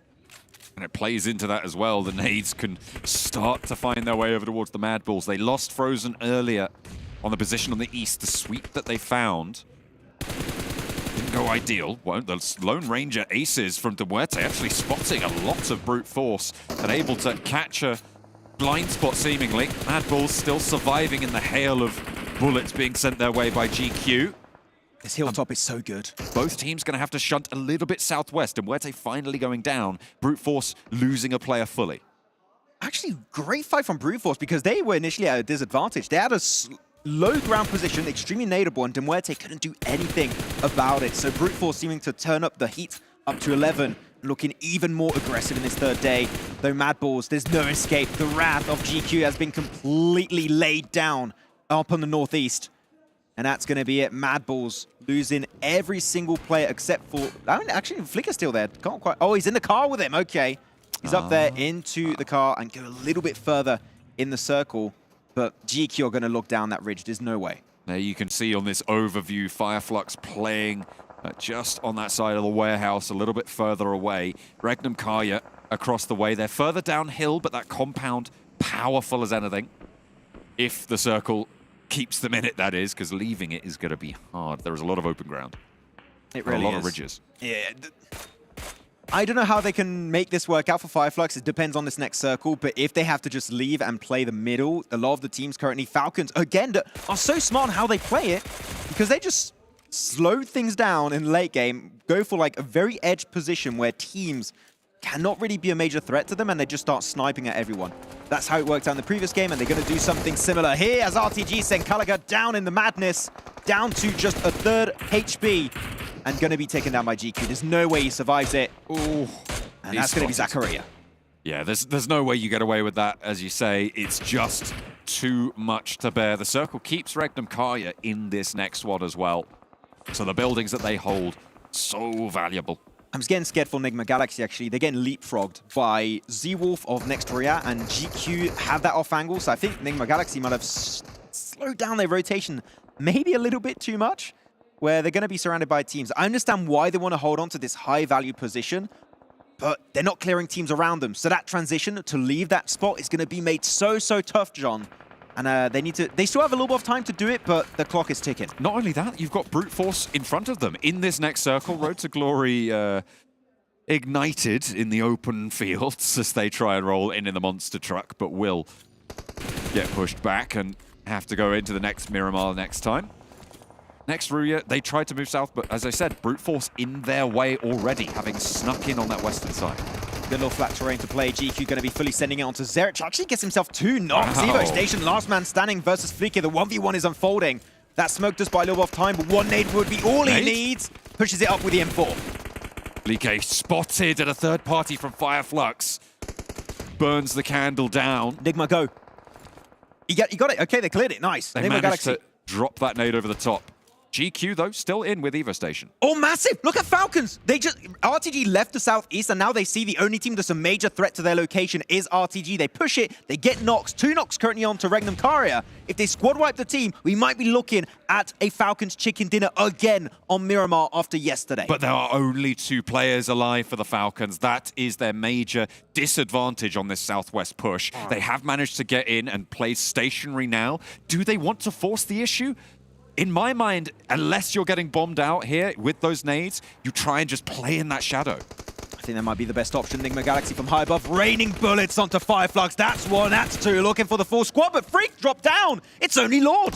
One more player now active, but a similar story for FLUX as they're cut down to 2, playing in half right now, as Lord desperately pulling these players back to their feet, but they have to run. No, you can't get it. Renocked. The blue zone tucks in just a little bit too much, and that is so much time wasted. Look, guys, I'm going to teach you something very interesting. There's something called the pickup feature. You pick him up, put him in a better position, then you go for the res. Don't try and force in the blue. It's not going to work out, but they push it up, and it's pre-pod. Potting the competition. Oh my goodness me, they move straight on up, and Brute Force with a very heads-up rotation take down NIGMA Galaxy on the high ground. Now FLUX trapped around the side of this headland. They really don't have too many options now. REGNUM CARYA might be able to finally execute and have an impact on this game beyond their 0 eliminations. Yeah, and actually got the double res after FALCONS initially got 2 knocks. That is massive. The 4-player advantage is going to be huge. I don't feel like FLUX can make it out as a full squad. So if they do falter and lose even a single player, REGNUM CARYA are going to be in such a good position to maybe get themselves that win. They do have to leave that compound. They're going to be in a dangerous position very soon. But this fight of Brute Force versus FLUX is the next one on board that we're going to witness, and only one team will come out on top. Nade over the top. Pre-pod finds Lutz there in the back line. FALCONS? Excellent early pick. FALCONS, you're right. They've run straight on up and into the north side. They want to get into the thick of it. Try and take advantage of the chaos as Pre-pod goes down next to Brute Force. They get taken down because the nade from the FALCONS takes out the backline of Brute Force, but one of the FALCONS has already fallen. REGNUM CARYA looking to start to move in with 0 eliminations already. It's a pacifist run from the 2-time chicken dinner winners today. I mean, the fact that they have 0 eliminations shows that at least they are going to have a ton of resources. Nades, smoke, utility, they should have a ton of those to wrap up this game. And FALCONS, I understand the idea behind that push, but I think it was a little bit too much. And unfortunately, because of that, a podium finish is all they get. But that's 2 podiums in a row, so FALCONS still being consistent. And now 2 of the best Turkish teams are still alive, John. 1st and 2nd place. Turkey bringing the heat in PMRC. And REGNUM CARYA with the angles, trying to lock down another chicken dinner under their name. It is possible that we see a maintenance of only 2 teams on the chicken dinner scorecard today. If REGNUM CARYA can close this one down against 3, with the reses coming through, REGNUM CARYA a little bit closer to the blue zone here, and we'll have to move up through these defilades. Yeah, it is. FLUX are just so cornered. The blue zone is going to be right behind them. Of course, the players of REGNUM CARYA are also going to have to move. This is the final circle. It's going to center up perfectly. But as of right now, REGNUM CARYA have a few more ridges they can place center. If they can make that transition without losing players, if they have smokes, they might be able to get more control. That smoke, Sulking gets even further in. That's a mad dash forward that might be able to secure them that chicken dinner. And with the opener onto Loxy as well, that is in a resible position, but it gives FLUX crucial seconds to move on in. The nade over the top splits FLUX in half. They move out of the way. The next smoke is there to cover them as well, but Wild opens up with a UMP from the sidelines. Downhill, traded off by Ketch. Now, with one player, hang on a minute, no, he's still alive. sulking is still there. His health bar super, super low, but he is still in the thick of it. Ketch looking for the res onto Solus. But in the meantime, Loxy's back, and he's into the fight again with the nade over the top. Tron rides strong, and Azel to put the final nail through. And that is once more REGNUM CARYA taking down FLUX. They stay quiet until the very end, and they ride strong across the hills. The first Miramar goes their way. Again, REGNUM CARYA showcasing so much control in those decisive moments at the very finish. I do have to give a lot of respect to FLUX. Sending sulking forward with that smoke road could have rewarded them with that chicken dinner. It was very, very close, but Wild's off angle was just too damn powerful. Just sprayed them down instantly with the UMP, and the moment you get that first initial knock, he goes for the res, which makes it even easier to hit that nade. You get a flush, you get a knock. It's down to sulking. It's no way it escapes from REGNUM CARYA. Again, one of my most underrated teams entering this tournament, and now they got that international experience. They are popping the hell off. Absolutely. I could not agree with you more here, Max. FLUX, they got that initial knock. It looked good, but they just slowed down. They hit that molasses on those ridges, and they could not extricate themselves from it. Look, here is that first knock from Ketch to be able to just rattle Loxy down. Brilliant shots from Ketch, but Wild. They move up to this next ridge, and here's that Wild off angle. And I talked about crucial seconds. Wild bought them exactly that. Exactly, and then you just have the man advantage. You just full send it, go onto the push onto Solkay, and secure that game. They still have 2 other players, so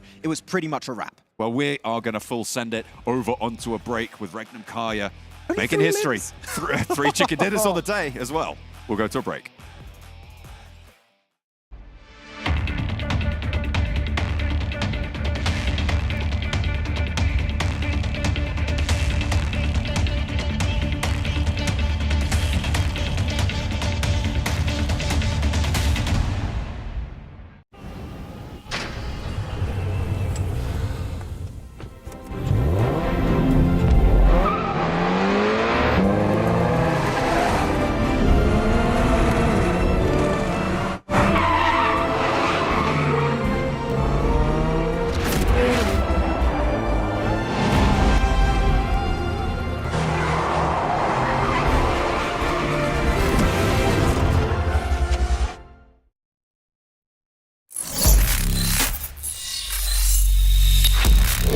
Open your eyes. When you look into my eyes, tell me what do you see? Tonight I'm gonna show you the wonders of the mall.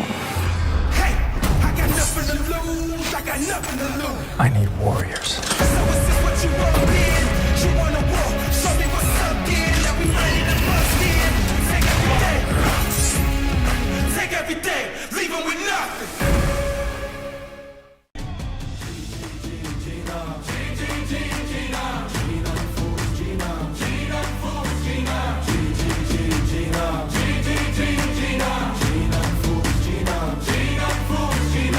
Paradise through dirt and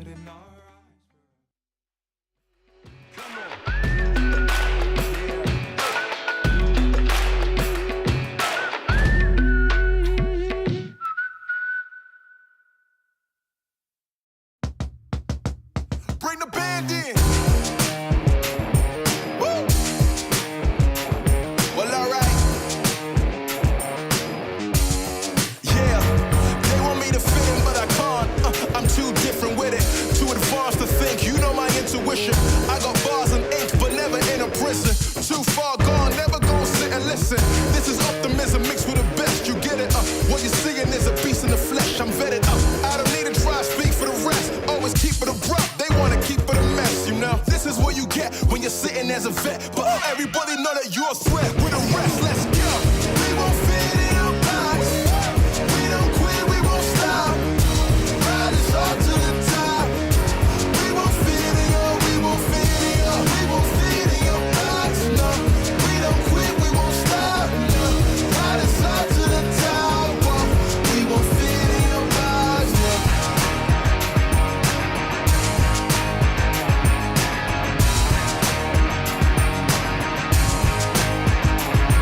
Look, I try to tell you we don't fit in your box. Why you try to box me and I got the key to unlock? I know the locksmith, optics, speak of the loss. I'm eating lobster, chopsticks, freaking the boss, you know. I'll never fit in where I go at.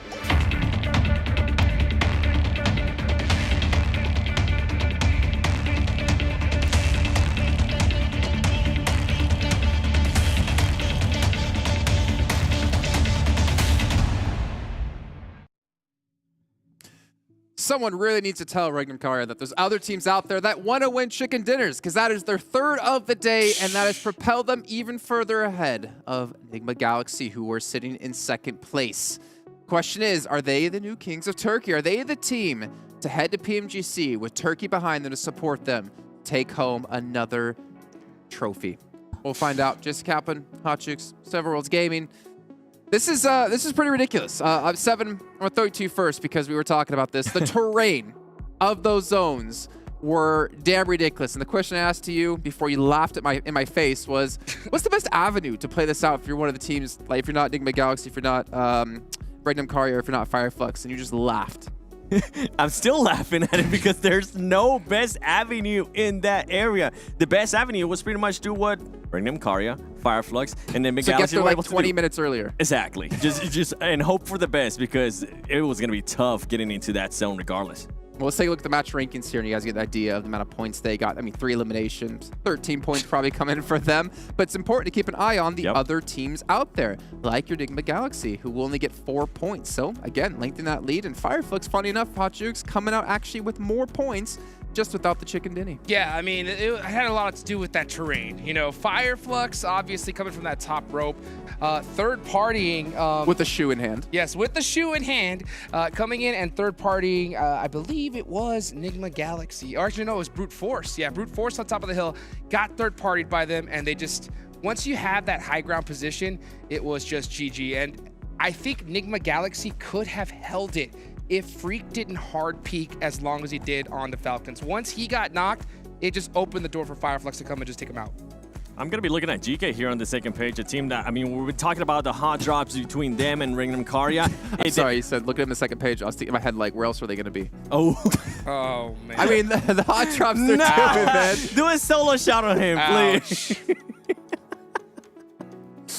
You're going to burn yourself, man. Sorry. You got to show me those Instagram DMs later. Sorry, continue. No, but what I was trying to say is we finally didn't end up getting a hot drop, and I feel like REGNUM CARYA definitely took advantage of not having to hot drop GEEKAY. They were the first team to back off, and that was the right approach, and I think they decided to do that because of how great their day is going so far. It worked out wonders for them, but GEEKAY, I mean, I don't know what's going on. They're still trying out different stuff because hot drops, I mean, they didn't even have to deal with it. It's weird because I said at the start of the day, I want to see it happen 6 times today, and it only happened once on the map that we never thought it would actually happen on SANHOC, right? Yeah. I think it was super smart for REGNUM CARYA to back off there, because especially since that leaderboard was getting so tight between them and NIGMA Galaxy, they're like, nah, we're not going to risk getting taken out, even though they have gotten the better of GEEKAY earlier on. Play it safe, get some points on the board, and play it safe, they did. Hey. They played it safe all the way to the end and still got a chicken dinner. You know what this means, right? Oh, yeah. The belt. The championship belt. They won it, man, and they're going for it. Let's take a look at REGNUM CARYA's player stats here in this last match. 3 eliminations, no damage done. But I'm okay with this. But exactly, right? Go ahead. I'm definitely okay with this because this team, I mean, in the previous Miramars, they were non-existent. They were averaging, what, a 14th place finish and only 4 elims. Yeah, they averaged less than what they were averaged before in regards to elims, but they're able to make up for it in regards to placement points. And at the end of the day, if you can get, 9 points, if I'm doing the math right, Max? Yeah, that is the right math. All right. That is the wrong person to ask. John? I'm getting a thumbs up, though, from both of them. So, yeah, I mean, overall, REGNUM CARYA, great decisions there. I would like to continue to see it. Maybe not a first place in the next Miramar, but I would like to continue seeing the improvement here in Miramar. Yeah, I mean, you're only going to get 3 elims if you don't fight GEEKAY off the bat. Then you would have had 7. Right? They didn't have to move for so long, too. Well, HotJukes, I mean, we're going to our last Miramar here, going into potentially hot drop again. Do you think we're going to see REGNUM CARYA back off, play safe, quick answers only? Not worth it. Not worth it. Don't do it. Well, let's head over to our commentators to kick off our final match here of Day 3 of the PMRC with John Allen and Maxman. The last Miramar of the day. We are going on in from the north to the south. Again, fairly similar playing path to the first one we saw today, Max. It's a little bit further west, which means Monte Nuevo, more achievable. I'm just saying, should GEEKAY want to go somewhere else, they could go over to Monte Nuevo. I think I've never seen a player jump out the plane as fast as Meku just did. The plane wasn't even reaching like the point of the plane path, and he's already out of there. Split away Condors like already. I mean, of course, it's a very good drop for them. But yeah, pretty good for these teams. We'll have to see how things are going to wrap up. But I do not expect to see anything remotely close to that previous game because a circle ending there is very, very rare. And I would say, as also Seven mentioned on the desk, it's hard to play. There's not a lot of like great avenues. You just got to try and play it out, survive. And if you're lucky and still have 4 players, which is what happened for REGNUM CARYA, end up taking the chicken dinner. See, I'm disappointed about that last game, Max, and I'll tell you for why. Only 3 elims? No. Oh, okay. 3 elims.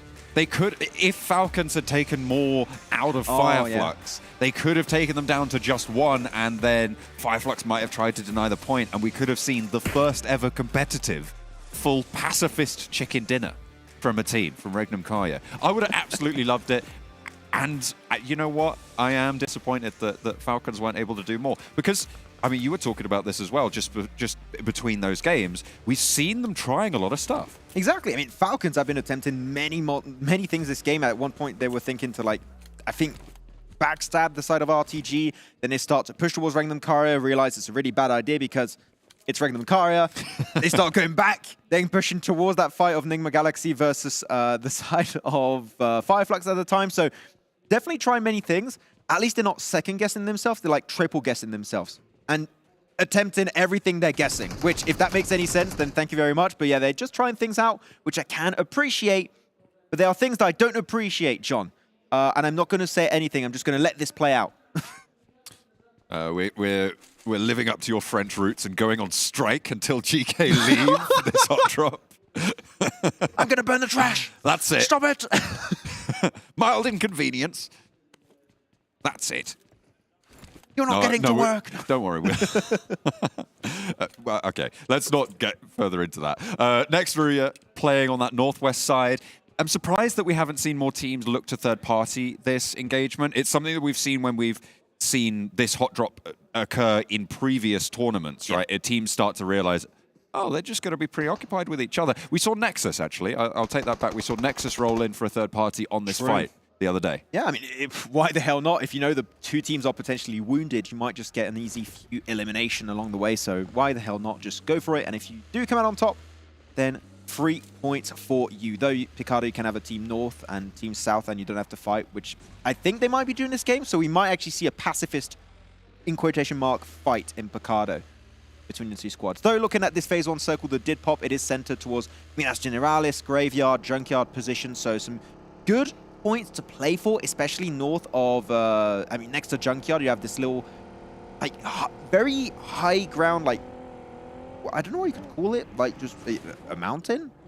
I think that works. Sure. A mountain, you can get up there with a buggy, and you can get a lot of information, and the Mini 14, if you have a lot of ammo, you can just take the shots and do the and just get them. I think, is it called a mesa? Is it called a mesa? I'll have to Google that, but maybe. I know what you mean, though. One of those those darker brown rocky mountain things. That thing, if you go on that thing, you might just win the whole thing. I think that we could see Vision try and actually go for that position. They're currently holding a nice 2-2 split, Junkyard, Minas Generalis / Graveyard, so they can definitely try and aim for that spot and get the buggy up that thing. So, other than that, we have indeed, just to keep an update, REGNUM CARYA leaving without any eliminations, without taking any damage, make it out, and GK went to the west. Thank you. I mean, this is something we have seen previously in Picardo, right? As two teams can actually share the loot in this settlement, right? One up towards the stadium at the top of the hill, couple of those players down towards the south in the apartments in that sort of area. You can split that loot, and hopefully REGNUM CARYA will have better luck grabbing some of that split loot around as well. It just took a while to get the contract for them to sign the peace treaty, and they finally got it. It's signed. The deal has been made between these two squads, and they're leaving. And actually, REGNUM got not going for too bad a spot on this phase 1, sending it right towards La Bandita, and actually did split a little bit away, currently doing a 2-2 split, keeping 2 angles, which is what we know from REGNUM CARYA, holding 2 angles, wait for the phase 2, phase 3 pop, regroup in which they think is the best position at the time, which worked out great in last game, right? Get himself that chicken dinner with low eliminations, but because they know which position is strong in pretty much every single situation, and they just going to go for the same old strat, because if it ain't broke, don't fix it. Seemingly their map knowledge impeccable so far this tournament for PMRC. Oh. PM REGNUM CARYA. It all makes sense. I like where you're going with this. I mean, they got way too many chicken dinners. It's a conspiracy. It's a conspiracy to the highest level. Welcome to the PUBG Mobile REGNUM CARYA. Actually, I don't know. No. What don't you know? I don't know many things. Oh, especially math-related questions. Don't be so hard on yourself. Oh, thank you. But you knew about that high ground near Junkyard? You were telling us all about it? Yeah, that thing, the Mesa. I did Google it. It is Mesa. Is it? Yeah. Oh, really? No. Okay. The Mesa. And actually, they went for it. Vision went on that position. They just sent Bolt and another one of their players currently. So they're going to be gathering that intel and hopefully have a Mini 14. That would be the weapon of choice in such a position. And then other teams are maybe a little bit slow on the rotate. Falcons in particular need to be a bit careful because they could have some issues entering phase 2 if they really delay it. And if it's a heavy north or northeast shift, then Falcons could be in a little bit of trouble, similar to, for example, Brute Force, which are also delaying their rotation away from El Pozo at the time. But yeah, REGNUM That 2-2 split. I'm right away. This is a very early call, John. Okay, I'm ready. I'm calling a top 5 I'll minimum. write this down. Top 5 minimum. For REGNUM CARYA. Top 5 for REGNUM CARYA. There you from go. Maxman. It's been happening so many times, and no team has like really been punishing it because it's very hard to punish. Also, well, if you'd have said at random any game of the day a top 1 from REGNUM CARYA, right now the odds are good. You would have a 60% hit rate. I should definitely play those odds out. Kind of nuts. Pretty. I mean, they've had a fantastic tournament. These last 2 days has been magnificent, and they're going to try and keep the ball rolling. Though Brute Force slowly have initiated their rotation away from El Pozo/Crate Fields, they're going to make it in a position where currently is occupied by Gladiators, which are split. So Brute Force, as we typically know them for, if they see a solo player, they tend to like to push it. They tend to like to get that elimination, and they tend to want to just eliminate the whole team afterwards. So Brute Force, if they see a single player out there in the open, they might just chase him down until the edge of the earth. Up on the menu today, it is one of the finest Matic classics, aged for 3 days, marinated by the rest of the lobby. Hopefully they're going to try and keep him down in storage, and the rest of the team as well, keep him alive for the time being. Nice and fresh. I heard Matic is actually in a different hotel from the rest of his team. Bringing the Matic Classic in real life. He's playing Split. Yeah. Oh, He's in another city, literally. Yeah. And from afar. Oh, onto La Bandita, right onto REGNUM CARYA. Gonna regroup, they're gonna send wild. That's nuts. It is literally right on top of REGNUM CARYA. I know, right? It's what's going on. I don't know. It's Can been we up happening your so many prediction to a times. top 4 yet? No, top 5. I'm gonna hold on to top 5. Top 5, okay. I expect breaches to happen on compounds like that, and it's just to see if they can withstand those breaches, because there's definitely going to be a few I do expect later on. But there you go, already regroup on phase 2. Instantly on phase 2, they do it. It's been so successful, this event, and a lot faster than so many teams. The reason why Vampire Esports have been so successful in my eyes in PMWI, both All-Stars and main tournament, is the speed at which they execute the rotations, because they're so very rarely vulnerable. And that is something that REGNUM CARYA have going their way, is that every time you fight REGNUM CARYA, even if you do beat them, they're always fully stacked as a 4-man team. And that makes it so much tougher to eliminate the whole squad, and they just keep on surviving. Like when they crashed into Gladiators and all went down, they did it together, and that's the main thing. It's a team game. As a team, they made that decision. As you should. But for the rest of the games, they dominated pretty much everyone else. So kind of swings and roundabouts as they're playing together. Effective today. Next, RÜYA, they're playing on the further north side of this circle, but it is all very central, and we have this alignment right down the middle between these mountains on either side. Yeah, currently I'm not sure if I'm seeing any teams commit to La Bandita. I don't think so. Here you go, finally some action is going to be happening. Vision taking some early shots onto Evo Station. The knock comes out. As Tough is very low, we'll try and go for the first aid. GQ looking to get something out of this fight, but at the moment, Vision absolutely in control of it. CARYA trying to push up towards Mon. As Volt and Lathe look for the regroup, CARYA is very, very low on the inside. The flushes can come through. The first knock is there, and CARYA does finally manage to turn it around a little bit. But after losing 2 players already, it's likely that you're not going to have the control you need. Toffee's nearly finding the knock he was looking for. Plays up to the door frame, steps out, and is nowhere to be seen on the refrag. They are committing for this res onto safe. Volt doesn't go down either. Good from Volt, actually. I was expecting him to go way too aggressive, just wait it out, get Scythe to go for the res, and he's going to get involved.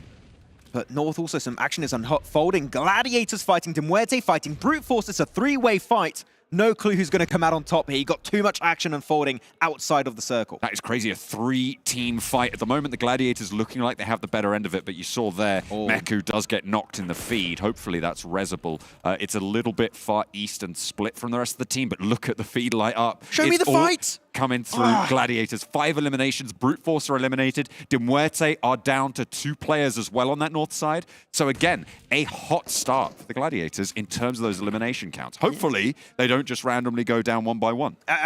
Definitely, I would hope to not see that again. Maybe that's why we didn't spectate it, because it was happening. So they just avoided us watching that. But they're going to try and maybe chase down Tabok. I'm not too sure.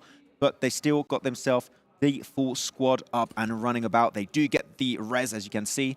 And they're going to make their way up north. Currently, a lot of entry points. There's a lot of decent positions, compounds, a decent high ground actually around Junkyard they can actually try and play. So that could be really, really strong foothold for them in the foreseeable future. as our teams looking to play their position. I'm looking mainly at Excuse Me, their compound is strong. But MADBULLS have been stretching their rotation south, and they're going to maybe encounter a few teams on the way. They are turning their attention all to this one Defilade, playing up close with one another, close to NEXUS, who are just on the edge of the circle with their duo out there. NEXUS are playing quite split. This is the replay of the fight up north, Max. Okay, how did that happen? Oh, okay, that's a short replay. Oh, okay, just a couple of picks we just saw Matic doing the not the Matic Classic, but he was with his team. No, which I can appreciate when it does happen. Thank you very much. NEXUS, seen a few teams passing by, but they're just way too quick on the swivel, so no way you're going to be catching any of those players off guard. They're just wrapping wide over to the east because they're dodging La Bandita. You don't want to make it into La Bandita, just avoid that position.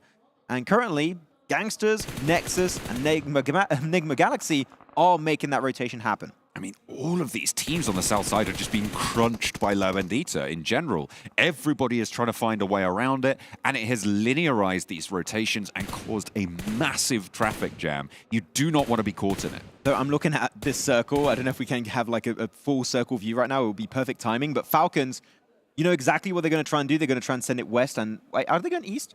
Maybe I just completely miscalled that. That's okay, really unfortunate. I thought they were going to go far west because... No, you said east, Max. Let's go with it. Okay. For sure. Because they're hearing all of those teams rotating to the east. I thought, okay, they might try and dodge the madness, but no, they're going right into it and split once more. So we'll see if it's going to work out. I mean, they did slow down, so maybe want to rethink their entry point of this game. Though FLUX and REGNUM CARYA currently in a decent position here once more. That could end up coming their way. The circle could go on their compound. If so, they might be in a hot position to reach top 5. But Falcons, as they rotate further south, do encounter RTG that get themselves their first elimination. Starting to open up that scorecard. Good news, good news. REGNUM CARYA on the southwest side.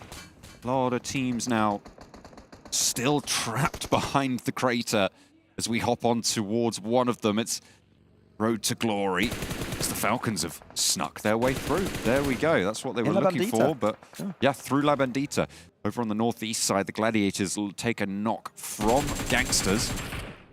Everybody just... Okay, this southeast side is getting absolutely crazy. But yeah, Falcons into La Bandita crater. They're just getting crushed. RTG NEXUS between the edge of the circle and the edge of La Bandita. It goes once again up there, right onto REGNUM CARYA, and also, excuse me, NIGMA Galaxy actually just recently left the south and got into that compound. So that was a great call, and lucky enough for them, that position was left open and available. That could be also a game-winning spot if they do play their cards correctly. But the south here, there's so many fights that are going to have to reach their resolution, John, as Falcons still trying to just make their way through the madness, but NEXUS Gaming taking every single shot they can.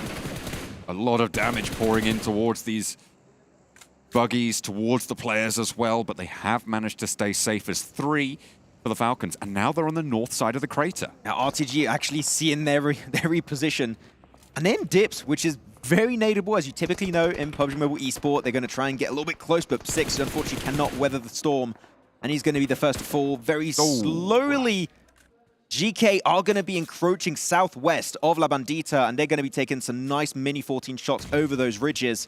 Really, if you're in La Bandita right now, I feel like every team is going to get eliminated, and teams outside of it, mainly, I'm looking at FLUX, we're just going to try and get the few remaining players at the end as they try and leave that city. You can see as well that over just before on that flyby, the ridges on the northwest side of La Bandita are a lot lower, a lot less steep than the ridges on the other side. But beyond that, you can see just over that ridge line there, there's so much open ground right in front of that FLUX position. So even if they're not crashing into it, like you say, they're just cutting. I mean, you don't have to crash into it if you can just avoid that entire fight. GK actually could go far west. I mean, I believe they have cars, John, if I'm not mistaken, so they can go for a wide rotate. MUERTE, I think it was only Kose that was left alive, did get found out later on, so he's going to be eliminated, unfortunately, for MUERTE, having a bit of a rough time this tournament in 12th position. And teams like GK, with a potential strong game here, could be looking to overtake their position in 12th. So MUERTE might be sliding slowly but surely down the leaderboards even further. As Falcons, Puncher King gonna be put down extremely low, but not quite confirmed. Super low now as Exa Machina actually getting backed off the ridgeline as Exa backing up his teammate. Keeping him alive. 2 players still action. Nice from Exo. though. Yeah, okay, nice. His teammate was able to actually get himself the, I think there was a med kit he was able to use, so back to 100 health instantly. Oh no, actually it was a first aid. It was a first aid. NEXUS also wanted to close that gap. I mean, with that opening damage, you do have a little bit of an opportunity to get closer, get in nade range, and maybe just eliminate the entire squad. If so, you're going to be the only team north of La Bandita, so you can pick up teams like maybe GK or RTG as they try and leave their spot. But here you go, NEXUS up there with the nades. And onto Ace, he's just not going to be able to escape this one. I feel like it's just too easy of an elimination for NEXUS. At least it should be. Need being cooked. Kapahala. Oh, no, well, that's on good. the ridge. Ooh, takes a lot of damage, but luckily does not go down. Come on, easy nade. A nade in response. You say it's easy, but Max, at the moment, it hasn't been enacted. Not just yet. And again, the damage is dodged and Doran down.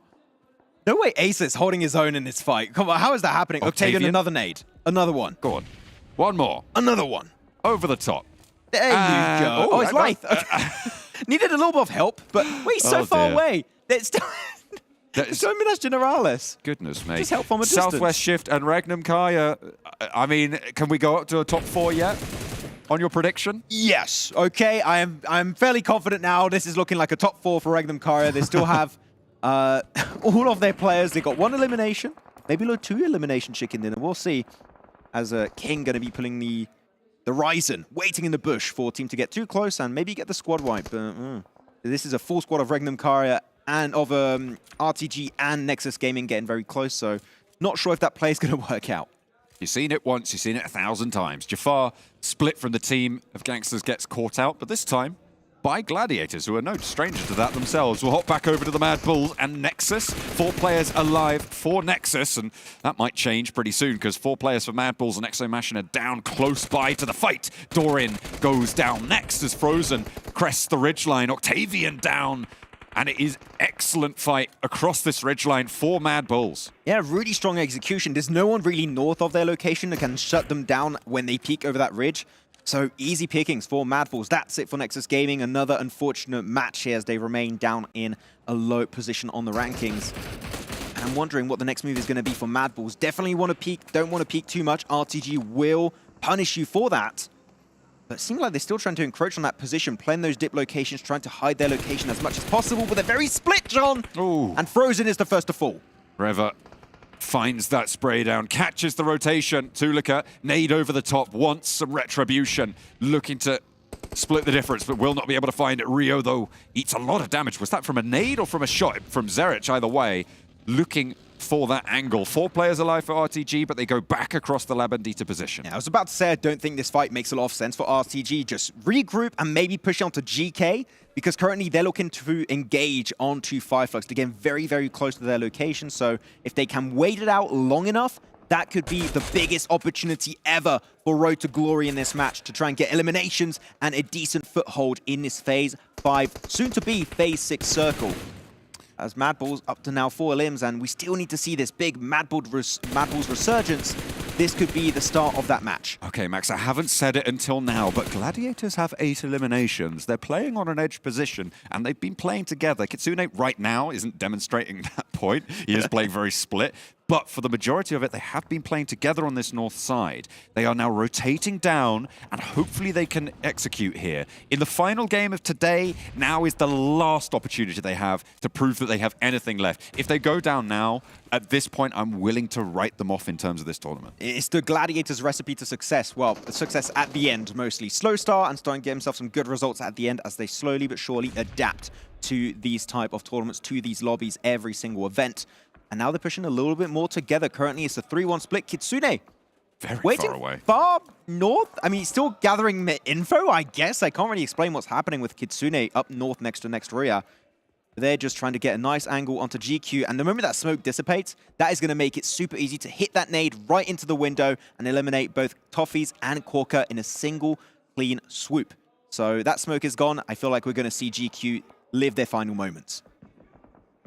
Time is ticking. Nobody really to push the Gladiators position either. This La Bandita fight yet to conclude. We have 5 teams, in fact, still playing, and Puncher King's one of them right next to Frozen as well. I think they previously spotted him here. I'm not entirely sure. We saw, you called it the rise and play. The player back on Bigatron back in the day, doing so much from a bush like this. And there's nade trades going on between RTG and MADBULLS. Puncher trying not to catch one of them in the thick of it, and FLUX goes down to 1. I think RTG actually might just go throw a nade to MADBULLS and he just eliminates that final player here. So we'll see how it's going to really work out for Puncher King. Nice opening nade onto FLUX here, first to fall. And they send even more. Talika might be the next one to take the nade and take some heavy damage. But Groza trying to go for the off angle. If he can secure it, that is massive. MADBULLS might be living the final moments if he can get it, but the car's about to explode. You need to get away, and he does not get knocked. He's still there. Shots flying over his head. Calm as anything right now. Chilling in the bush. Playing super close. By the way, the nade from Gladiators did come through onto GK whilst we were talking about this. And he's still down there. There's no way that the MADBULLS know about this. Otherwise, they would have taken him down already. These shots from Groza could land. Okay, hang on a minute. He's been caught. Oh, the molly! And Molotov is there.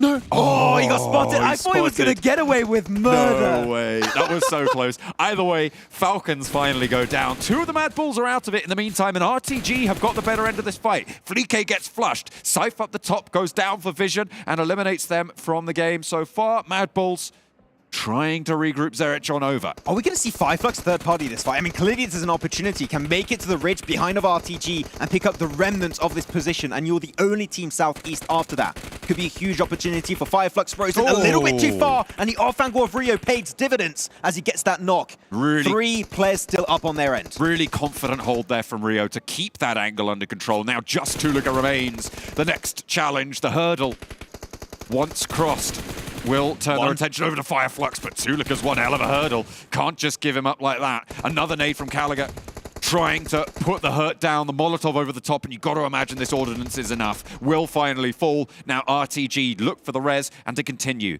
I just want to turn our attention back to the Gladiators. They are super keen today on guarding out clumps of players. We saw it in Rozhok. We're seeing it again now on the north. Yeah, 10 eliminations. I mean, a lot of them secured, of course, in that fight north versus Brute Force and the side of MUERTE, so they were able to get a lot of eliminations early on. That means also loot up all of the resources of those 2 teams, and if they have a lot of utility nades in particular, that breach versus REGNUM CARYA could be massive. Smokes also would be of very large importance. But RTG, understanding they don't want to breach FLUX's compound. Send it in the middle, but there's so many teams that have an angle. There's no way you can survive it. A breach would have been the play, but unfortunately sending it center is not going to work out as RTG get eliminated with 6 elims. It was looking so good, and then they go and do that. Can't be having that. I don't get it. FLUX push would have been so good, but fortunately, they just don't quite make it and do end their life relatively early. Though FLUX now, because of this next circle shift, it's on REGNUM CARYA, and I'm going to call it podium finish. Okay, top 3. Maybe a win. Oh. Again. Could it be 4 chicken dinners on a day? No, FLUX actually 5 eliminations for Lutz. Been a player that, you know, I've been wanting to see more presence from. We saw a lot of plays from Solus, from Ketch in PMRC. Lutz has been one that has been slowly rising up to the occasion in PMRC. And they got cars that they were able to protect in these buildings. These cars are so important to cross these barren lands in the finishing moments. So if they can actually make it to REGNUM CARYA, that'd be huge, because we saw it from RTG. You can't play the open spaces. You will get eliminated pretty much instantly unless you have a lot of utility and smokes. You can try and survive, but I wonder where FLUX are going to go. Zone starting to close, and Gladiators still just guarding out on the edge. We saw that overview, very much open ground, steps and ladders towards that edge, and GEKTA trapped now with the back up on the metal wall. Excuse me, playing as 4, probably the best chance of leaving, but Beck picks up GEKTA, leaving next RÜYA out of this one. A regroup to the south for Gladiators, necessary now, and you can see they are going to make that happen. 6 eliminations for Matic. I just realized he got 6 elims. He's on an absolute tear this match. FLUX actually sent it in the exact same position RTG died. They do have utility, as I mentioned, that's going to allow them to survive a little bit longer. Though Koops is... Okay, that tree is not large enough. It's not going to save you, Koops, unfortunately, and he's going to be instantly flushed out. An extra limb. And now they're behind the dip that FLUX can chuck those nades. Furia trying to third party it. Okay, rolls straight on in. The nade finds Ralph, and the flush comes through from Furia. Does manage to pinch that point away, but Havlik is down and flushed as well now. Only 1 player alive for NIGMA Galaxy. That's going to change now as they fall down in 5th. guaranteed that start of the game prediction went good for you, Max. They are in that top 5, and in fact, up into that top 4. FLUX still alive. Or does Beck make it? Well, everyone's shooting at him. He does lose the wheel. He rolls over, but does make it right to that ridge side. Black-White normally could get rezzed also. They have a lot of utility. 3 nades in hand for Furia. The nade king, as we call him, back in Europe. And he hits it right on top of Lutz. They do have, I believe, 1 car behind they can maybe use, but he needs to get the res onto Black-White. You need as many players up and about to go for the breach and maybe secure a decent position and in this podium finish, because 4 teams are still alive, but Gladiators are surely encroaching over to the west. I like the Gladiators' position here. I mean, likely that REGNUM CARYA are going to have to leave from their building, and Gladiators have got control of that run out.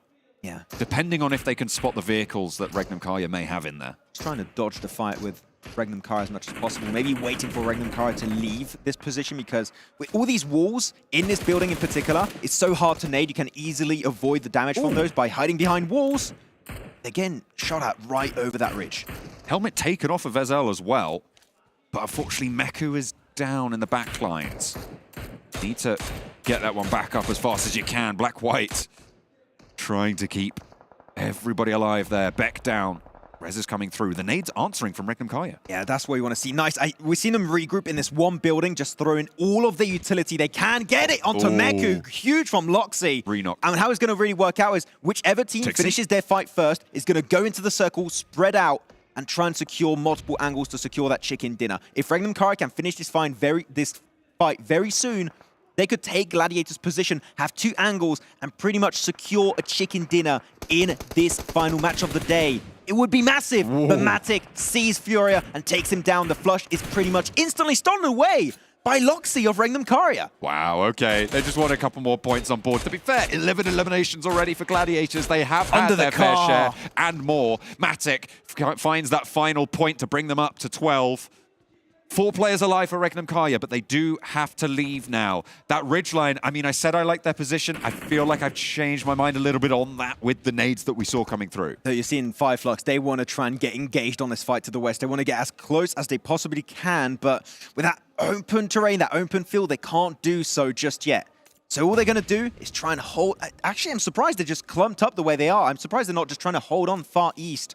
I understand that Matic has taken heavy shots with that Mini 14, but you're getting a little bit too involved in this fight, I believe. But Ketch has got some significant damage. REGNUM CARYA are being pinched. Huge push coming through from FLUX. Ketch leads the charge, and Tixi finds Lutz as well.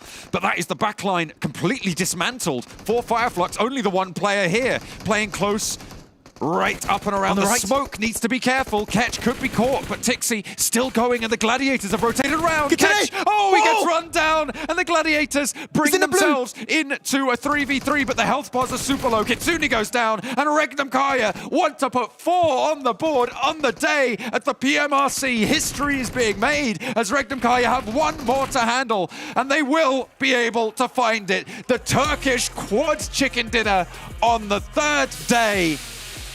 They have done it. REGNUM CARYA, 4 chicken dinners, a massive game, control, calm, collected, right up until the end. Utility on point, everything went their way. The PUBG Mobile REGNUM CARYA is unfolding as planned. Another chicken dinner to secure for the Turkish Super Squad. And the execution, and it really goes to show. We talked about it at the very start of the game, John, because of their strategy of 2-2 splits, regrouping instantly, pretty much on the very first few circles, you can call if they're going to get a win or a podium finish at the least. And they do it again so consistently. Their strat is uncontestably the best in this lobby. And they do it once more with a bit more eliminations this time around. Absolutely incredible. The 6 matches we've seen from them today have been something that will need to be studied, because this is unheard of, right? 4 chicken dinners on a day. I mean, it's got to be up there with the records. I don't know if we've seen more than that in tournament play at this level. It is rare, that's for sure. I mean, at the start of the day, REGNUM CARYA tied up with NIGMA Galaxy for that first position, and then he just kept starting to create a lead every single one of these matches. And now I want to see how big of a cushion they have in that first place, because it's going to be tough to catch them up to them tomorrow. You're going to need a massive day equivalent to this if you want to be able to compete for that first position. but they're just so consistent. I expect them to remain strong tomorrow and bring even more points back on the leaderboards. 6 matches, but only 2 winners somehow. REGNUM CARYA put 4 up on the board. Let's head back over to the desk.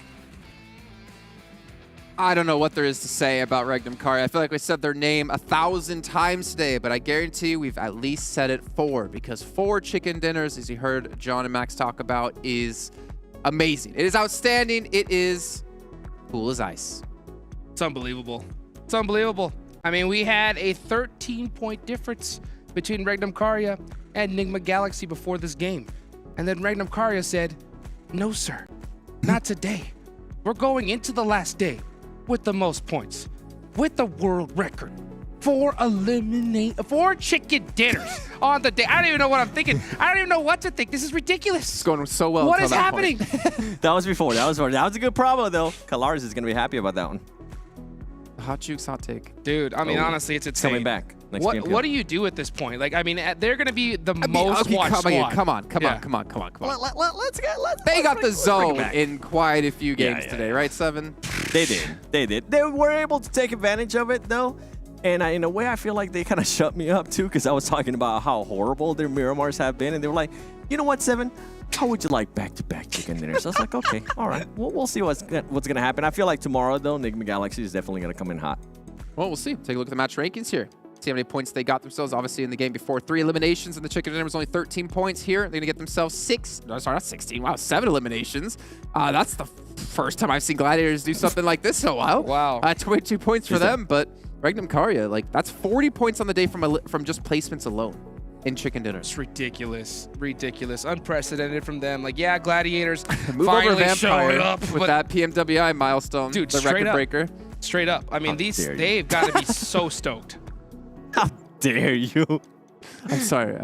I won't happen again. You know what is also a surprise? FLUX, 9 elims. And this is now, let me see if I'm saying that right. Yes, I am. That is, yep, Excuse I me? made that voice. You heard that right. That is now 4 podiums in a row for FLUX in Miramar, which is super impressive, considering this team really hasn't done anything besides just Miramar today. You're not wrong. Not wrong. Looking down the rest of the list, though, GK, 1 point. Brute Force, 1 point. So low and fortunate for them after they did get 2 chicken dinners on the day to have only 1. But this must have shaken things up in the leaderboards, because obviously a lot of points being soaked up towards the top for REGNUM CARYA. Brute Force as well. A couple other teams able to get in the mix. Gladiators, really quick to talk about them. Nice to see them finally show us what they can do. And this is, if you're out there and not really familiar with Gladiators, this is why we keep harsh on them so much, because we know they can put up big games like this. They've done it so many times in the past, but for some reason, at this event, they just haven't been able to do so. No, they haven't. And now that we see them finally get that pop-off game, yeah, that we're going to see that big advantage in points, but they're still so far behind. Like, even if they have a monster day tomorrow, sure, they may be able to jump into that, like, maybe top 5 position, but I mean, yeah, the chance of even trying to get first place is long gone for Gladiators. For Gladiators, what I enjoyed about this last match was the angles that they were actually able to get. We always talk about this team and how they play spread out. Well, guess what? For this match, it ended up working out for them, and they were also able to regroup in time to be able to take on fights. So good to see how the Gladiators being able to do that.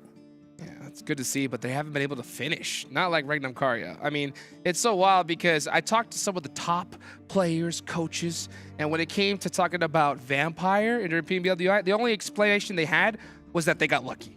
And I wonder, like, what explanation could you possibly have for REGNUM CARYA here today? Because this is crazy. I got it. I just got lucky. There you go. You heard it here first, folks. 10 out of 10 analysis. No, I mean... No, obviously, I mean, you have to be able to play well to be able to close out games like this. For sure. You have to know the zones and know where the best locations are.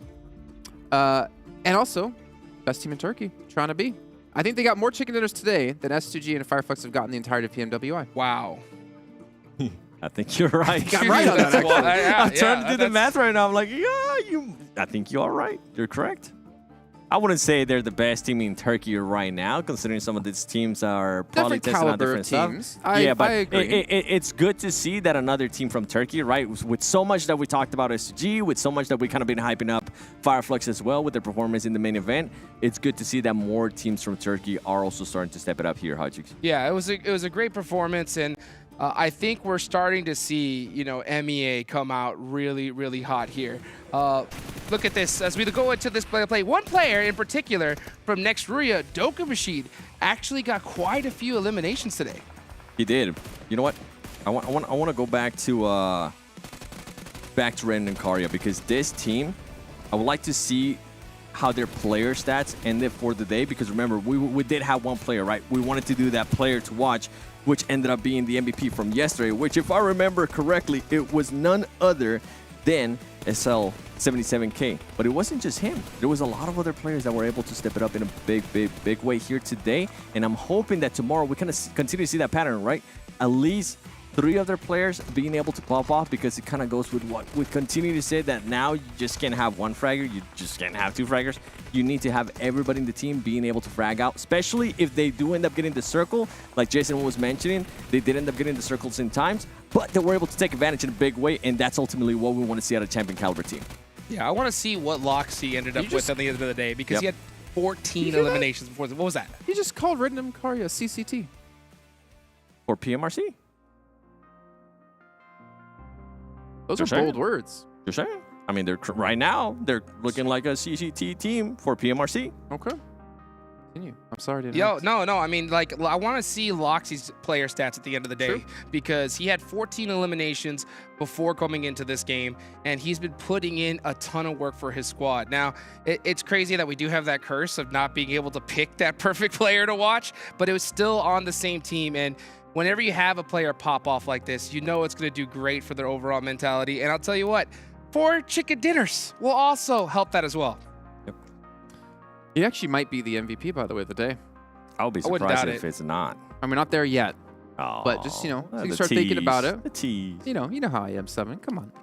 But obviously, this has been a tough day for teams like NIGMA Galaxy, too, because they have not looked good today. They had, like, a good match. I think they had, like, 1, maybe 2 good matches on the day. But beyond that, they look like shadows of their former selves. I mean, Coops is extremely quiet. 7 has found something. I mean, with kind of what I was saying earlier, this team, NIGMA Galaxy, I think they had a 18-point lead, if I'm not mistaken, or something above 20 over REGNUM CARYA, and that completely disappeared in the first 2 matches. I mean, at one point, remember, you almost ended up puking on the table because one player was able to get 2,000 damage within two matches. For NIGMA Galaxy, I think it comes down to their rotations. I feel like today they just kept getting caught off in certain situations. Also, when they were able to take on fights, things weren't going their way. Going back to the Erangel, you were mentioning too, NIGMA Galaxy, they decided to leapfrog a little bit too fast. REGNUM CARYA, it didn't end up working out. Maybe tomorrow they'll be able to readdress those issues that they had today. 100%. Okay. Well, you know, we're talking a lot about NIGMA Galaxy, talking a lot about REGNUM CARYA, but we got to talk about Gladiators, because we do have on the stage, you would never believe who's going to be interviewed on the stage.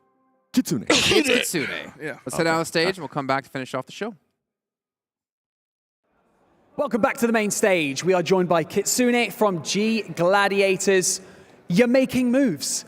Today feels better, okay? So talk to me how you feel, how you feel today went. I mean, we're trying new strats, basically trying to be more aggressive on the map, trying to engage like fights more, and I mean, it works, but we have like a little placement points today, but I mean, we will fix it as well and get some points tomorrow. فعلا فريق جلاديتورز قدروا يلعبون بشكل افضل اليوم، وسالناه برضو ان الحين قدرتوا تحصلون النقاط وفعلا مستواكم تحسن عن الايام الماضيه. قال صحيح لان غيرنا في اسلوب اللعب اللي صار معنا اليوم، لعبنا بشكل هجومي اكثر وحاولنا نستغل الثغرات فيها، لكن ما زال عندنا مشكله في تحديد المراكز اللي تصير في اخر كل مباراه. راح يشتغلون عليها بكره وراح يعوضون في النقاط اكثر. We had a chat yesterday, and you told me that, you know, one of the things that was impacting the team's performance the most was how unpredictable everyone is playing kind of on this map. Is that still the case? Because let me just explain to you quickly. You got 16 eliminations in that last map. So is everyone still unpredictable? Yeah, kinda. We just were lucky to find a fight at the start, and we knew that it was happening exactly above us on the map, so we could like get some kills there. And after that, we knew that our edge will be like really strong, and like the shift, when the zone shifted towards us, we knew that it will be like just a big points game. فعلا فريق جلاديترز قدروا يحصلوا النقاط بعدد اقصاءات اكثر معنا في المباريات الاخيره، وسالنا اللاعب انه حتى برضو ذكرنا او بلا صح قبل كان معنا في مقابله ماضيه او سالنا اللاعب فيها قلنا كيف كانت المباراه هنا بشكل عام، قال انها كانت غريبه مره ومو عارفين شويه يتاقلمون، لكن هالمره قدروا يفهمون اسلوب اللعب اكثر، في كيف قدرتوا انكم خلينا نقول تتواكبون مع باقي الفرق وكيف فادتكم حتى برضو اللعب الهجومي في المباريات انكم تحصلون النقاط فيها. ذكر اللاعب بأنه صحيح انهم قدروا يحصلون عدد نقاط، وفي المباراة الأخيرة حصلوا 16 نقطة من عدد الإقصاءات اللي حصلوها، وحاولوا انهم يعني لسه ما قدروا يقرون الخصوم بشكل مرة ممتاز، لكن قدروا انهم يفهمون اسلوب لعبهم بشكل كويس ويستغلون الأماكن كيف الزون يتحرك لصالحهم عشان يحشرون باقي خصومهم فيها ويحصلون نقاط الإقصاءات. Atik, you were on fire there. I absolutely loved it. I was embracing all of that. Okay, Kitsune, one final question. Tomorrow, final day of competition here at the PMRC. What's the plan? Make a show. Oh, short and sweet. I like it. فعلا هذه رهيبة. سألنا الحين اللاعب على آخر مرحلة كيف راح تكون اليوم الأخير بكرة، قال إنه راح يكون عرض عظيم فترقبوها. I was going to say, do we need to translate that? Maybe not, but you know what? We have a good time. You know what, Kitsune, thank you so much for joining us here on the main stage. Really appreciate it. Can't wait to see what you guys bring tomorrow in our final day of competition. But for now, Atik, let's make our little walk to the front of the stage. You know what? We've been doing a lot of back and forth, haven't we? MEA versus Europe, all that stuff. But you know what? Both regions, you know, they're really putting up a really good fight at the moment. They're doing really well. But REGNUM CARYA are in the lead right now, so yeah, no, I'm not going to do it. It's fine. Thank you so much to everyone who watched today and supported all of your favorite teams. To all the fans at home, this is for you. You guys carry this esport under your wings, and we absolutely love you for it. Thank you to all the talent and to all the players, and of course to all of production for building this amazing show that you see before you. It really is spectacular to work on, and I've enjoyed every moment of it so far, because tomorrow, like we've already mentioned, is our last day of competition. $100,000 on the line, the PMRC trophy, and all of those bragging rights that come with the winning region. Atik, ha ha ha. So for now, my name is Banks, this is Atik, and we'll throw it over to the desk so they can close out day number 3. Don't be so happy, Banks. We still have one more day left. Yeah, I'm losing a lot now, but like we still have one more day to finish this off, and we'll see who's gonna win. لكن أعزائنا المشاهدين، أعزائنا الحضور، وصلنا للمرحلة الأخيرة يفصلنا يوم واحد بس يحدد فيها من هو حامل اللقب لهذه النسخة. رحلة كانت جدا ممتعة، ويوم واحد هو اليوم الأخير. شكرا لكم جميعا على حضوركم، تواجدكم ودعمكم وتشجيعكم لكل الفرق وكل اللاعبين وكل الحضور هنا اللي معنا. يعطيكم ألف عافية. إن شاء الله أنكم استمتعتوا في هذه الرحلة، وأذكركم أن المشوار لسه ما بعد خلص. خلوكم معنا مترقبين لليوم الأخير اللي هو راح يكون يوم بكرة. فشكرا لكم جميعا، والحين نترككم مع الاستوديو التحليلي نتكلم تفاصيل المباريات وكيف كانت النقاط معنا. كان معكم مقدمكم باللغة العربية عتيق، ومعنا مقدمنا باللغة الإنجليزية بانكس، والحين خلونا نروح على طول مع الاستوديو.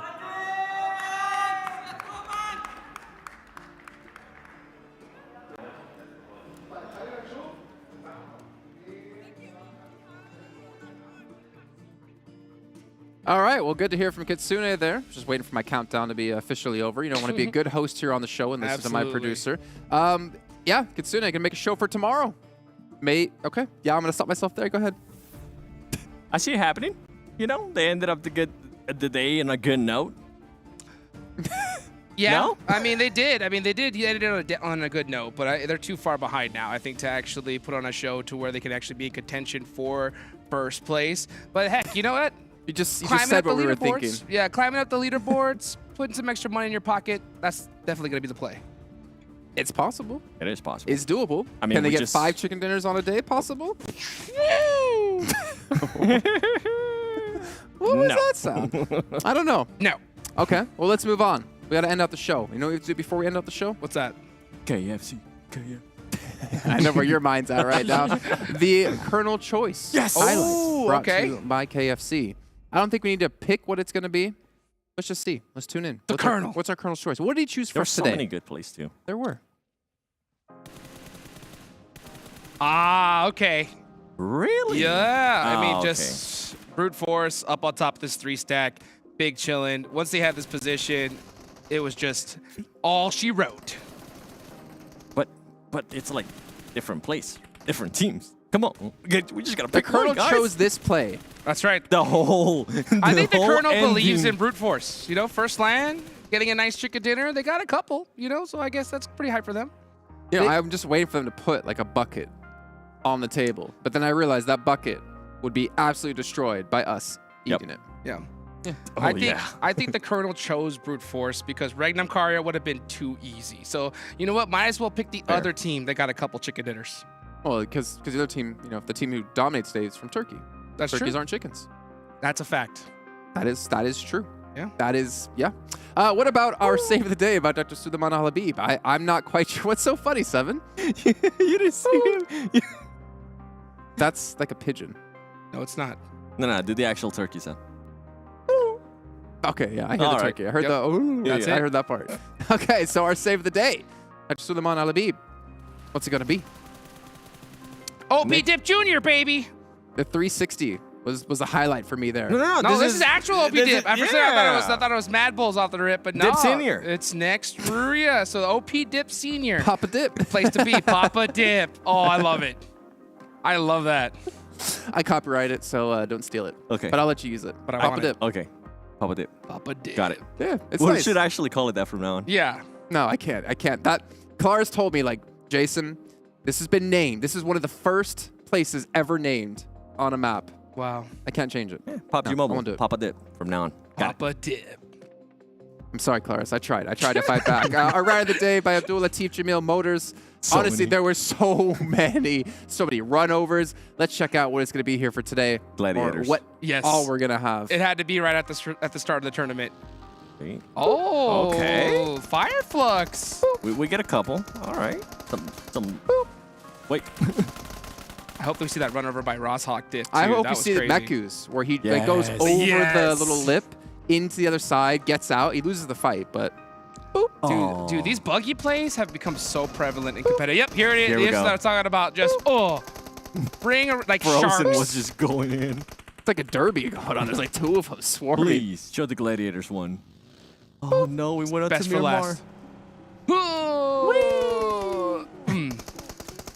That was a Gladiators finish, but I But it mean, wasn't the one. Oh man, I wish we would have seen it. That full send. I think Abdul Latif Jamil stopped watching on the last match, so we didn't get to have it, unfortunately. Fair enough. It's fine. It happens. It happens. All right, well, gentlemen, it's time to take a look at how our regions are faring against each other. MEA, after the TDMs, because they won the TDMs today for the first time, had a pretty big lead by about 30-something points. At the end of the day, though, with REGNUM CARYA getting 4 chicken dinners, has that gap closed? Has EU surpassed MEA? Hot Chooks, yes or no? I think so. REGNUM CARYA, I think, put EU on their back. Big time. I mean, this is crazy. I mean, can you imagine if this was placement points? I don't want to. Let's not. Well, I think placement points are in the regional points. That's true, but I'm telling you, it's crazy to see the difference. Obviously, REGNUM CARYA just having such a dominant performance here today, and I don't think we're going to see it for a while. I mean, in a way, Brute Force was able to save MEA a little bit there too. If not, it would have been even a bigger gap. Just boom. Yep. Yeah. Yeah, it's actually, I think that's the scientific term. It's just boom. Boom. Boom. Yep. Yeah. It's accurate. It's accurate because that's exactly, if it was on a scale, it would go boom. Can confirm. Well, we did obviously talk about NIGMA Galaxy being 13 points behind first place, but now we need to find out in a second, in a little bit of time. Oh, I can't wait. How many points ahead they actually are. But let's take a look at today's winners. If you missed any of the matches we had across this day today, and you can see this is ridiculous. REGNUM CARYA.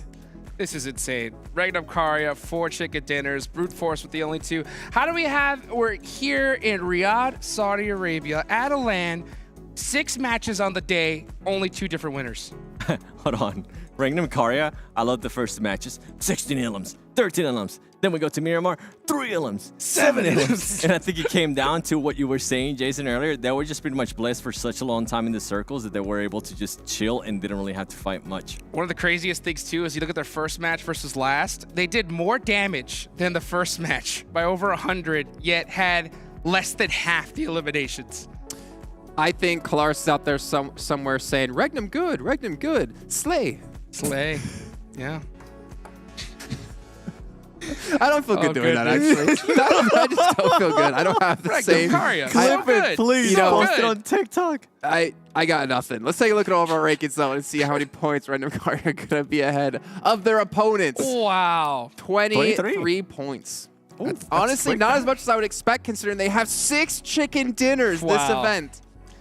I felt like NIGMA Galaxy was able to kind of save face there in the last two, especially in the first Miramar match, in a big way. FLUX, honestly, considering FLUX, we really didn't hear much from them right up until Miramar. They still maintain that third place. I'm sorry, Seven. I got to cut you off.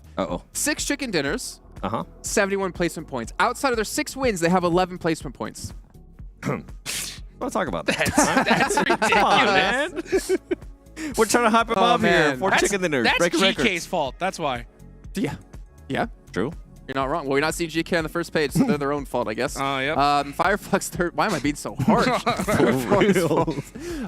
And then Gladiators, hey, they did actually move up quite a bit here with that last victory they had. Oh. I'd say they're still kind of in reach to get on the front page pretty easily. For sure. I think it's, what was it, 116 for 4th place. So if they have a monster day tomorrow, they could definitely make a big jump up. Obviously, it's too far big of a gap in that top 3, but still, I mean, it's good to finally see some life from this team. I mean, Gladiators were able to improve from yesterday's performance. Yesterday, they ended up with 43 points. Today, they finished off with 47 points. So, you know what, Kitsune? I expect to see a good show out of you tomorrow. You better. You better do a good show. Or else. Yeah. Or I'm going to send you over to PMPL EU, and you're going to make him live up to that. Hear me out. You better. Can I bring a box with me? I think he's still taller than me. I think they have European boxes, yes. Who knows? I'll talk to James. MVP. I think they count those in millimeters. I don't know. Yeah. Sure. MVP, though. I don't know if you guys want to predict. You don't have to. I'll give you the option if you want to. REGNUM CARYA. It has to be a player. Loxy. Loxy has to be. If it's not, I don't know who it could be. Well, if it is Loxy, then I'm gonna assume production told you. I don't want to guess. I don't think nobody could have told me. I mean, it was crazy. This man was popping off all day long. Okay. Stop teasing us. Okay. Show us. Okay. Show Let's us. see. Who's our MVP of the day? Of day Show me the 3 of the money. PMRC. It's Loxy. 17 items. That is absolute madness. 3,500 damage on the day. This is crazy. And you know what the crazy part about this is? Yeah. Even though he is first, normally we see REGNUM, like, where a team that wins 4 chicken dinners on the day, we see like every single player on the top eliminations. Loxy's the only one up there. The next is going to be wild, all the way 10 players down. All right. You guys are going to hate me for this. Go ahead. But let me just nitpick on this performance a little bit, all right? After 2 matches. Yeah. After 2 matches, didn't he have like 10 ilims? Am I wrong? He had 2,000 damage, 10 ilims. So what I'm starting to get to here is that, yeah, he slowed down in a way a little bit through the next 4 matches, but the other teammates were able to step it up. The other teammates were able to get some of those ilims, were also able to get some of those damage. And ultimately, if you want to be a championship caliber team, that's what you want. You want all 4 players to start slaying out, right, Jason? If you want to slay out, you got to be good. Yep. Slay. Slay. No, dude, stop. Please. Well, you know what that means, ladies and gentlemen. I think we need to end off the show here because Hot Jukes is going off the rails. We're going to let you get some rest, Hot Jukes. You're going to be back on the casting desk tomorrow with Kalaris. Let's go. John Out and Blink as well. And we're also hopefully going to have you guys back because we have 1 day left at the PMRC until we can crown our champions between MEA and EU. We'll see you guys then. Slay.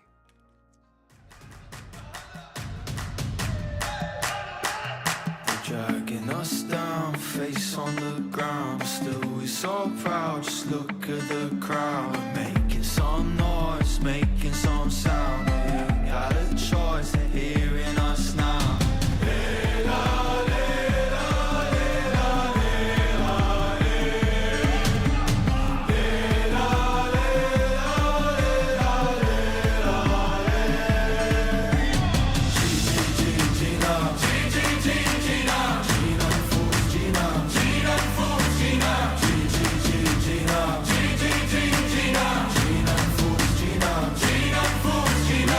Paradise through dirt in our eyes for us. Oh, actually, I'll try, actually, I'll fight for us.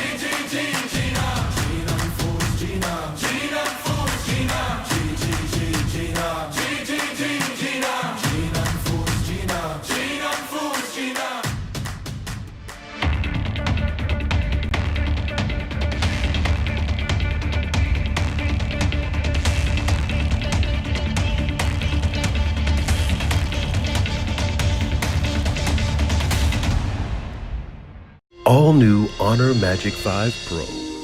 Freeze even fleeting emotions in just milliseconds. Take marvelous night shots with lightning-fast exposure.